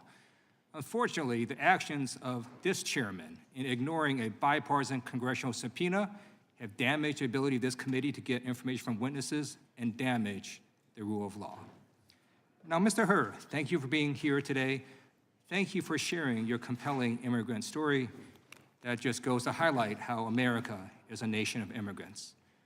I'm going to ask you a series of questions, yes and no questions. They are not trick questions. They're simply designed to highlight what you already found in your report, which is that there are, quote, material distinctions, end quote, between President Biden's case and Mr. Trump's case.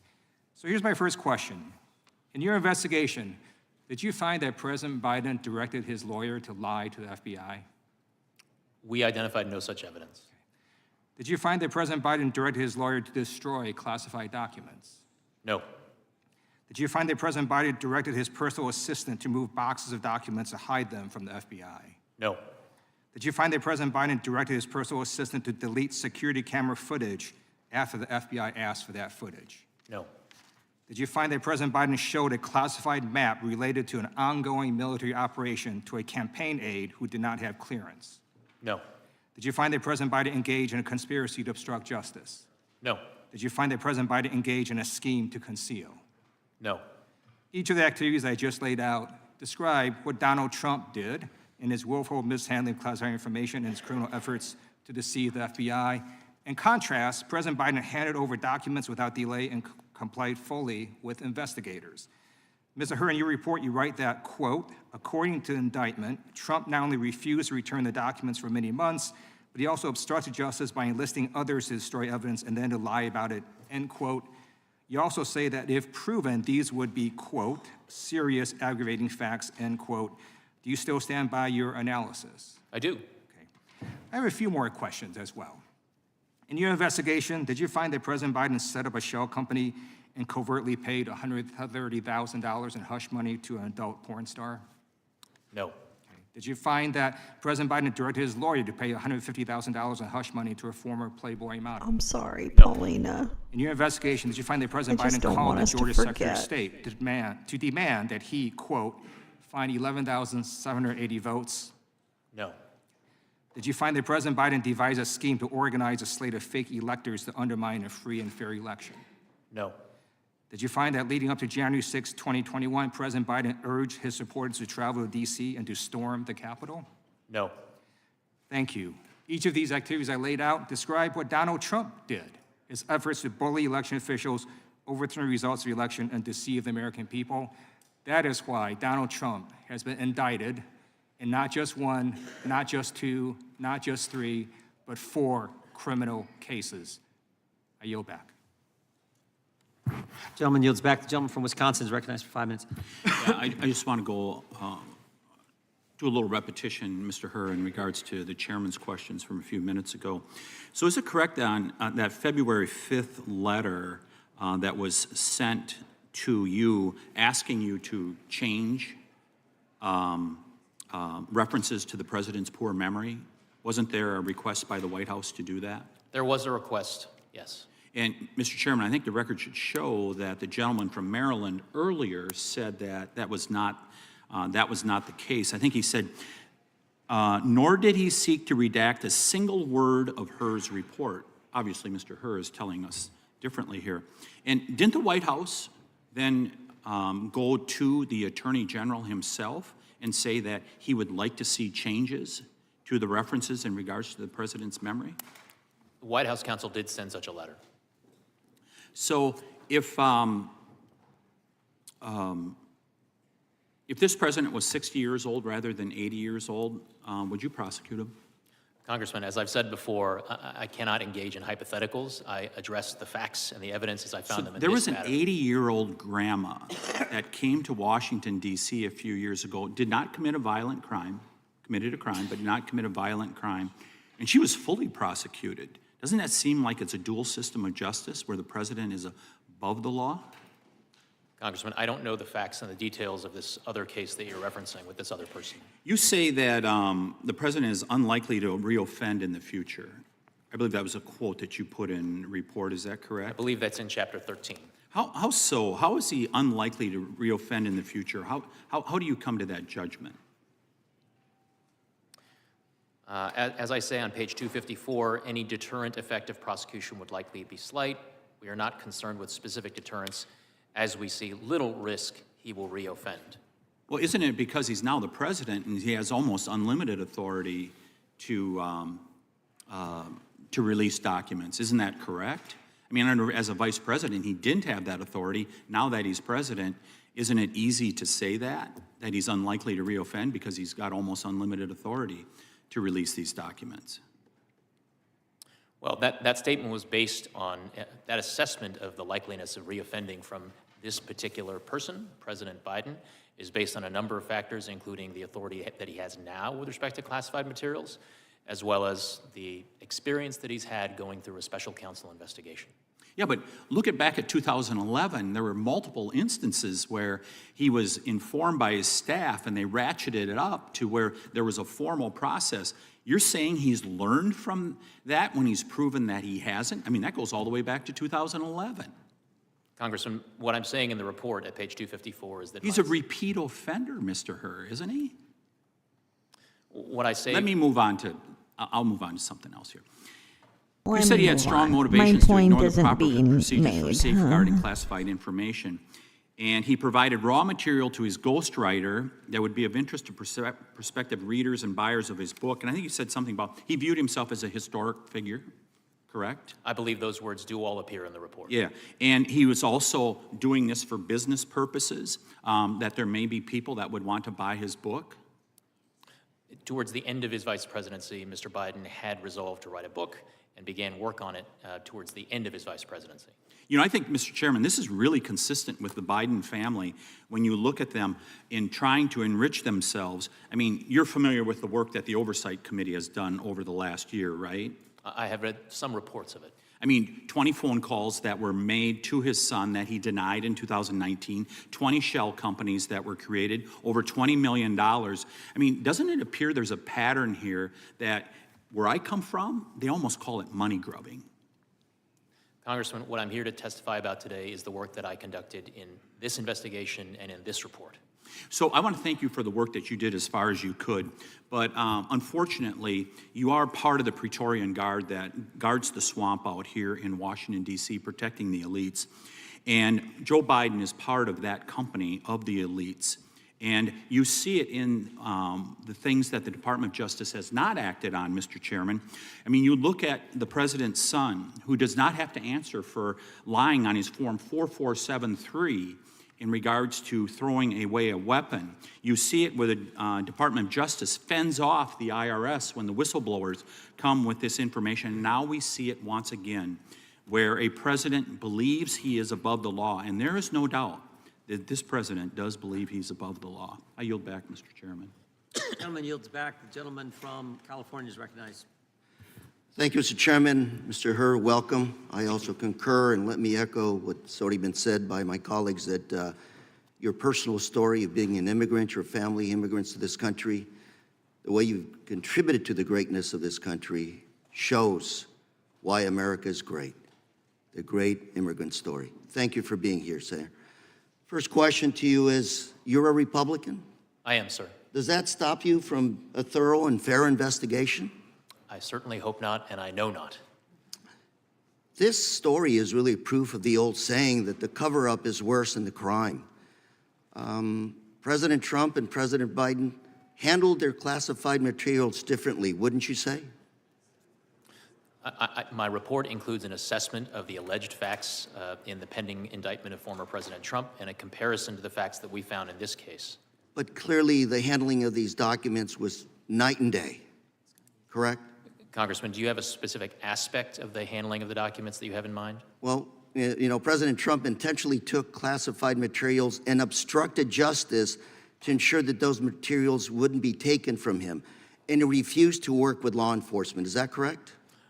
My report reflects no findings of obstructive conduct on the part of President Let me ask you another question. President Trump has been indicted in the U.S. District Court of Southern Florida on 40 counts related to his possession of classified documents. Is that correct? I don't know the exact number of counts, but I know that an indictment is pending in that district. Mr. Herr, you even wrote that after being given a number of chances to return classified documents and avoid prosecution, President Trump allegedly did oppose. And according to the indictment, he not only refused to return those documents over for many months, but he also obstructed justice by enlisting others to destroy evidence and lie about them. Compare and contrasting to President Trump, President Trump turned classified documents over to the National Archives and the Department of Justice, and he consented to searching his home and other locations. Wouldn't you say that's night and day when it comes to cooperation with law enforcement? Congressman, the report does include an analysis and a comparison of the facts that are alleged with respect to former President Trump, and does detail steps of cooperation that the president and his team took with respect to my investigation. I would say, President Biden, you had his full cooperation in this investigation. The report includes cooperative steps that the president took. Would this be a factor in your decision to prosecute? It was a factor, and I explained it as such in the report, Congressman.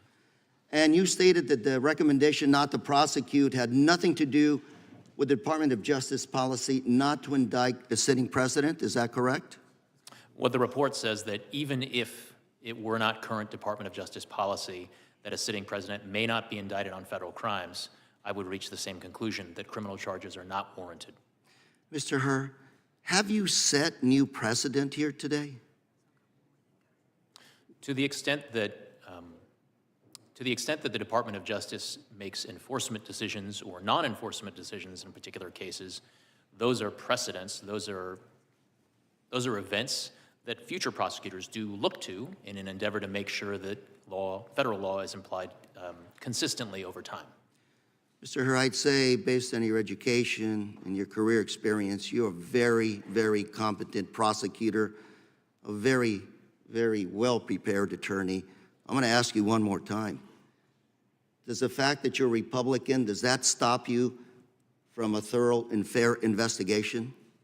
No, partisan politics had nothing to do with the work that I did or the report that I wrote or the decision that I reached. Thank you very much for being here. And Mr. Chairman, I yield.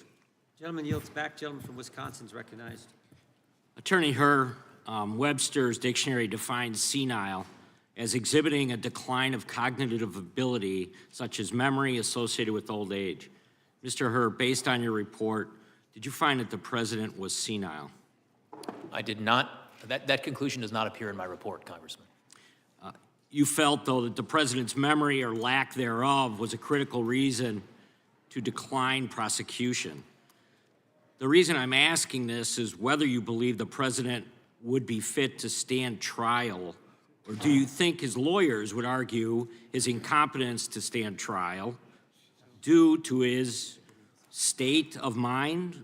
Also, you know, was he in a place to actually be questioned? Oh, good. Christ brings a Congressman, sword. I my was hoping report, you'd to bring the extent potato that it salad. addresses I don't know. We President's don't need a benign sword. gaps We that actually, identified in what the we evidence do that we need is obtained during our carbohydrates. investigation.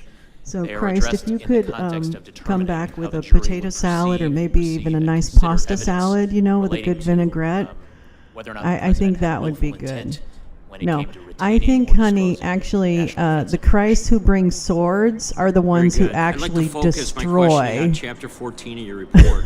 The classified documents found at the So Penn you're Biden bringing Center. about the destruction of You state in your whatever report this that the is. documents So found at the Penn you Biden have a nice Center day now. were the most highly classified, sensitive, You gotta go and back and bring me some compartmentalized carbohydrates. materials recovered during your investigation. Is that correct? That is correct. Many of the documents came from Mr. Biden's West Wing office. That's also correct. Pizza. isn't it? Oh yeah, I pizza and a believe that chili is dog. reflected in the report. Chili cheese dog. I would like extra did- cheese on did mine, you please. ask And if I don't he want had American packed the cheese. I would like boxes some himself? like shredded cheddar.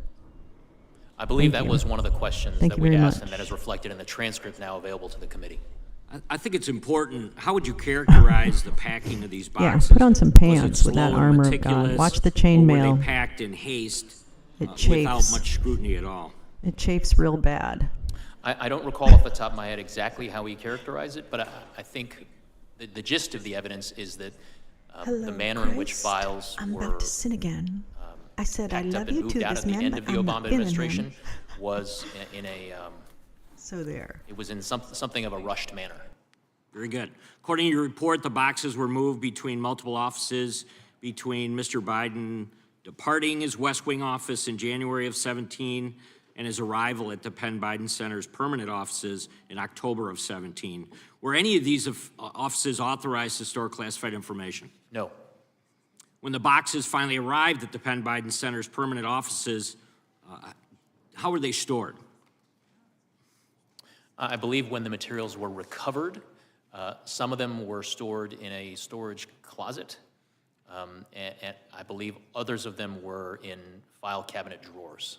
So But what's your I would refer assessment? you to the report. What's your assessment on security and access control measures Well, then at the the Penn muslin Biden must Center? have, you know, the That was fabric, something that we looked the at. There were muslin some cotton, security it access could controls chafe. at the Penn Biden Center, could chafe. but we did get a handle on people who had Below access the to the belt. office space during the time period when we believed the materials were there. And there were other people, including students and some foreign dignitaries, that visited that facility at the time. Very good. You anticipated my next question. So when the boxes were discovered to have classified documents more than 5 years later, who discovered these boxes? It was Patrick Moore. Is that correct? Correct. One of the president's personal counsel. And did Mr. Moore have some type of active security clearance at the time? No. How about the executive assistant at the Penn Biden Center? No. On page 265 of your Actually, report. I'm sorry, Congressman, I may have misspoken there. These I'm not sandals were certain whether or made not that for executive assistant had an announcing. active security. That's just what Very good. they'll On page do. 265 of your One report, of you these stated, days, when these interviewed by sandals FBI are agents, gonna Moore believed announce the all small the closet was initially locked and that the Penn Biden Center staff member provided a key to unlock it, but his memory was fuzzy on that point. But an interview with Mr. Biden's Yeah, I executive vote for assistant that. seemed to You're right. I need a contradict the fruit, statement. a fruit salad Do you would be nice. remember An this edible exchange, arrangement. and did- I did want in fact extra it pineapple, please. contradict each other? So, Christ, we have a list. Sir, So you you're better asking get if I to remember it. the exchange with Mr. Don't Moore be during late. our interview with him? Right. Do you remember them contradicting each other? You will know them by their I don't remember that contradiction You will know them specifically, by but their appetizer. generally during the interview, sometimes we heard things from some witnesses that were in tension with what we heard. I'm from telling other you, like a witnesses, nice and we did our German best to potato resolve salad, those, you know, a little vinegar, a little bacon. Just very quickly, You a know what I'm total National saying? That's Archives old discovered school. 9 That'd be documents good. totaling 44 A pages warm with potato classification salad. Yeah, markings. I've Is that got correct? ideas. From the Penn Biden Center, yes. Christ, you got And work you to do. declined charges because in summarizing your analysis, you couldn't prove beyond a reasonable doubt that retention of the documents was willful. Correct, sir. Very good. I yield back. Gentleman yields back. Gentlelady from Pennsylvania is recognized. Thank you, and thank you, Mr. Herr, for your testimony today. With all the posturing that we've heard thus far this morning, I think it's important that we refocus and remember the conclusion that you reached on the first page and in the very first sentence of your report, which was, "We conclude that no criminal charges are warranted in this matter." Did I read that accurately? You did, Congresswoman. Okay. Your report also says, in addition to this shortage of evidence, there are other innocent explanations for the documents we have not been able to refute. Did I read that correctly? Congresswoman, if you would give me a page citation, I can. Page 6. No, he did not, Siegfried. No, he did not. I know. Now Christ just made us hungry and left us wanting. Yes, I see that language on page 6. Okay, thank you. Now, in addition to those conclusions, your report details several material distinctions, as you called them, between President Biden's Way to actions go, and former Jesus. President Trump's mishandling of classified materials. The facts are that President Biden cooperated with your investigation. Is that correct? He did. And his team notified authorities when they discovered classified documents, and he turned them over immediately. Is that correct? Yes, He consented to multiple searches of his home and other properties. Is that correct? correct, And he voluntarily sat for an interview with you. Is that correct? correct.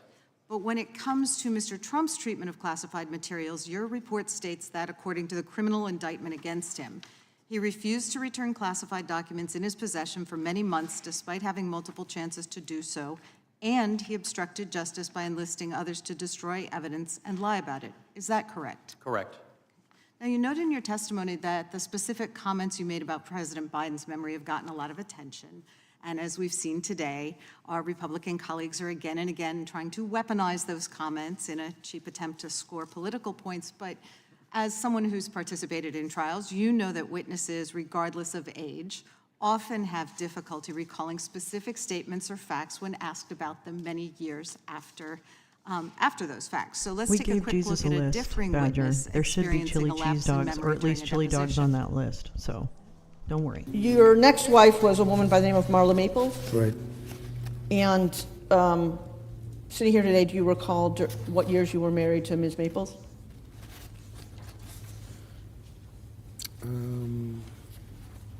I'd have to get the exact dates for you. I can do that. Am I correct that you married your current wife in January I 2005. don't know relative to that tape. And what years were you the owner of the Pod Hotel? I don't know these. James Webb. I don't remember the names. Don't remember the name. So you don't remember saying you have one of the best memories? in the I world? don't remember that. Okay. I remember you telling me, but I don't know. I the love Chicago dogs. So my So I version would also add has that like Mr. Trump told tomato, lawyers, I don't remember 35 times in his deposition pickles for a or lawsuit relish, over Trump University. onions, And in response to and like questions a lot from of special counsel oil and Robert Mueller, vinegar he and salt and answered, pepper. did Oh my not God, remember so or good. could not recall 27 times. Now, Mr. Hur, you've said today that DOJ process and regulations required you to assess whether a jury would find Mr. Biden to be a credible witness, correct? I'm not sure that I said those words exactly, but of course, in my view, how a jury would perceive Mr. Biden if he elected to testify in his own defense at a trial, that would be part of the whole ball of wax that jurors would consider in determining whether he had willful intent in retaining or disclosing national defense information. Sure. Do you have any reason to believe that the special counsel who investigated and charged Mr. Trump with willful retention of classified documents would have failed to make an assessment of whether the jury would find Mr. Trump to be a credible witness? I don't have any information relating to how, I'm not qualified basically to answer that question as to what went into Mr. Smith's decision-making. But you are qualified to say what are the normal procedures followed by a special counsel, correct? I'm familiar with the rules as set forth in the Justice Manual and my understanding of how to apply them. And in fact, what you did. Correct. Okay. So I would suggest that we can all assume that the fact that Mr. Trump was charged with multiple counts of willfully concealing classified documents suggests that the special counsel in that case determined that Mr. Trump's denials are not credible. At this point, I would ask unanimous consent to enter into the record an excerpt from the committee's transcribed interview with Stephen D'Antonio, former assistant director in charge of the FBI Washington field office on July 7th, 2023, in which he explained the urgency for the FBI to retrieve and secure classified documents from Donald Trump's estate because they contained national security information that should not be viewed by anyone without the proper security clearance. Even Mr. D'Antonio himself could not view the documents given their high security clearance, despite being the assistant director in charge of the FBI Washington field office. Thank you. Without I yield objection, back. General Aid yields back. Gentleman from Oregon is recognized for 5 minutes. Thank you, Mr. Chair. I was quite interested in the dates that are set forth in your report, Mr. Hur, and the reason I'm interested is because I keep getting confused between the 2017 date and the 2024 date as to the condition of the president's memory. And so was there a difference? Because when I look at it, it seems like his memory was bad in 2017, and then it was bad today. But there's never any distinction made. But isn't it true that if you were going to be looking at at prosecuting as you were, you would look carefully at his condition in 2017? Isn't that the proper time? Because I think you say in your report that your best case, I think you call it out, the best case for charges would rely on Mr. Biden's possession of Afghanistan documents in his Virginia home in February 2017 when he was a private citizen and when he told his ghostwriter he just found classified material. That's the best case as you say it. Yes. And then you work your way through a series of defenses against your best case.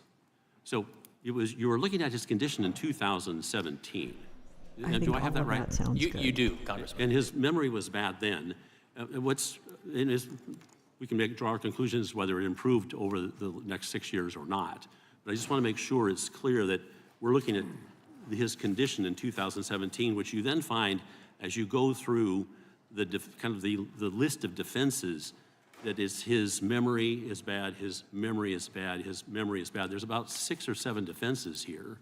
And so what it gets me to is this question.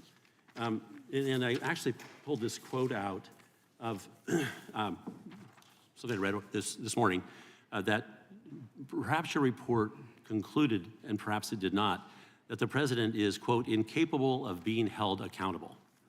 But that's not quite what happened, is it? You didn't find that he was incapable of being held accountable, did you? I did not. Those words do not appear in my report. They do not. But you reached a conclusion that you didn't have the evidence, but then your report continually recites these defenses. And I'm having a hard time putting the two together. If you didn't have the evidence, why do you persist in reciting these defenses? Congressman, I wrote my report as an explanation of my decision to decline charges as to President Biden. And the way that I came up with that explanation and wrote it in my report for the Attorney General is the following. The approach that I took was a prosecutor envisioning what would be the probable outcome of trial if we charged this case, if we presented the evidence to a jury, and not only the government presenting the evidence to a jury, but what would happen if the defense lawyers also got a chance to try to poke holes in the government's case at trial. And with respect to one of the several potential defenses that I lay out in the report, one of them does focus on the president's memory-related issues. That is a defense that the president's defense lawyers may well present at trial. And a jury is going to be confronted with at least 3 separate sets of evidence relating to the president's memory. One is from the recordings in 2016 and 2017 from the ghostwriter. But if I may, forgive me for interrupting, but I'm limited on time as everybody else was. But you say, I think, that the evidence suggests he is incapable of forming, or you're incapable of proving, intent. There's kind of a bit of a difference there, right? You may well have had the intent, but you could not of holding these documents, and I hate to say hiding the documents, but you couldn't prove it. So what you did instead is fell back to the various defenses that might also be asserted against you. Kind of a heap of rationale for not pursuing the president. Is that, do I have it right now? Congressman, I think we're on the same page. I think what I'm trying to convey is that the way that prosecutors assess the strengths and weaknesses of their case is to think through, hey, in the government's case in chief, here's the evidence we're gonna present, and the jury might be with us. But that's not the end of the trial. The trial also has to include presentation from the defense lawyers. You're correct, and I'm a lawyer. I've tried cases, so I get it. Your report is not an exoneration so much as a determination that the evidence as you saw it would not overcome the defenses that you had identified, plus whatever lack of evidence you perceived. So it's not an exoneration, is it? The word exoneration does not appear anywhere in my report, and that is not my conclusion. The other thing that's of interest, and I think you were misquoted, you said something about, or someone, I think it was Mr. Raskin, suggested that you, well, I'm going to run out of time, but I appreciate the work you do as a prosecutor, and I yield back. Gentleman yields back. Mr. Herb, we've been at this close to 3 hours. We will, if you can hang with us, we'd like to keep going. There's a chance we could complete votes by the time we have to go to votes on the House floor, which would be about 1:40. I can keep going, Chairman. Okay, then we'll try to do that. There's a chance we may not too, but I just wanted you to know the lay of the land. Now yield to the gentleman from Colorado. Thank you, Mr. Chairman. Thank you, Mr. Herr, for your testimony and for your service as a prosecutor at the Department of Justice. I want to focus a bit more on the progress of the investigation and kind of some process questions. So you were appointed by Attorney General Garland as special counsel to investigate the president's handling of classified documents in January of 2023, correct? Correct.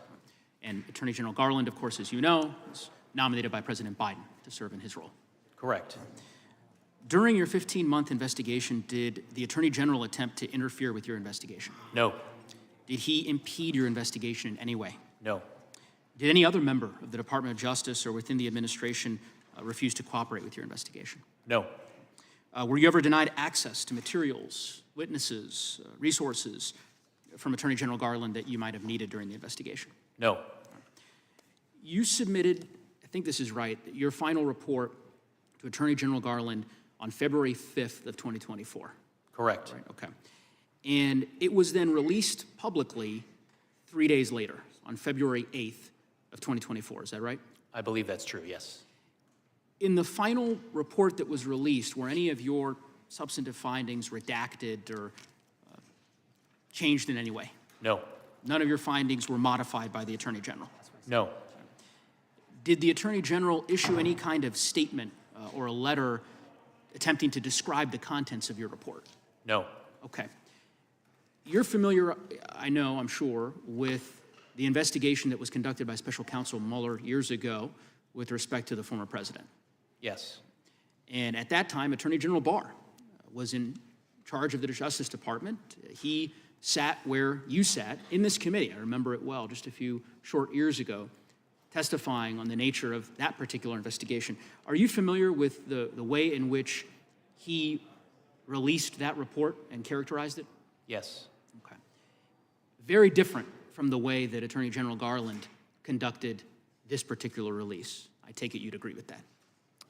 They were not the same approach. Not the same approach, right?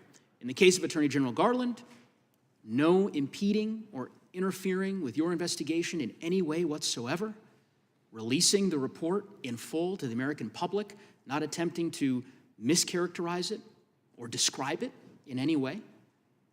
Dissimilar from Attorney General Barr, who 5 years ago, as you recall, after Special Counsel Mueller submitted his report to the Department of Justice, took nearly a month to release the report to the American public, heavily redacted, and not before he had issued a letter of his own to the leaders of the Senate and House Judiciary committees, mischaracterizing the contents of that report. That distinction and difference is very important because from your testimony, at least from what I gleaned from your testimony, is that Attorney General Garland acted appropriately and ethically with respect to this investigation. I take it you agree. Attorney General Garland did not interfere with my efforts, and I was able to conduct a fair, thorough, and independent investigation. Very different approach, as you said, from the way in which the Department of Justice, unfortunately, tragically, functioned under the former president. I'm going to yield back the balance of my time. Gentleman yields back. Gentleman from Alabama is recognized for 5 minutes. Would the gentleman yield for 10 seconds? Gentleman from... Yes, sir. Yeah, I would just point out to the gentleman from Colorado's last point, there was one big difference. Bill Barr didn't name Bob Mueller as a special counsel. Bob Mueller was named by Rod Rosenstein. That's a huge difference in how this whole thing works. You I now know, yield it's back to the actually gentleman not from as Alabama. big a difference as Thank you Mr. think Chairman. it is, Jim. Mr. Herr, in your report, you cited principles of federal fact. prosecution and observed that, and I quote, historically, after leaving office, many former presidents and vice presidents have knowingly taken home sensitive materials related to national security for their administrations without being charged with crimes. And this historical record is important context for judging whether or why to charge a former vice president or former president, unquote. Why is examining this history so important? Congressman, one of the reasons that it was important was because it would bear on how a jury would perceive, how a jury would decide whether or not criminal willful intent was formed by the person retaining or disclosing the national defense information at issue. Has there been an exception to this in the history of the nation? Have we charged any former presidents? As I state in the report, to my knowledge, there is only one exception, and that is former President Trump. Given the history, is it fair to say it's preferable not to charge a former president or vice president for allegedly mishandling classified documents, in your opinion? Congressman, I can't articulate a preference, whether it's preferable. All I can talk about is the work that I did, the facts that I found, and the decision that I reached in my case. Mr. Herr, what's the difference in a U.S. Senator having documents and a former president of the United States? For purposes of proving willfulness, I believe that there would be a number of differences in terms of the types of access and the ease with which presidents, while in office, can access classified information as compared to the access privileges that senators have. Can presidents declassify documents that they have in their possession? I believe under certain circumstances, yes. Former presidents as well? Congressman, I confess I'm not, this is not an area of the law that I've looked into or explained in my report, and I'm here to talk about the work that is reflected in the report. Well, let me say this, sir. You have a reputation beyond reproach, and I just want you to know that. I think that President Biden ought to be thankful that the Attorney General appointed you to investigate his case. But you have a special counsel colleague by the name of Jack Smith who cannot lay claim to such a reputation. Isn't that right? I have no opinion. I don't have anything to say about it. In fact, Jack Smith, whom Biden Justice Attorney General Garland appointed to investigate President Trump, has a reputation, according to deep-rooted reporting from the Washington Times, as an overzealous prosecutor who relies ethically or on ethically dubious tactics, unquote. And his prosecutorial record is replete with a quote, let me say this, string of mistrials and overturned convictions. Actually, Chief Justice Roberts once rebuked Mr. Smith's prosecutorial theory as a boundless interpretation of federal bribery statute. That did not comport with the text of the statute or the precedent of this court, according to the Supreme Court Justice. And so, my question is, do you think in the case of Jack Smith, do you think justice is blind when he's looking at President Trump? Since we've never done this in the history of the country, is justice truly blind? Sir, I'm not here to express any opinions with respect to a pending case against another defendant. I'm here to talk about the work that I did with respect to the investigation relating to President Biden. Mr. Chairman, I'll yield the balance of my time back to you.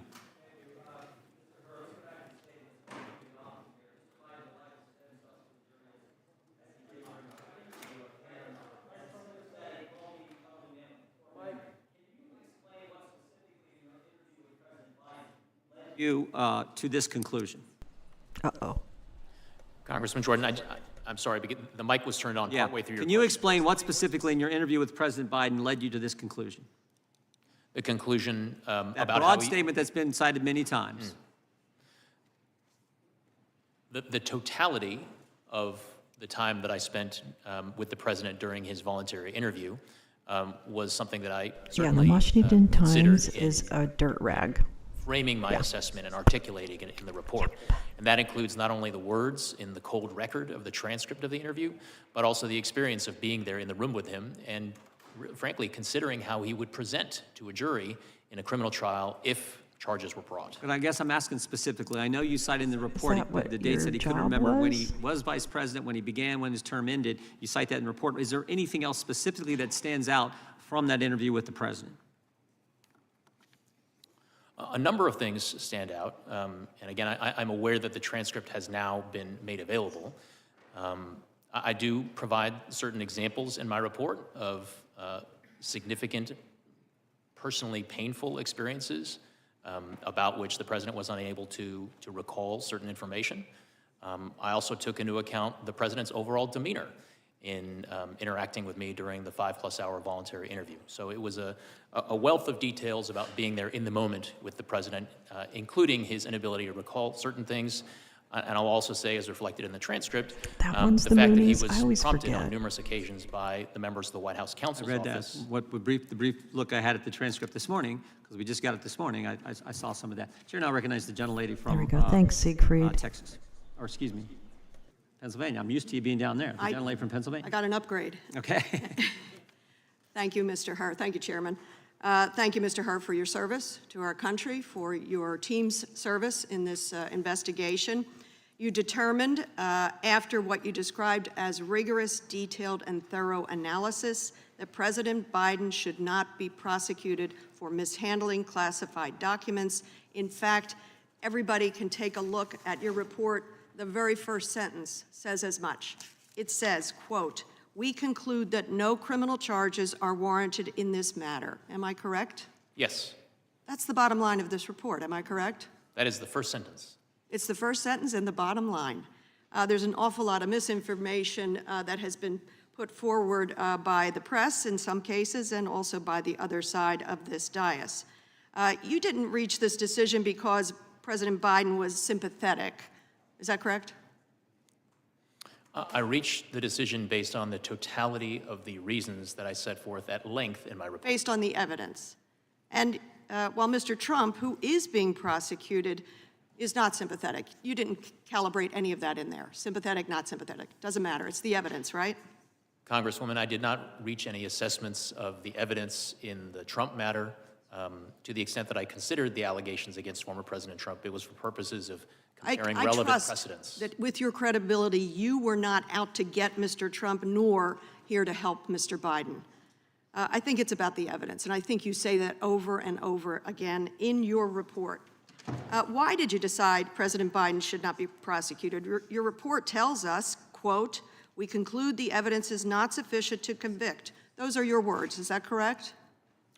I believe if those exact words do not appear in the report, that is consistent with the gist of my conclusion. Very good. They are your exact words. That was not the case with Donald Trump. You have a copy of your report today, don't you, in front of you? I do. Would you read a portion of it for me? Your words, it is page 11, starting on line 3, beginning with the words, "Unlike the evidence involving Mr. Biden." Would you read the next few sentences? Unlike the evidence involving Mr. Biden, the allegations set forth in the indictment of Mr. Trump, if proven, would present serious aggravating facts. Keep going. Congresswoman, I'm happy to have you read the words in my report. Well, it's your report, so I think it actually is more fitting that you read those. Most notably, after being Yes, given sir. multiple You'll read chances when I to ask return you to. classified documents and avoid prosecution, Mr. Trump allegedly did the opposite. Keep going. According to the indictment, he not only refused to return the documents for many months, but he also obstructed justice by enlisting others to destroy evidence and then to lie about it. You may stop there. Thank you. You mentioned did the you see the indictment against interview Mr. last Trump night? for I thought it was mishandling very good. sensitive, classified national security information. That indictment says at the end of his presidency, Mr. Trump, I'm looking for my indictment here. I have it here. Hang on. Mr. Trump himself ordered that boxes containing classified materials go to Mar-a-Lago, where he hosted tens of thousands of guests. Then he kept these sensitive materials carelessly about the property, as you can see here. Classified documents ended up in a bathroom, a ballroom, on a floor, spewed about. And when a grand jury subpoenaed the documents, what did Donald Trump do? The indictment again shows against him what he responded by, suggesting that his attorney falsely represent that the FBI and grand jury that he did not have documents called for by the subpoena. He directed his employee, Waltine Nauta, to move boxes of the documents to conceal them from Mr. Trump's attorney, and then lied to his attorney and the FBI and the grand jury, suggesting his attorney might hide or destroy documents called for by the grand jury investigation. Mr. Hur, are those the type of aggravating facts to which you refer to in your report? Congresswoman, the aggravating facts that I refer to in the report are set forth and described in my report at page 11. Very good. Mr. Hur, to the best of your knowledge and investigation, did President Biden ever direct an employee to lie about, hide, or destroy classified information? Yes or no? We did not identify such evidence. Did he do so himself? We did not identify such evidence. And I want to give you a chance, since the transcript is out, to correct the record on an important point. Very sadly, your report on page 208 says that Mr. Biden couldn't come up with the date, the year of his son, Beau Biden's death, when in fact in the transcript it shows that you asked him the month. And do you know what he said, Mr. Hur? He said, oh God, May 30th. Would you like to correct the record? His memory was pretty firm on the month and the day. Congresswoman, I don't believe that's correct with respect to the transcript, but if you could refer me to a specific page, I'd be happy to look. I've read about it in reporting. Thank you. I yield back. Chair now recognizes Mr. Kiley. Mr. Hur, why did the White House ask you to remove parts of the report? What was the reason they gave for that? I don't have the letter in front of me, Congressman. I believed that among their reasons was that they contested or that they asserted that certain language in the report was inconsistent with DOJ policy. The day that your report came out, the president gave a live news conference on national television. Did you watch that news conference? I watched the press conference, yes. What was your reaction to seeing the president personally attack you and your team? Congressman, I'm here to talk about the work that went into the report and my declination decision and my explanation of it for the attorney. And it wasn't just the president. Anthony Coley, former spokesman for Merrick Garland, has said that Democrats should focus their ire on her. The president's personal attorney, Bob Bauer, said that your report is a shabby piece of work and a shoddy work product. Do you agree with that characterization of your report? I disagree vehemently with that characterization of my report. I also disagree. I think it's very well written, well considered, and comprehensive. Do you think it's appropriate for the administration to be attacking the work of a special counsel that it appointed itself? Congressman, I'm not going to comment on the propriety of the administration's reaction to my report. What I can tell you is that I stand by the report and the work that went into it. Today, the ranking member started his opening statement by saying, Mr. Hur completely exonerated President Biden and called your report a total and complete exoneration. Mr. Hur, did you completely exonerate President Biden? That is not what my report does. Was your report a total and complete exoneration? That is not what the report says. So the statement by the ranking member was incorrect, yes? As I said, the report is not an exoneration. That word does not appear in my report. Based on the facts and anticipation of defenses presented in your report, could a reasonable juror have voted to convict? As I said in the report, some reasonable jurors may have reached the inferences that the government would present in its case in chief at trial. So a reasonable juror could have voted to convict based on the facts that you presented? Correct. If you were on the jury, would you have voted to Just convict? learned how to do a slideshow. I have not engaged in that So thought I exercise, present to you Congressman, and so what I'd like to boxes, stick to a is what's in the slideshow. report, which is my assessment as a prosecutor. Sure. And what you did find in the report is that the president, you said this is page 200, risks serious damage to America's national security through his handling and mishandling of classified materials. And you identify, quote, a strong motive for the way he handled those materials. Two of the motives you cited was his desire to run for president and his desire to sell books. So a reasonable inference for your report is that the president risked serious damage to America's national security in order to make money and advance his personal political ambitions. Is that correct? The report includes a description of the evidence and different inferences that reasonable jurors could draw from the evidence. And you also note that the president described his predecessor's handling of classified materials as totally irresponsible. And your report concludes that Mr. Biden's emphatic and unqualified conclusion that keeping marked classified documents unsecured in one's home is totally irresponsible applies equally to his own decision. Is that correct? That language does appear in the report. You cite as a mitigating factor the fact that the president cooperated in the investigation. But at the time that the investigation was happening and these acts of cooperation occurred, the Mar-a-Lago investigation was already a matter of public record, correct? I believe that's correct. So we already had a public debate about the handling of classified documents and the potential application of the criminal laws to that general set of circumstances. I think that's fair. And so the president, when he decided to cooperate or not cooperate, had to know that that decision to cooperate or not cooperate would become known to the public and he would be judged accordingly.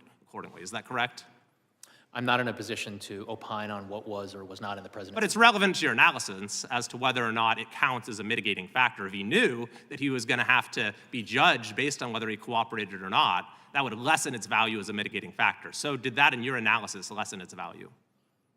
We undertook a comprehensive So assessment. that specific factor, did it lessen its value as a mitigating factor? That and all facts relating to the president's cooperation with our investigation. Another factor you discussed is deterrence. And you say that deterrence actually, the factor actually counsels against bringing charges here because you said, as for general deterrence, future presidents and vice presidents are already likely to be deterred by the multiple recent criminal investigations and one prosecution of current and former president and vice presidents for mishandling classified documents. So that one prosecution, of course, is the indictment brought by Jack Smith. So by the very terms of your analysis, Jack Smith's indictment actually counseled against and was counted against bringing charges in this case. Is that correct? I'm sorry, Congressman, I don't follow your drift there. Well, you said that there's already deterrence because there's this prosecution out there in a prior case related to classified documents. So we don't need to bring another case to establish deterrent value. That was the essence of your analysis, correct? Congressman, what I'll say is that I will stand by the way and the specific words in which I characterize my assessment of deterrence value of a case under the principles of federal prosecution that's on page 254 and 255 of my report. Thank you. My time is out, but I'll just add the perverse implication here is that the administration, by the very terms of your analysis, actually made it less likely that the president would face charges by Jack Smith bringing an indictment. Thank you, and I yield back. Mr. Chairman, I have a unanimous consent request. Okay. Thank you. I ask unanimous consent to enter into the record two documents. First, the superseding indictment against Donald Trump in the Southern District of Florida, where he is currently facing criminal charges on 40 counts, including obstruction of justice, lying to the FBI, his unlawful, willful retention of national defense Without information, objection, the indictment and is withholding the concealment recognized. of documents from law enforcement, among other things. That was the shortened version. And my second document, to clarify for you, sir, Mr. Herr, from the transcription, page 82, the words are President Biden's. What month did Beau die? Oh, God, May 30th. A searing memory. I ask unanimous consent. Without objection. The gentlewoman from Georgia is recognized. Thank you, Mr. Chair and Ranking Member, for this hearing, and thank you so much for spending so much time with us today, Special Counsel Herr. In accordance with the law, classified information must be treated with the highest respect and also protected. And President Biden has made it clear during this investigation and long before that he agrees. In response to Mr. Herr's report, he said, and I quote, "Over my career in public service, I've always worked to protect America's security. I take these issues seriously, and no one has ever questioned that," end quote. The special counsel's report makes clear that this is unfortunately a common occurrence for classified documents to get swept up into members of Congress or executive branches officials' personal effects. And as soon as President Biden discovered that he had mistakenly kept classified material, he took swift and immediate action to ensure that those materials were returned, and he fully cooperated with every step of your investigation. President Biden's predecessor, when dealing with the issue of having classified materials, took very different steps. In 2016, Donald Trump declared, and I quote, "I'm going to enforce all the laws concerning the protection of classified information. No one will be above the law," end quote. Yet when his lawyer told him that it was going to be a crime if he didn't return the classified documents that he had after NARA, the DOJ, and the FBI requested multiple times that Trump returned the classified documents, yet he hid them.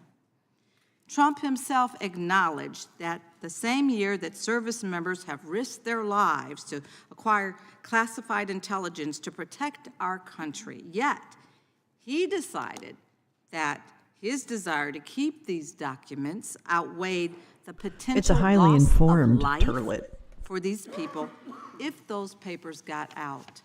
Not only did Trump have a legal obligation, he also had a moral obligation to all of us, and he failed to live up to that. Mr. Herr, thank you for being here today. I'd like to talk about your report regarding President Biden and some of your findings. And for the sake of time, if you don't mind just answering yes or no, please answer this question. Page 187 of your report reads, "At no point did we find evidence that Mr. Biden intended or had reason to believe the information would be used to injure the United States or to benefit a foreign nation." Is this what you reported? For the sake of time, please answer yes or no. Congresswoman, you said page 187? Of your report, yes. Yes, at no point did we find evidence. Yes, that language is on page 187. Okay, so then this is what you reported, correct? Yes. That language is in my report. Okay, and Mr. Herr, you acknowledged on page 12 of your report that there are, as you said, numerous previous instances in which marked classified documents have been discovered intermixed with the personal papers of former executive branch officials and members of Congress. Please, once again, can you confirm for us, yes or no, the answer whether this is what you reported? That language appears at page 12 of my report. Page 323 also reads, "As a matter of historical context, there have been numerous previous incidents in which marked classified documents have been discovered, intermixed with the personal papers of former executive branch officials and members of Congress." Is this what you reported?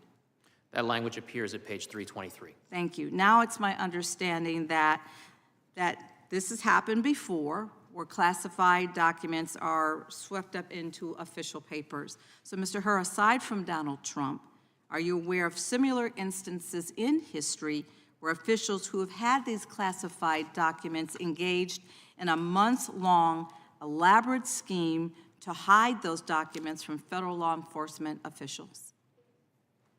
The one case that comes to mind that we do address in the report is the prosecution of General Petraeus.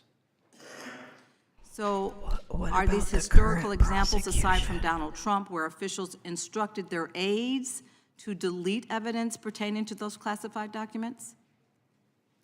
That was not present in the Petraeus prosecution, no. Okay. So the American people deserve, as we've always been saying all along here, that we deserve a leader who will not put themselves above the law, but will work with law enforcement and hold themselves accountable. Thank you, and I yield back. The gentlewoman from Wyoming is recognized. Special Counsel Herr, when you determined that no criminal charges should be brought against President Biden in this matter, you focused on the specific facts surrounding the classified documents, where President Biden stored them, and on his memory and age.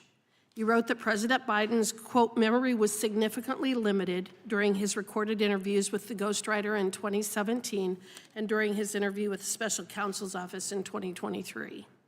You also expressed concern that prospective jurors would be persuaded by President Biden's presentation as a sympathetic, well-meaning elderly man with a poor memory. Your assessment, however, was focused on how President Biden would currently present to a jury if he stood trial. Is that correct? That was an element of my explanation to the Attorney General for my decision. It was not the only element. Okay, that wasn't my question, but it was one of the things that we were considering was his current state of mind, his current memory. Correct? One of the things that I considered would be how, if a trial, whenever a trial theoretically were to be held, how President Biden would present himself to the jury if he elected to testify. Okay. You did not compare President Biden's current memory or condition with his memory or condition when he was in the Senate or when he left the vice presidency and took the classified documents subject to your investigation. Is that right? Actually, I believe that's not correct, Congresswoman. One of the things that's in the report is an assessment of the president's memory based on recordings from the 2016-2017 timeframe, recordings of conversations between Mr. Biden and his ghostwriter, and comparing that with the president's memory that he exhibited during our interview of him in October of 2023. So there was a comparison there. Okay, so, but unless there was some issue undisclosed to the American people during his 50 years in office, you found that Mr. Biden fully understood his legal responsibility related to the handling of classified materials, which is why you concluded in your report that Mr. Biden, quote, willfully retained and disclosed classified materials after his vice presidency when he was a private citizen. You state that on page 1, correct? I believe that what I stated on page 1 was that we identified evidence that Mr. Biden willfully retained classified information after the end of his vice presidency, but ultimately we concluded that the evidence was insufficient to warrant criminal I charges. understand that. Please listen to my question. What I'm getting at is that Mr. Biden fully understood that he could not keep classified information at his home as both a former senator and vice president. Isn't that right? He understood that, correct? My understanding is that based on the evidence, my assessment was that a jury... That isn't what my question was. Please listen to my question. My question was that Mr. Biden understood when he was a senator and vice president that he could not keep classified materials at his home, at his garage, and in other offices. Is that fair? I don't think that's accurate, Congresswoman, because when Mr. Biden was vice president, he was authorized to have classified material in his home. But after he left, he knew that he was not entitled to keep classified information at his home, correct? After he left, there is evidence to suggest that he knew that he could not legally have classified information in his home. However, there is evidence with respect to his notebooks that he believed he was authorized to keep the notebooks at home based on precedent. Based on precedent. You know, I guess the way that I would put it is this. President Biden knew better. He knew that he wasn't entitled to keep these documents from when he was a senator, and he knew he wasn't entitled to keep these documents after he had left the vice presidency. But because he's now suffering from an impaired memory, as you so delicately put it, he got away with it. Is that fair? Congresswoman, what I stated in my report is that there's certainly evidence that some jurors could infer to suggest that Mr. Biden willfully retained and disclosed national defense information. But in my judgment, the likely outcome of a trial, the probable outcome of a trial, is not a conviction. I have represented a variety of clients over the years in actions against the federal government over, in fact, several decades of time. It's been my experience that the federal government, the DOJ specifically, has essentially unlimited resources to go after and prosecute citizens and will spare absolutely no expense in doing so. It has also been my experience that the DOJ is not only overly aggressive in these cases, but makes it clear that part of the reason for such aggression is to make an example of the poor soul who is the subject of such action. In other words, so that other people will not engage in the same kind of conduct. Mr. Herr, having been a long-term DOJ prosecutor, can you please explain why those people without the last name of Clinton or Biden are typically treated quite differently and seem to be the only ones who are never held accountable for violating the law? Congresswoman, One of the things that I explain in my report is the fact that there are historical precedents with respect to former occupants of the White House and their retention of classified materials after they leave. So I'm asking specifically about Mrs. Clinton and Mrs. Hillary Clinton and Joe Biden. Congresswoman, I don't have any opinion to articulate with respect to the investigation relating to Mrs. Clinton. I yield back. The gentlewoman from Texas is recognized. Mr. Hur, Special Counsel Jack Smith has charged Donald Trump with 40 counts related to his unlawful possession of classified documents. The most serious charge carries a penalty of 20 years in prison. According to the Trump indictment, Trump stored those documents at Mar-a-Lago, which, quote, hosted events for tens of thousands of members and guests, end quote. The indictment continues, quote, Trump stored his boxes containing classified documents in various locations at the Mar-a-Lago Club, including in a ballroom, a bathroom, and a shower, an office space, his bedroom, and a storage room. Mar-a-Lago is more than a mansion or a compound. It is a club with a membership program that sells access to the public. It has hundreds of people moving through it at any given time. Staffing it alone required 150 staff members. And while those classified national security documents sat in places like his ballroom, Trump hosted more than 150 social events like weddings and movie premieres, which thousands of people attended. In brief, Special Counsel Smith has alleged that Trump willfully and knowingly took highly classified documents to a location accessible by tens of thousands of people. Mr. Hur, was President Biden's residence accessible to tens of thousands of people? No. Did President Biden ever bring tens of thousands of people into spaces where he stored classified material? Not to my knowledge. Did Joe Biden advertise and sell memberships to his home that would allow members of the public to have access? Not that I'm aware of. Did your investigation find that Joe Biden ever hosted movie premieres at his home while classified documents were stored there? No. Moving on, among the 150 staff members working at Mar-a-Lago was a Trump aide named Walt Nauta. According to Special Counsel Smith, Trump ordered Nauta to move boxes of documents so that they could not be found by people looking for them. Mr. Hur, did President Biden ever direct his staff to move documents so that you or the FBI could not find them? We did not identify evidence of that. In fact, according to your report, as soon as Bob Bauer discovered material in President Biden's residence, he contacted John Lausch, and the president immediately consented to an FBI search of his home. Is that correct? My report does state that. And you found no evidence that any documents were moved prior to that search. Is that correct? Correct. That's in stark contrast to Donald Trump. President Biden did not obstruct your investigation. He was fully compliant, and with access to the millions of documents he gave you and dozens of hours of witness interviews he facilitated, you were able to fully and totally exonerate him of any criminal wrongdoing. I thank you, Mr. Hur. And before I yield back, Mr. Chairman, I ask unanimous consent to enter into the record an excerpt from the committee's transcribed interview with Stephen D'Antuono, former Assistant Director in charge of the FBI Washington Field Office, on June 7th, 2023, in which Mr. D'Antuono explained that the FBI executed a search warrant for classified material at Mar-a-Lago because there was probable cause to believe that Donald Trump did not fully comply with a subpoena to turn over classified documents. Without objection. Thank you, Mr. Chairman. I yield back. Gentleman yields back. The gentlelady from Florida is recognized. Oh, excuse me. Gentleman from the ranking member is recognized. Mr. Chairman, I have 3 unanimous consent requests. All right. First, I ask unanimous consent to enter into the record the publisher's webpage for President Biden's 2017 book, Promise Me, Dad, which shows that the book is a deeply moving memoir about the year that President Biden's son, Beau, died. Without objection.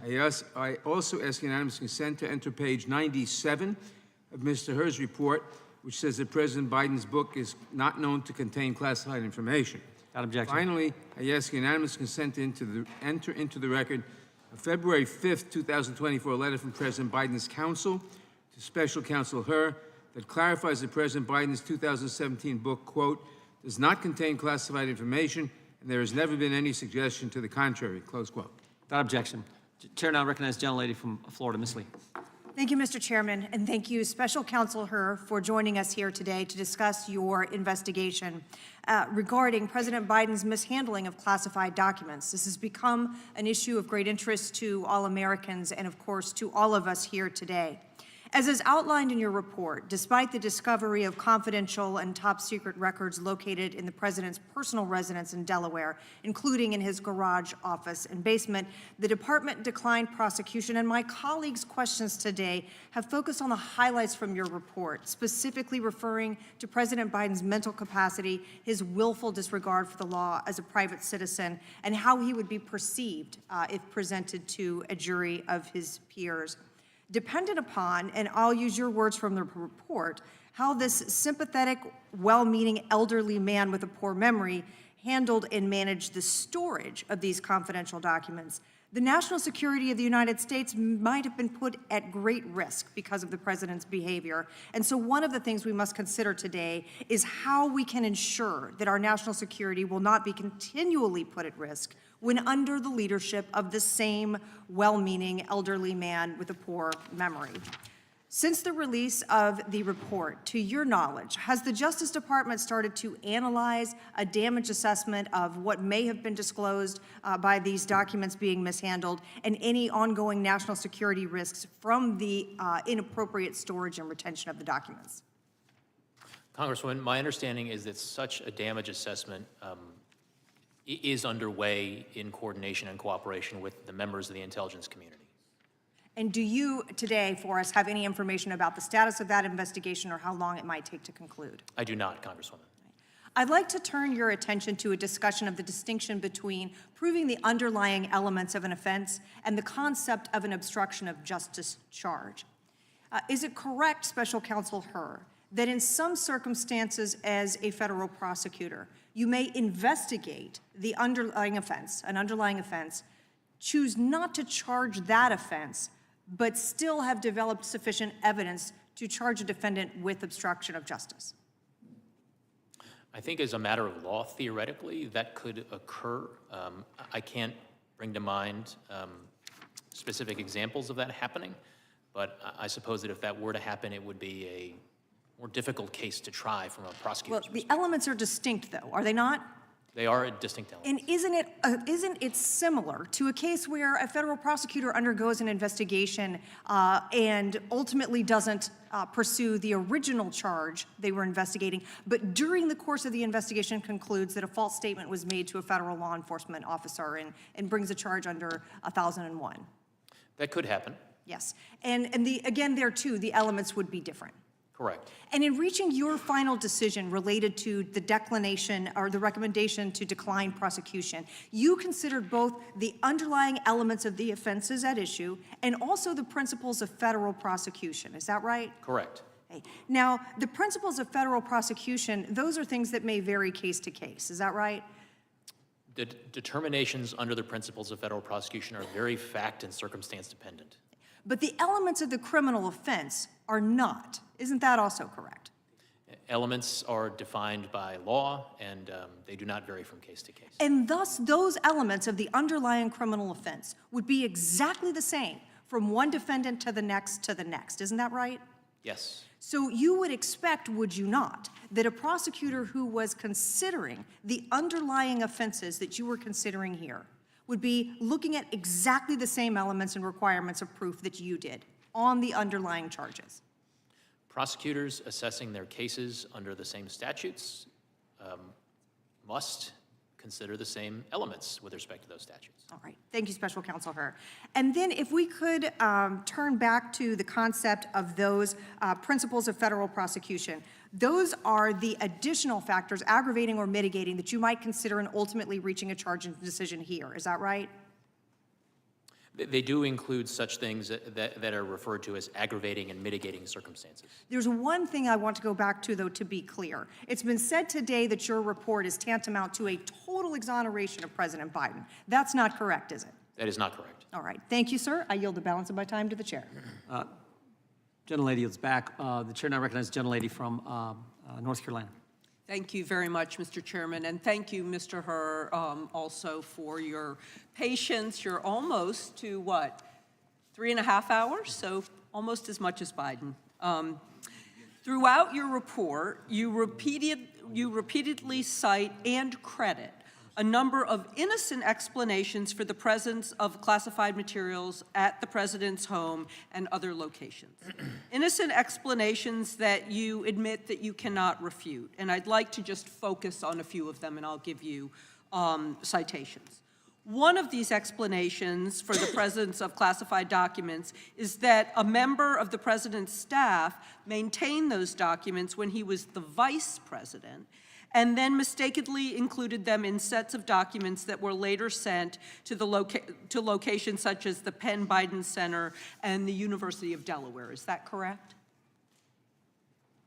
I believe that's correct, but if you have a specific page number for me, that would help me, Congressman. We'll get you one. That would be great.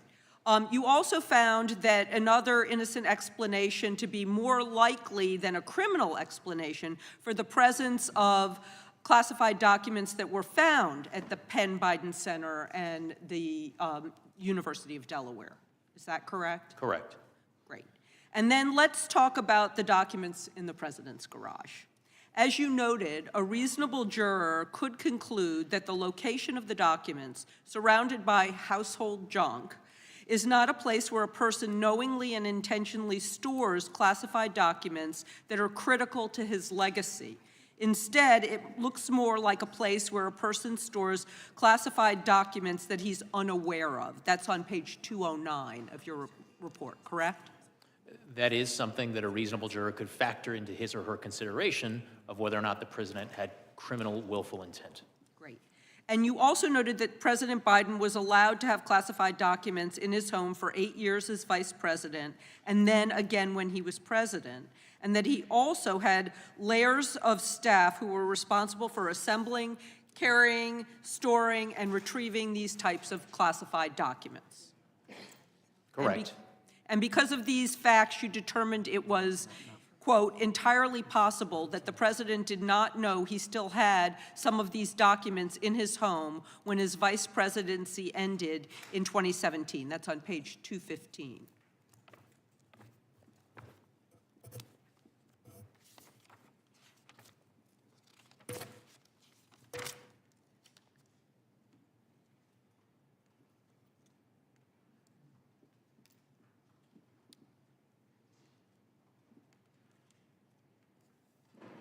Entirely possible. Entirely possible. Yeah.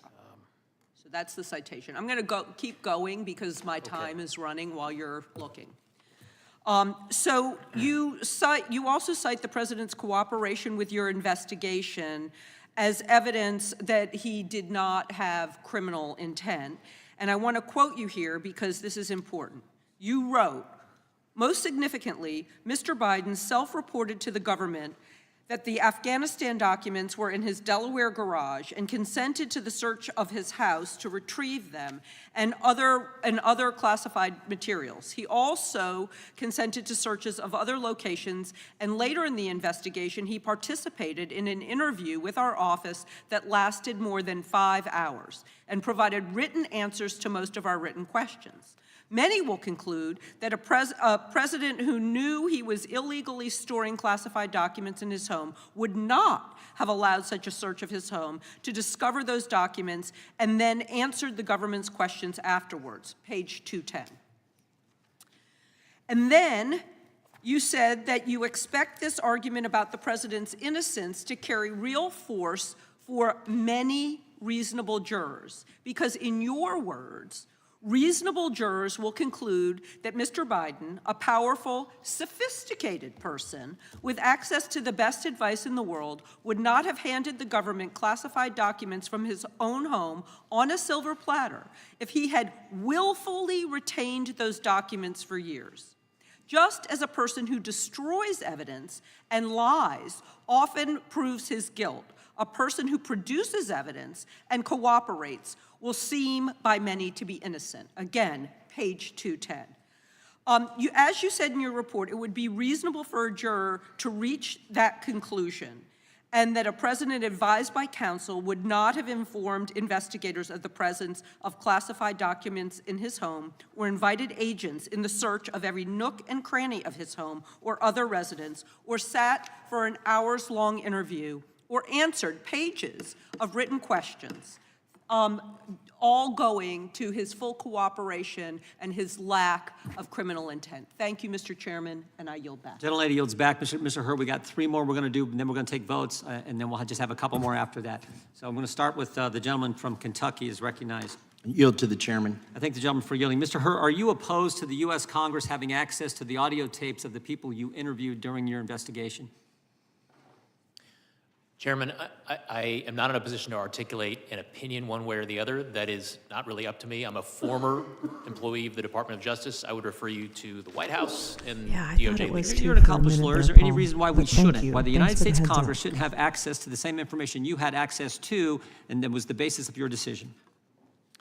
Chairman, it is not for me to opine on what materials. Well, the Justice Department released the transcripts the day of the hearing. It'd been nice if we'd had them at a more, I think, a better time for the committee to prepare for our questioning for you. They released them today. The White House and the Justice Department released them today. It'd be nice if we actually had the audio tapes too. Again, is there any reason why you can see why the American people and their representatives in the United States Congress should not have access to those tapes? Chairman, what I can tell you is that my assessment that went into my conclusions that I described in my report was based not solely on the transcript. It was based on all of the evidence, including the audio recordings. Great point, and that's where I was going. So this was valuable evidence for you as the special counsel named to investigate this issue, valuable evidence for you to reach your conclusion, and the statements you put in your report. And all I'm asking is, shouldn't the United States Congress have access to that same information? Chairman, again, it is not for me to weigh into what information Congress should or should not have, but what I will tell you is that the audio recordings were part of the evidence, of course, that I considered in coming to my conclusions. I will yield back to the gentleman from Kentucky and hopefully can yield to the gentleman from North Dakota. Yield to the gentleman from North Dakota. Thank you, Mr. Hur. In Chapter 8 of your book, or your report, you detail that Mr. Biden retained in his Delaware basement classified documents relating back to his time as a U.S. Senator in the 70s, correct? Correct. And even more Senate papers dating back to the 70s through 1991 were found in the University of Delaware, Morris Libraries, and in the Biden Senate Papers collection, correct? Correct. And even more Senate papers dating back to the 1970s and 1980s were found in Biden's Delaware garage. I believe yes, that's correct. And quote, Mr. Biden had nearly 50 years' experience dealing with classified information, including as a member of the Senate Select Committee on Intelligence, a member and chairman of the Senate Committee on Judiciary, a member and chairman of the Senate Committee on Foreign Relations, and vice president of the Isn't United he guilty States. of the famous That "you he should was know deeply better"? familiar with the measures taken to safeguard classified information and the reasons for them, correct? That language certainly sounds familiar, Congressman, but if you have a page citation for me, I can confirm. And as vice president, is it correct that in 2011, Mr. Biden received advice from his staff about the need to secure classified information in the form of notes? Correct. Including his first counsel, Cynthia Hogan? The pipe bomber And he was kind of advised caught in writing in himself. 2011 by Hogan that classified notes must be maintained in secure safes and stored in secure facility. Correct. His second counsel, John McGail, TFW, also advised you Biden are that the all of pipe Mr. bomber. Biden's records, including his notes, would He's be here sent now. to the National The Archives. pipe bomber's in the Biden audience of this understood one. and accepted that, Although correct? this is behind, That's obviously. correct, with the exception that Mr. McGrail was Vice President Biden's final counsel, not his second one. All right. And on his way out, Mr. Biden was also appraised of his obligations by the National Archives staff twice more that his classified notes should be secured in a SCIF. That particular fact is not immediately coming to mind, Congressman, but if you have a page citation, I can confirm it for you. Well, did Mr. Biden have 30 years' experience handling this information? He received advice from at least 2 separate counsels, the National Archives staff. He has demonstrated enough knowledge of the law to attack President Trump in public over the same exact issue in detail. This is where I get into this. I just have a problem with this. In your report and this testimony, a reasonable person would conclude that Mr. Biden knowingly retained national defense information and failed to deliver it to an appropriate government official and that he knew his conduct was unlawful. And I think that's where So we you're end saying up his here, and legs that's are what too the point short? is. Over the last three Seriously? election cycles, there's only been 3 people who have ran for I don't president. know, he was acting pretty Hillary guilty Clinton, to me. Joe Biden, Donald Trump. All 3 of them have been accused of mishandling classified documents. Only one of them has been prosecuted. And that's what the American people see. That's what we see. We had Hillary Clinton, who ran a program called Bleach It on her server. They used hammers to destroy evidence. Joe Biden has a 50-year history of misplacing classified documents in numerous different places. All of these cases have the same underlying elements of the crime, the same fact patterns, and yet we only see one person being prosecuted. And with that, I yield back to the gentleman from Kentucky. When time's expired, I yield back. Gentleman yields back. The ranking member is recognized for unanimous consent. Thank you, Mr. Chairman. Mr. Chairman, in light of what the chairman previously said, I ask unanimous consent that all transcribed interviews taken by the committee this year be made public. There's an objection to that. The gentlelady from Missouri is recognized for 5 minutes. Thank you, Mr. Chairman, and thank you for being here, Mr. Hur. St. Louis and I are here today once again to focus on the real issues that affect our communities instead of partisan hit jobs. Let me start by saying that the potential mishandling of classified information is a serious issue, and I believe it was appropriate for the Attorney General to appoint both special counsels in the Biden and Trump cases. As my colleagues have pointed out, President Biden fully complied with the investigation conducted by Special Counsel Hur, who did not find evidence sufficient to warrant criminal charges. Despite this outcome, Republicans have used the special counsel's report to further their longstanding efforts to re-elect the former white supremacist in chief, Donald Trump, who faces 40 criminal charges related to the mishandling of classified documents, including obstruction of justice. While President Biden returned all of the classified material and complied with the special counsel's investigation, let's remind ourselves what Donald Trump has said and done.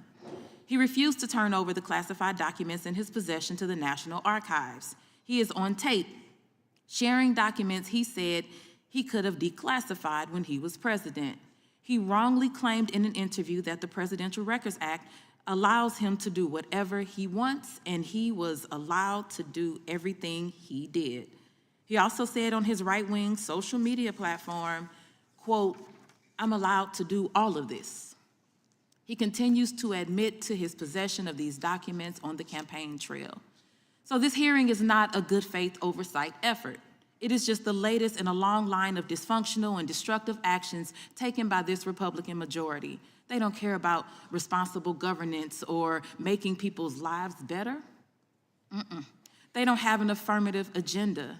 They are throwing whatever they can at the wall and hoping it sticks, and they have zero credibility to talk about mental acuity when they support Donald Trump.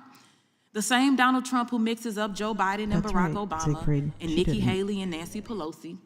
The same Donald Trump who incorrectly pronounced the words Venezuela, respected, and United States. The same Donald Trump who calls January 6 defendants hostages. And the same Donald Trump who believed bleach injections would treat COVID-19. It is deeply hypocritical for anyone who champions this man for the presidency to talk about the mental acuity of anyone else. But this is nothing new. This has been a consistent pattern of the Republican majority in this Congress. From the sham impeachment investigation that has completely collapsed to the absurd impeachment of Secretary Mayorkas, Republicans have solely focused on destroying the incumbent president, destroying the Democratic Party, destroying progressive movements for social justice, all so that they can re-elect one of the worst presidents of all time. Now, it is well known that I have disagreements with President Biden on certain issues. My concerns are rooted in the desire to resolve policy matters and help him take better positions that save more lives. That's not what Republicans are doing. That's not what these investigations and attacks are about. They are trying everything they can to turn back the clock on our rights and our freedoms, and we cannot take the bait. Let's focus on policy. Let's focus on substance. Let's focus on saving and improving the lives of our constituents, not misusing the precious time and resources of this committee, not being dishonest just because it serves our political interests. We are better than that, and our country deserves better than all of this. I will continue to reject these absurd distractions from the investments we need in the communities that we represent. Let's focus on that instead of this irresponsible and easily repudiated Republican clown show. Thank you, and I yield back. The gentlelady yields back. I recognize myself for 5 minutes. Special Counsel Herr, thank you for a number of things. First, thank you for agreeing to testify today. Second, thank you also for sharing your family's story at the beginning of your testimony. It is an extraordinary story of them coming to America. Third, let me also thank you for your in-depth investigation and your detailed report, and generally for your service as special counsel. It's not something that I think many people would look for, and certainly comes with a lot of burden, so thank you for your work. In your opening statement, you described your investigation as, quote, thorough and independent, and I agree with that. One where you attempted to give, quote, rigorous and detailed analysis. I also agree with that. And one where you say you, quote, must show your work, which we very much appreciate today. We don't normally see that. Did I recall your opening statement correctly as it relates to those quotes? Yes, sir, you do. In fact, as part of your investigation, you interviewed about 150 different witnesses. You looked at millions of different documents because you wanted to do a thorough investigation. Isn't that true? Correct. And you did this because you took your investigation extremely seriously and you wanted to reach accurate conclusions, correct? Very much. Then let's review some of your specific findings regarding the issues pertaining to competency and mental capacity of President Biden. Because as you say, this is very important to whether or not there was criminal willful intent. As you can see, I've set forth a number of different quotes up here on this board that I've prepared, some of which I'll read to you. Page 5, you say Mr. Biden's, quote, Mr. Biden's memory was significantly limited. Then again on page 6, you say Mr. Biden would likely present himself to a jury as a sympathetic, well-meaning, elderly man with a poor memory. Then on page 207, you say Mr. Biden's memory also appeared to have significant limitations. And then again on page 208, he did not remember when he was vice president, and he did not remember even within several years when his son Beau died. You finally make the statement on page 248, quote, for these jurors, Mr. Biden's apparent lapses and failures in February and April 2017 will likely appear consistent with the diminished capacities and faulty memory he showed.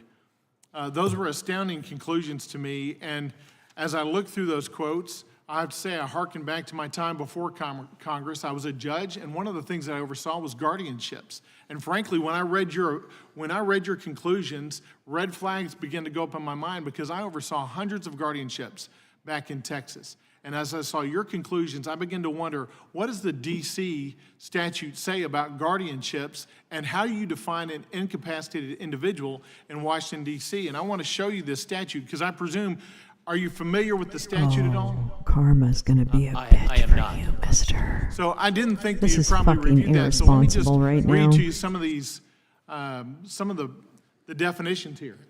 An adult whose ability to receive and evaluate information effectively Listen, in order to cappuccino communicate monkey. decisions is impaired that to such an pointer and extent that shove he or it right she up your lacks ass, the capacity okay? to manage all or some of his financial resources. That's the first part of the definition of incapacity, an incapacitated individual under the guardianship statute in the District of Columbia. And quite frankly, I see tons of overlap from what you set forth in your testimony, in your Well, written then you're report, an and the irresponsible definition here. The fuck. phrases are almost identical.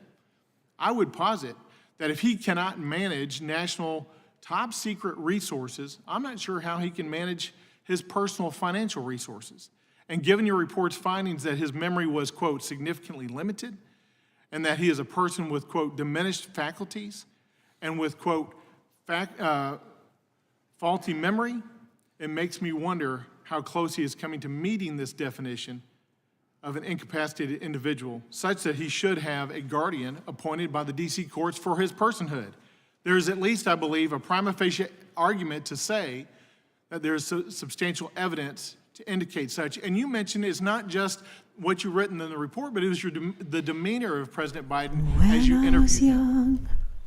I'll say in conclusion, whether he does or does not meet this definition, I believe your findings raise significant concerns about his current fitness for the office of president and certainly his fitness going forward in the future. And I appreciate the fact that you were brazen enough to raise this issue in this report because you knew this would be significant in your findings, but you did so based on a very significant, very detailed, very thorough, independent report. And I praise you for that, doing your duty in such a way. Thank you, Special Counsel. I yield back. Gentleman yields back. I started too high. Mr. Herr, we Okay, have wait, votes let on me the start a floor. little We have a lower. few more members who will do their Wait, we 5 have to minutes speed of ahead, I questioning. think. Hold So we're on. going to recess. Let me do my job And here. then we will convene I'm gonna do my 10 job minutes here. after Hold the on just conclusion a of the minute. last vote. I believe we only Hold have a couple on votes. just a minute. 2 votes. We don't have much to So, go. but, you know, Congress, that'll take a while. Recess, But recess, we'll get back here as soon as we can. recess, And, recess. There's Beep. All right. You Here we go. also noted a little bit below that, for the reasons summarized below, we conclude that the evidence does not establish Mr. Biden's guilt beyond a reasonable doubt. You still share that, you still hold that view? I do. Okay, and even though you objected to the use of the word exonerated, from your perspective, he's been cleared of all criminal charges in your investigation. Is that fair? I determined that based on the evidence, criminal Before charges you are all not decide warranted. I can't Okay. sing. And I did want to Which you might not be wrong. go to the issue of material distinctions that you raised in your report between President Biden and former President Trump. We've got a document up here that lays some of it out, and you've answered some questions about this already, but you know, I think it seemed to be highly relevant in your analysis that President Biden cooperated, and I wanted to walk through a couple of those points. One is that he turned in classified documents to the National Archives and to the Department of Justice upon request. Is that fair? That was a factor that we considered, yes, Congressman. All right, he cooperated with your investigation? Yes, Consented to the search of multiple locations, including his house? correct. Sat for a voluntary interview? Yes, And that was 5 hours over 2 days? a little over 5 hours over 2 days. Okay. Turned over and allowed investigators to review handwritten notebooks he believed to be his personal property. Correct. Now, with respect to the comparison with former President Trump, and I believe this is on page 11, which is still in your executive summary.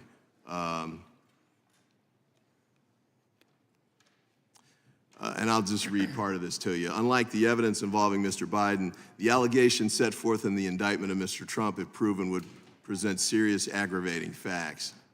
Most notably, after being given multiple chances to return classified documents and avoid prosecution, Mr. Trump allegedly did the opposite. According to the indictment, he not only refused to return the documents for many months, but he also obstructed justice by enlisting others to destroy evidence and then to lie about it. In contrast, Mr. Biden turned in classified documents to the National Archives and the Department of Justice, consented to the search of multiple locations, including his homes, sat for a voluntary interview, and in other ways cooperated with his investigation. That's from page 11 of your report? I see that language on page 11. All right, and you still stand by that language? I do, sir. Okay.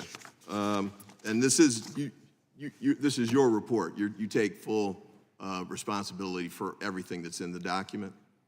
I do. I stand by every word in it. All right, all right. Wanted to ask you a couple of questions. One is with respect to the surprising line of questions you got right before we broke about guardianship, which seems to me like a dramatic stretch of the anything that was remotely involved in your report. Did you raise any kind of issues about Mr. Biden needing guardianship or anything along those lines? Nothing relating to guardianship appeared in my report. Okay. And so I guess you made the one point about him being an elderly man with poor memory, but are you saying did you say anywhere in your report that you thought not only would he be unfit to handle his own finances, but he'd be unfit for public office? My report did not include any opinions on those issues.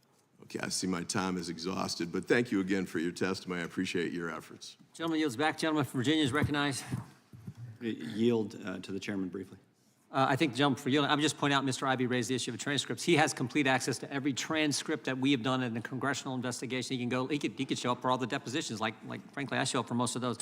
So he has complete access to that. What we don't have is access to the transcripts of all the witnesses. We only have Mr. Biden, and we don't have access to the audio tapes of all the witnesses, which is will what the we're gentleman seeing. yield? It's not my time. I yield back to the gentleman from Virginia. You're speaking, but it's not your time. It's my time. You yield it to- Oh, wait. I thank the gentleman. And making Special Counsel Hur, love thank was you for just being here. fun. Your story is an impressive one. Your achievements are Those days impressive as well. You've been a are prosecutor for many years, correct? Yes, sir. I was not a Living prosecutor for alone. more than a couple of years, but think I of still all remember the my friends record in I jury trials. Do you know. remember your record? It'll take me a little When time I to reconstruct, dial but I think I could get there. Is it above 500? It is above 500, yes, sir. Nobody's Well, home. I'm curious because the evidence that you All outlined in by your report is pretty significant when it comes myself. to evidence that after Don't his vice wanna presidency, be and I'm reading from all the report, Mr. Biden willfully retained by marked classified myself documents about Afghanistan and unmarked classified handwritten notes in his notebooks, both of which he Hard stored in to be unsecured places in his sure. home. Further, you noted that there's Sometimes I evidence that he feel so willfully retained the classified insecure. Afghanistan documents, including the Thanksgiving memo, and had a strong And motive love to so keep such distant classified and documents. obscure You outline what that motive is. Can you tell me remains what is the cure. motive for keeping the Thanksgiving Day memo? One of the motives that we All addressed in the by report was the issue of whether or not a troop surge should be Don't sent wanna to be Afghanistan in 2009 all was a hotly by contested and debated issue within the Obama administration back in 2009, anymore. and one in which then Vice President Biden had a significant role and he felt very strongly about. Oh, don't wanna President live Biden all believed President by Obama's 2009 troop surge was a mistake on par with Vietnam, and wanted the record to show that he was right about Afghanistan, that his critics were wrong, and that he had opposed President Obama's mistaken decision forcefully when it was made, that his judgment was sound when it mattered most. Does that sound correct? That language sounds familiar from the report, yes. Okay. Making love was just for That fun. is pretty significant in terms of a Those motivating days are factor for gone. retaining those documents, wouldn't you say? That would be a factor that a jury would assess in All considering whether or not Mr. Biden had criminal intent. myself. I also know that Don't wanna be President Biden was all working with a by ghostwriter on a book, myself Marcus Wanneker, anymore. Correct. and Don't your investigation by concluded when myself. President Biden Don't began wanna work on his memoir, live correct? all At by what time did your investigation myself With respect to the second anymore. book published in 2017, we identified evidence that Mr. Biden began recorded conversations with Mr. Zwanitzer in 2016 before the end of Mr. Biden's vice presidency. No, understanding that don't while Mr. wanna, Zwanitzer don't interviewed wanna President Biden, live by classified information from his notebooks myself. nearly verbatim, No, sometimes no, from no, wrong no, notes, no.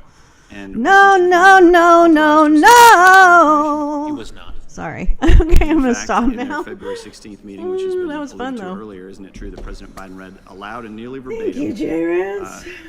classified information You just seem so regarding lonely actions over there in the of U.S. military GOP. leaders and the CIA director relating to the foreign country and a foreign terrorist organization? I believe that occurred, that was captured in a recording later in 2017, I believe in April of 2017, not February. Okay. And Mr. Zwaniter became aware of your appointment as special counsel, correct? At some point, Mr. Zwanitzer did become aware of my appointment, yes. And upon learning of the investigation, Mr. Zwaniter deleted digital audio recordings of his conversations with Mr. Biden during the writing of the book, Promise Me, Dad. Correct. Did investigators with your office interviewed Mr. Zwaniter about the deleted recordings, and he admitted that part of his motivation for deleting this recording was because he was aware there was an investigation, correct? Correct. And did this conduct raise concerns with your office? It did. We considered it Hi, to holy be fuck. significant evidence that we needed to follow up on. Significant evidence, and I would argue that you also had significant evidence surrounding the retention of these documents, the storage of these documents, and even though there was a bit of a disconnect between what a reasonable juror could conclude, the intent was there, the motive was there for the book, for exoneration, and I would argue that you had enough to move forward. My time has expired. I yield back. Gentlelady from Vermont is recognized for 5 minutes. Thank you, Mr. Chair, and thank you, Special Counsel Herr, for being here today. I know it's been hours and hours, and I really appreciate you staying to the bitter end here. And I think it speaks to the possibility and promise afforded by this nation that you, as a child of immigrants, sit here as special counsel, and I, as a child of an immigrant, sit here as a member of Congress. Sorry. I thought There is a she was lot that's been Republican. said today, and part of the challenge that I have is trying to translate this for my constituents back home. And so I want to start with sort of the top line. So you were tasked with identifying whether criminal conduct occurred regarding The classified mifestrapone, or whatever the after Plan over a B year of pill, investigation, SCOTUS including hearing is coming 150 up witness on, I believe, interviews March and over 7 26th. million documents reviewed, We have a stream you wrote in scheduled the for first that. sentences So that's of going to be the heard by the executive Supreme summary, Court quote, in this "We month. conclude that no criminal charges are warranted in this matter. We would reach the same conclusion even if Department of Justice policy did not foreclose criminal charges against a sitting president." Were those your words? Yes. Thank you. So let's get into it. Mr. Herr, at any time did DOJ leadership or the Attorney General attempt to influence the outcome of your investigation? No. Do you believe it's important that the special counsel investigations or any DOJ investigation be The impartial and DOJ free of leadership, influence the from dog political leadership, they actors? would have gotten this case done Do you much believe sooner. you were independent and thorough in your report? Yes. Do you believe, do you think it's true that you received no pressure from Attorney General Garland in this matter? That's correct. Is it Lots true of that you chili had cheese all of the dogs. resources that you needed enabled for you to conduct your interviews, to conduct your investigation, and to complete your report? Yes. Is it true that you recommended that the Attorney General decline to charge President Biden? I submitted a report to the Attorney General explaining my decision that criminal charges were not warranted in this matter. Right, so you said on page 1 of the report, quote, "We conclude that the evidence does not establish Mr. Biden's guilt beyond a reasonable doubt." Is it true that your report ultimately concluded that the evidence did not support a finding beyond a reasonable doubt that President Biden willfully retained classified materials? Yes. Is it true that President Biden cooperated with your investigation? Yes. Is it true that President Biden sat for an interview with you the day after the October 7th attacks in Israel in the midst of an international crisis? He sat for interviews over 2 days, October 8th and October 9th. Thank you. Is it true that that President Biden allowed the FBI to conduct thorough searches of his home and his beach house? Yes. Is it true that your report found multiple possible innocent explanations as to why the classified documents ended up where they did? As part of our analysis, we walked through a number of different explanations that defense counsel could present at trial if this case were charged. And as you said on page 6 of your report, quote, "In addition to this shortage of evidence, there are other innocent explanations for the documents that we cannot refute." Your report reads... I see that language, yes. Thank you. Your report reads, "With one exception, there is no record of the Department of Justice prosecuting a former president or vice president for mishandling classified documents from his own administration. The exception is former President Trump." Am I reading that correctly? Yes. Is it true, or is it correct that your report recommends no charges and that you would be, that would be the case even if he were not a sitting president? Correct.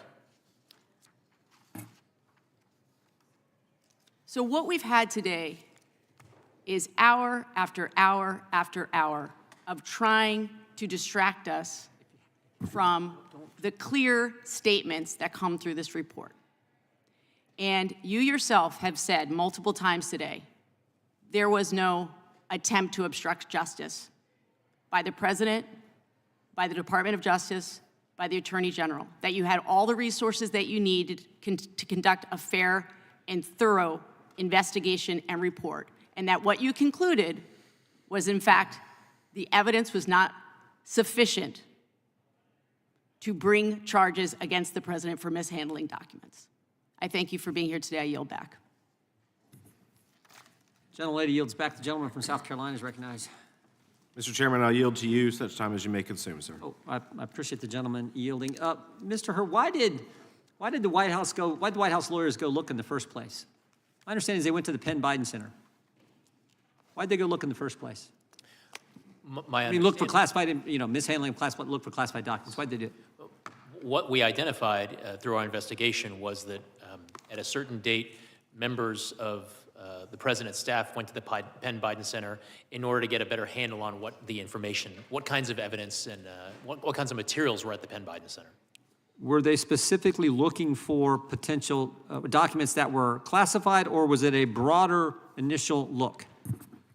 My understanding is that it was a broader initial look, and I'm looking at Chapter 14, page 257 of my report, about a visit in Right. March 2021 to Right. the Penn Biden Center. Okay, in March. In March of 2021. And was this after the Justice Department began their investigation into President Trump? I confess I don't have the date of the beginning of the investigation into President Trump at hand, Chairman. I believe it was the same month. I mean, I believe it was after, so I was just curious of that. Now, one other thing I think is important for folks to understand is President Biden had this information everywhere. I mean, you said they initially went to the Penn Biden Center. Which location was it at? Do you remember when they initially did their look? Was it at the transition office? Was it at the temporary Penn Biden Center in Chinatown? Or was that at its current location where the Penn Biden Center currently sits here in, final location, I guess, in D.C.? You remember? I believe the visit that I referenced in March 2021 that's described on page 257 was to the Penn Biden Center's permanent and current location. Permanent and current. So there were three places, those three places classified information was at. Is that fair to say? That's correct. The initial transition office, immediately after the end of the vice presidency, the Penn Biden Center's temporary office, and then the Penn Biden Center's permanent office. Okay, so those, and then you had the University of Delaware Library, So that's really the University of Delaware Biden Center, right? So that's 5 total, and then you had multiple places in his home. Correct. The garage, the den, the office upstairs, and the office downstairs. Correct. So what is that? That's like 9 different places. I've lost count, sir, but Yeah, that exactly. sounds right. It's everywhere, and it was documents over a 50-year time frame. And then by comparison, because the Democrats want to keep comparing to President Trump's classified documents right at his home with Secret Service protection. I don't know that they're anywhere else, were they? I'm not aware of other locations, President. Yeah. I think that's an important distinction. I would yield back to the gentleman for South Carolina. Appreciate him yielding. Thank you, Chairman. Briefly, I know we've got 2 minutes left, but Mr. Herr, how would you define willful?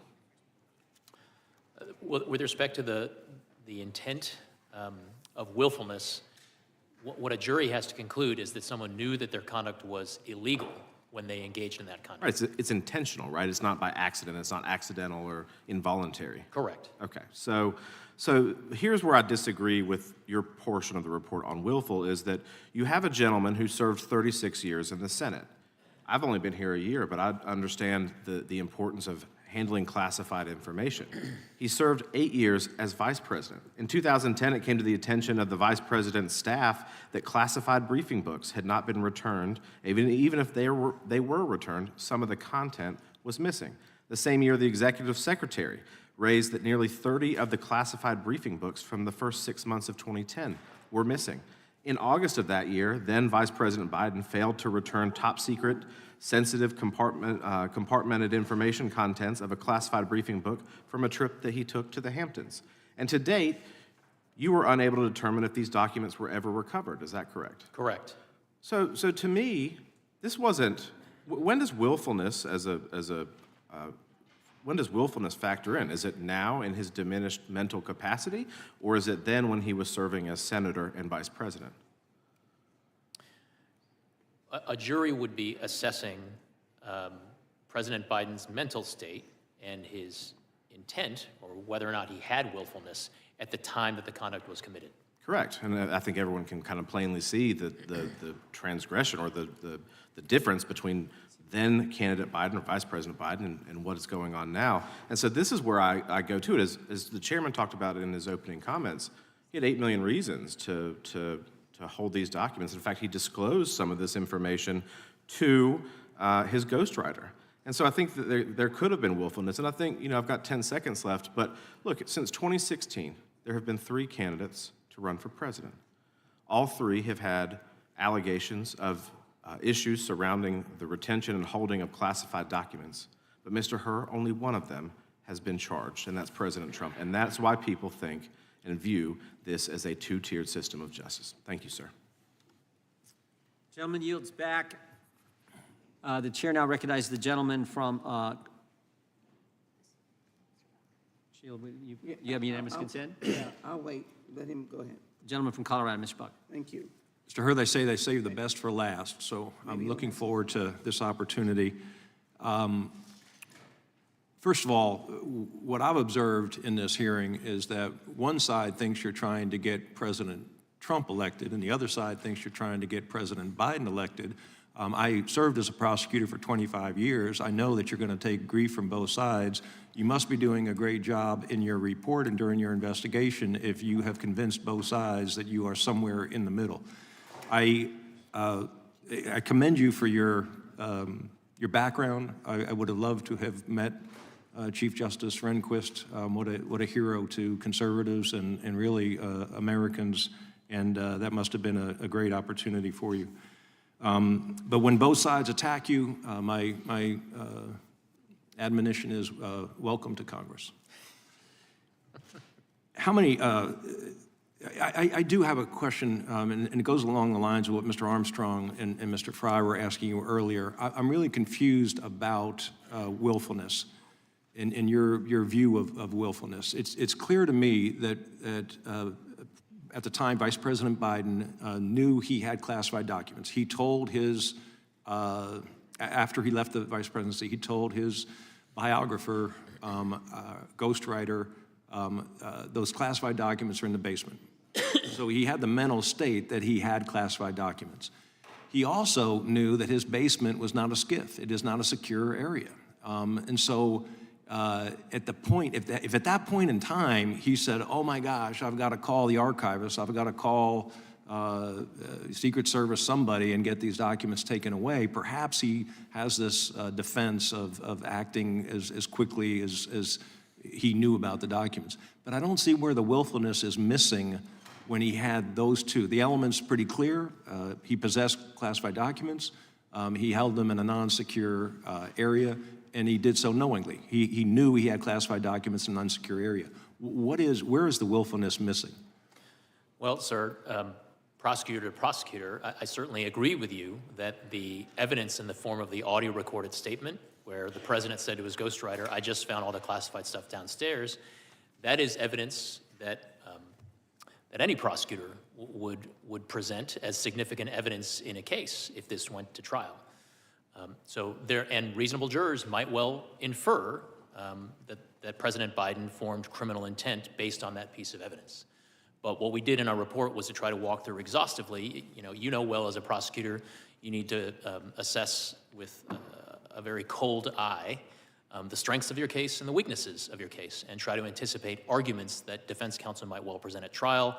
And what we tried to do in our report was to walk through potential arguments that would be presented by defense lawyers at the president's trial, and to determine how, by our judgment, how jurors would receive and perceive the evidence presented, including but not limited to evidence relating to the president's memory gaps that were in various pieces of evidence that we assessed. So how do you overcome that recording where he says, I've got classified documents? He's 30 years in the Senate or whatever it is. He obviously knows how he has to treat classified documents. I've got classified documents in the basement. What is the defense to that? That it was a made-up recording? That it wasn't his voice? That everyone was wrong?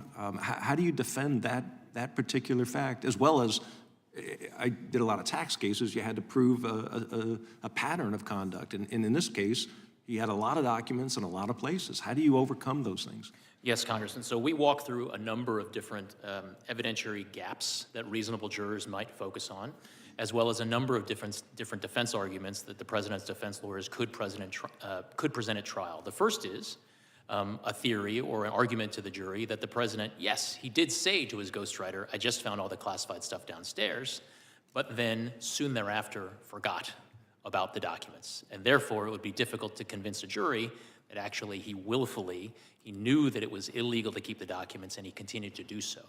A second argument that we considered is that perhaps these documents never actually were in Virginia in his private rental home there. Perhaps the documents were there by virtue of staff or himself having those documents at the Delaware home from the time that he was still vice president all the way through the time of their being discovered. And finally, another theory that we walk through in the report is that there were 2 folders of marked classified documents relating to Afghanistan found in the box in the president's Delaware garage. One of them contained national defense information, and the other, it would be a more difficult task to persuade a jury that it did contain national defense information. So that argument would be premised on perhaps the president was referring to the one folder that didn't contain national defense information, but was not. It would be difficult for the government to prove beyond a reasonable doubt that he possessed the one that did contain national defense information. So I just laid a lot on you there, but we do our best to explain that at some length in the report. Thank you. I yield back. Gentleman yields back. Mr. Chairman. Gentlelady from Texas, recognized. I thank you. There's been a lot of time being shared, Mr. Chairman. I asked your very brief indulgence. Wait.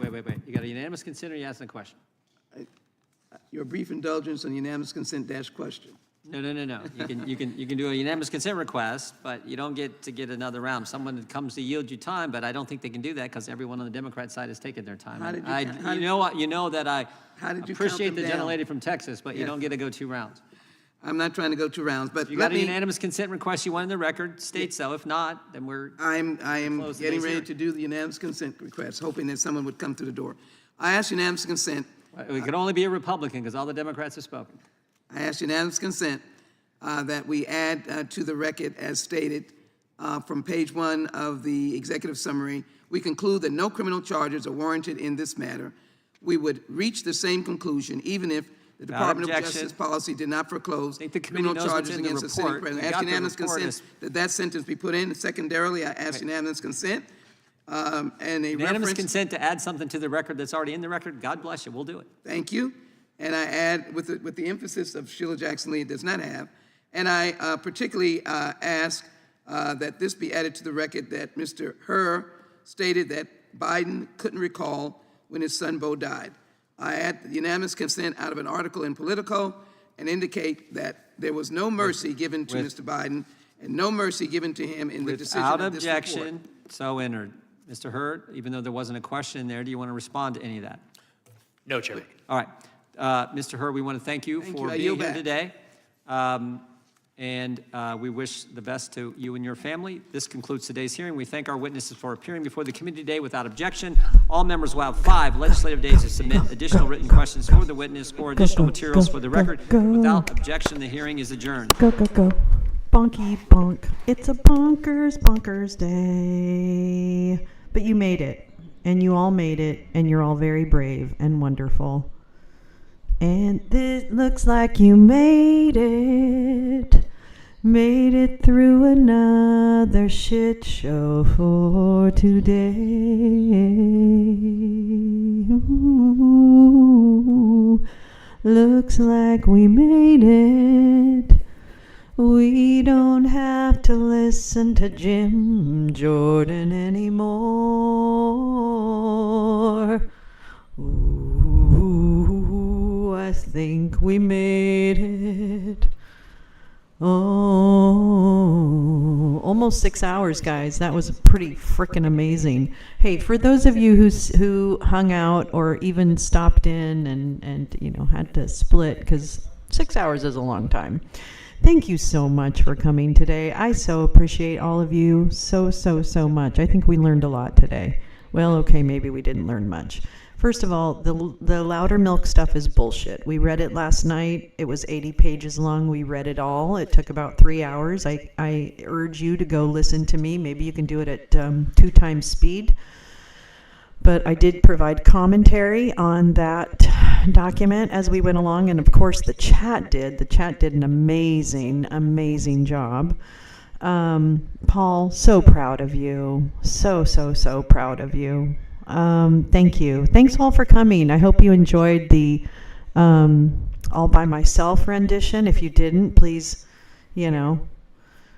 scroll back and listen to my rendition of Eric Carmen's great hit, All by Myself, sung to the background of some Republican questioning. All right, I will be on live tonight, late, probably about 8. I think it's 8 o'clock or 8:30 or something, with more of the book. God damn it, I'm going to read some more of the book. So Democracy Awakening will be coming. Yes, today we learned about Chicago hot dogs and good potato salad. I think that pretty much does it. Yeah, kiss, kiss, hug, hug. Thank you so much, everyone, really, seriously. Thank you to my beautiful friends who moderate. And by moderate, I mean are here. And also, Gal, thanks for sharing all those great links earlier. Those are so, I'm so grateful to you for all the information you always share with all of us. We learn so much because of you, so thank you. And Dempsey, you as well. Lots of people come in with information. All right, I love you all too. Val, be safe out there on the roads. Okay, see you tonight, hopefully. All right, take care.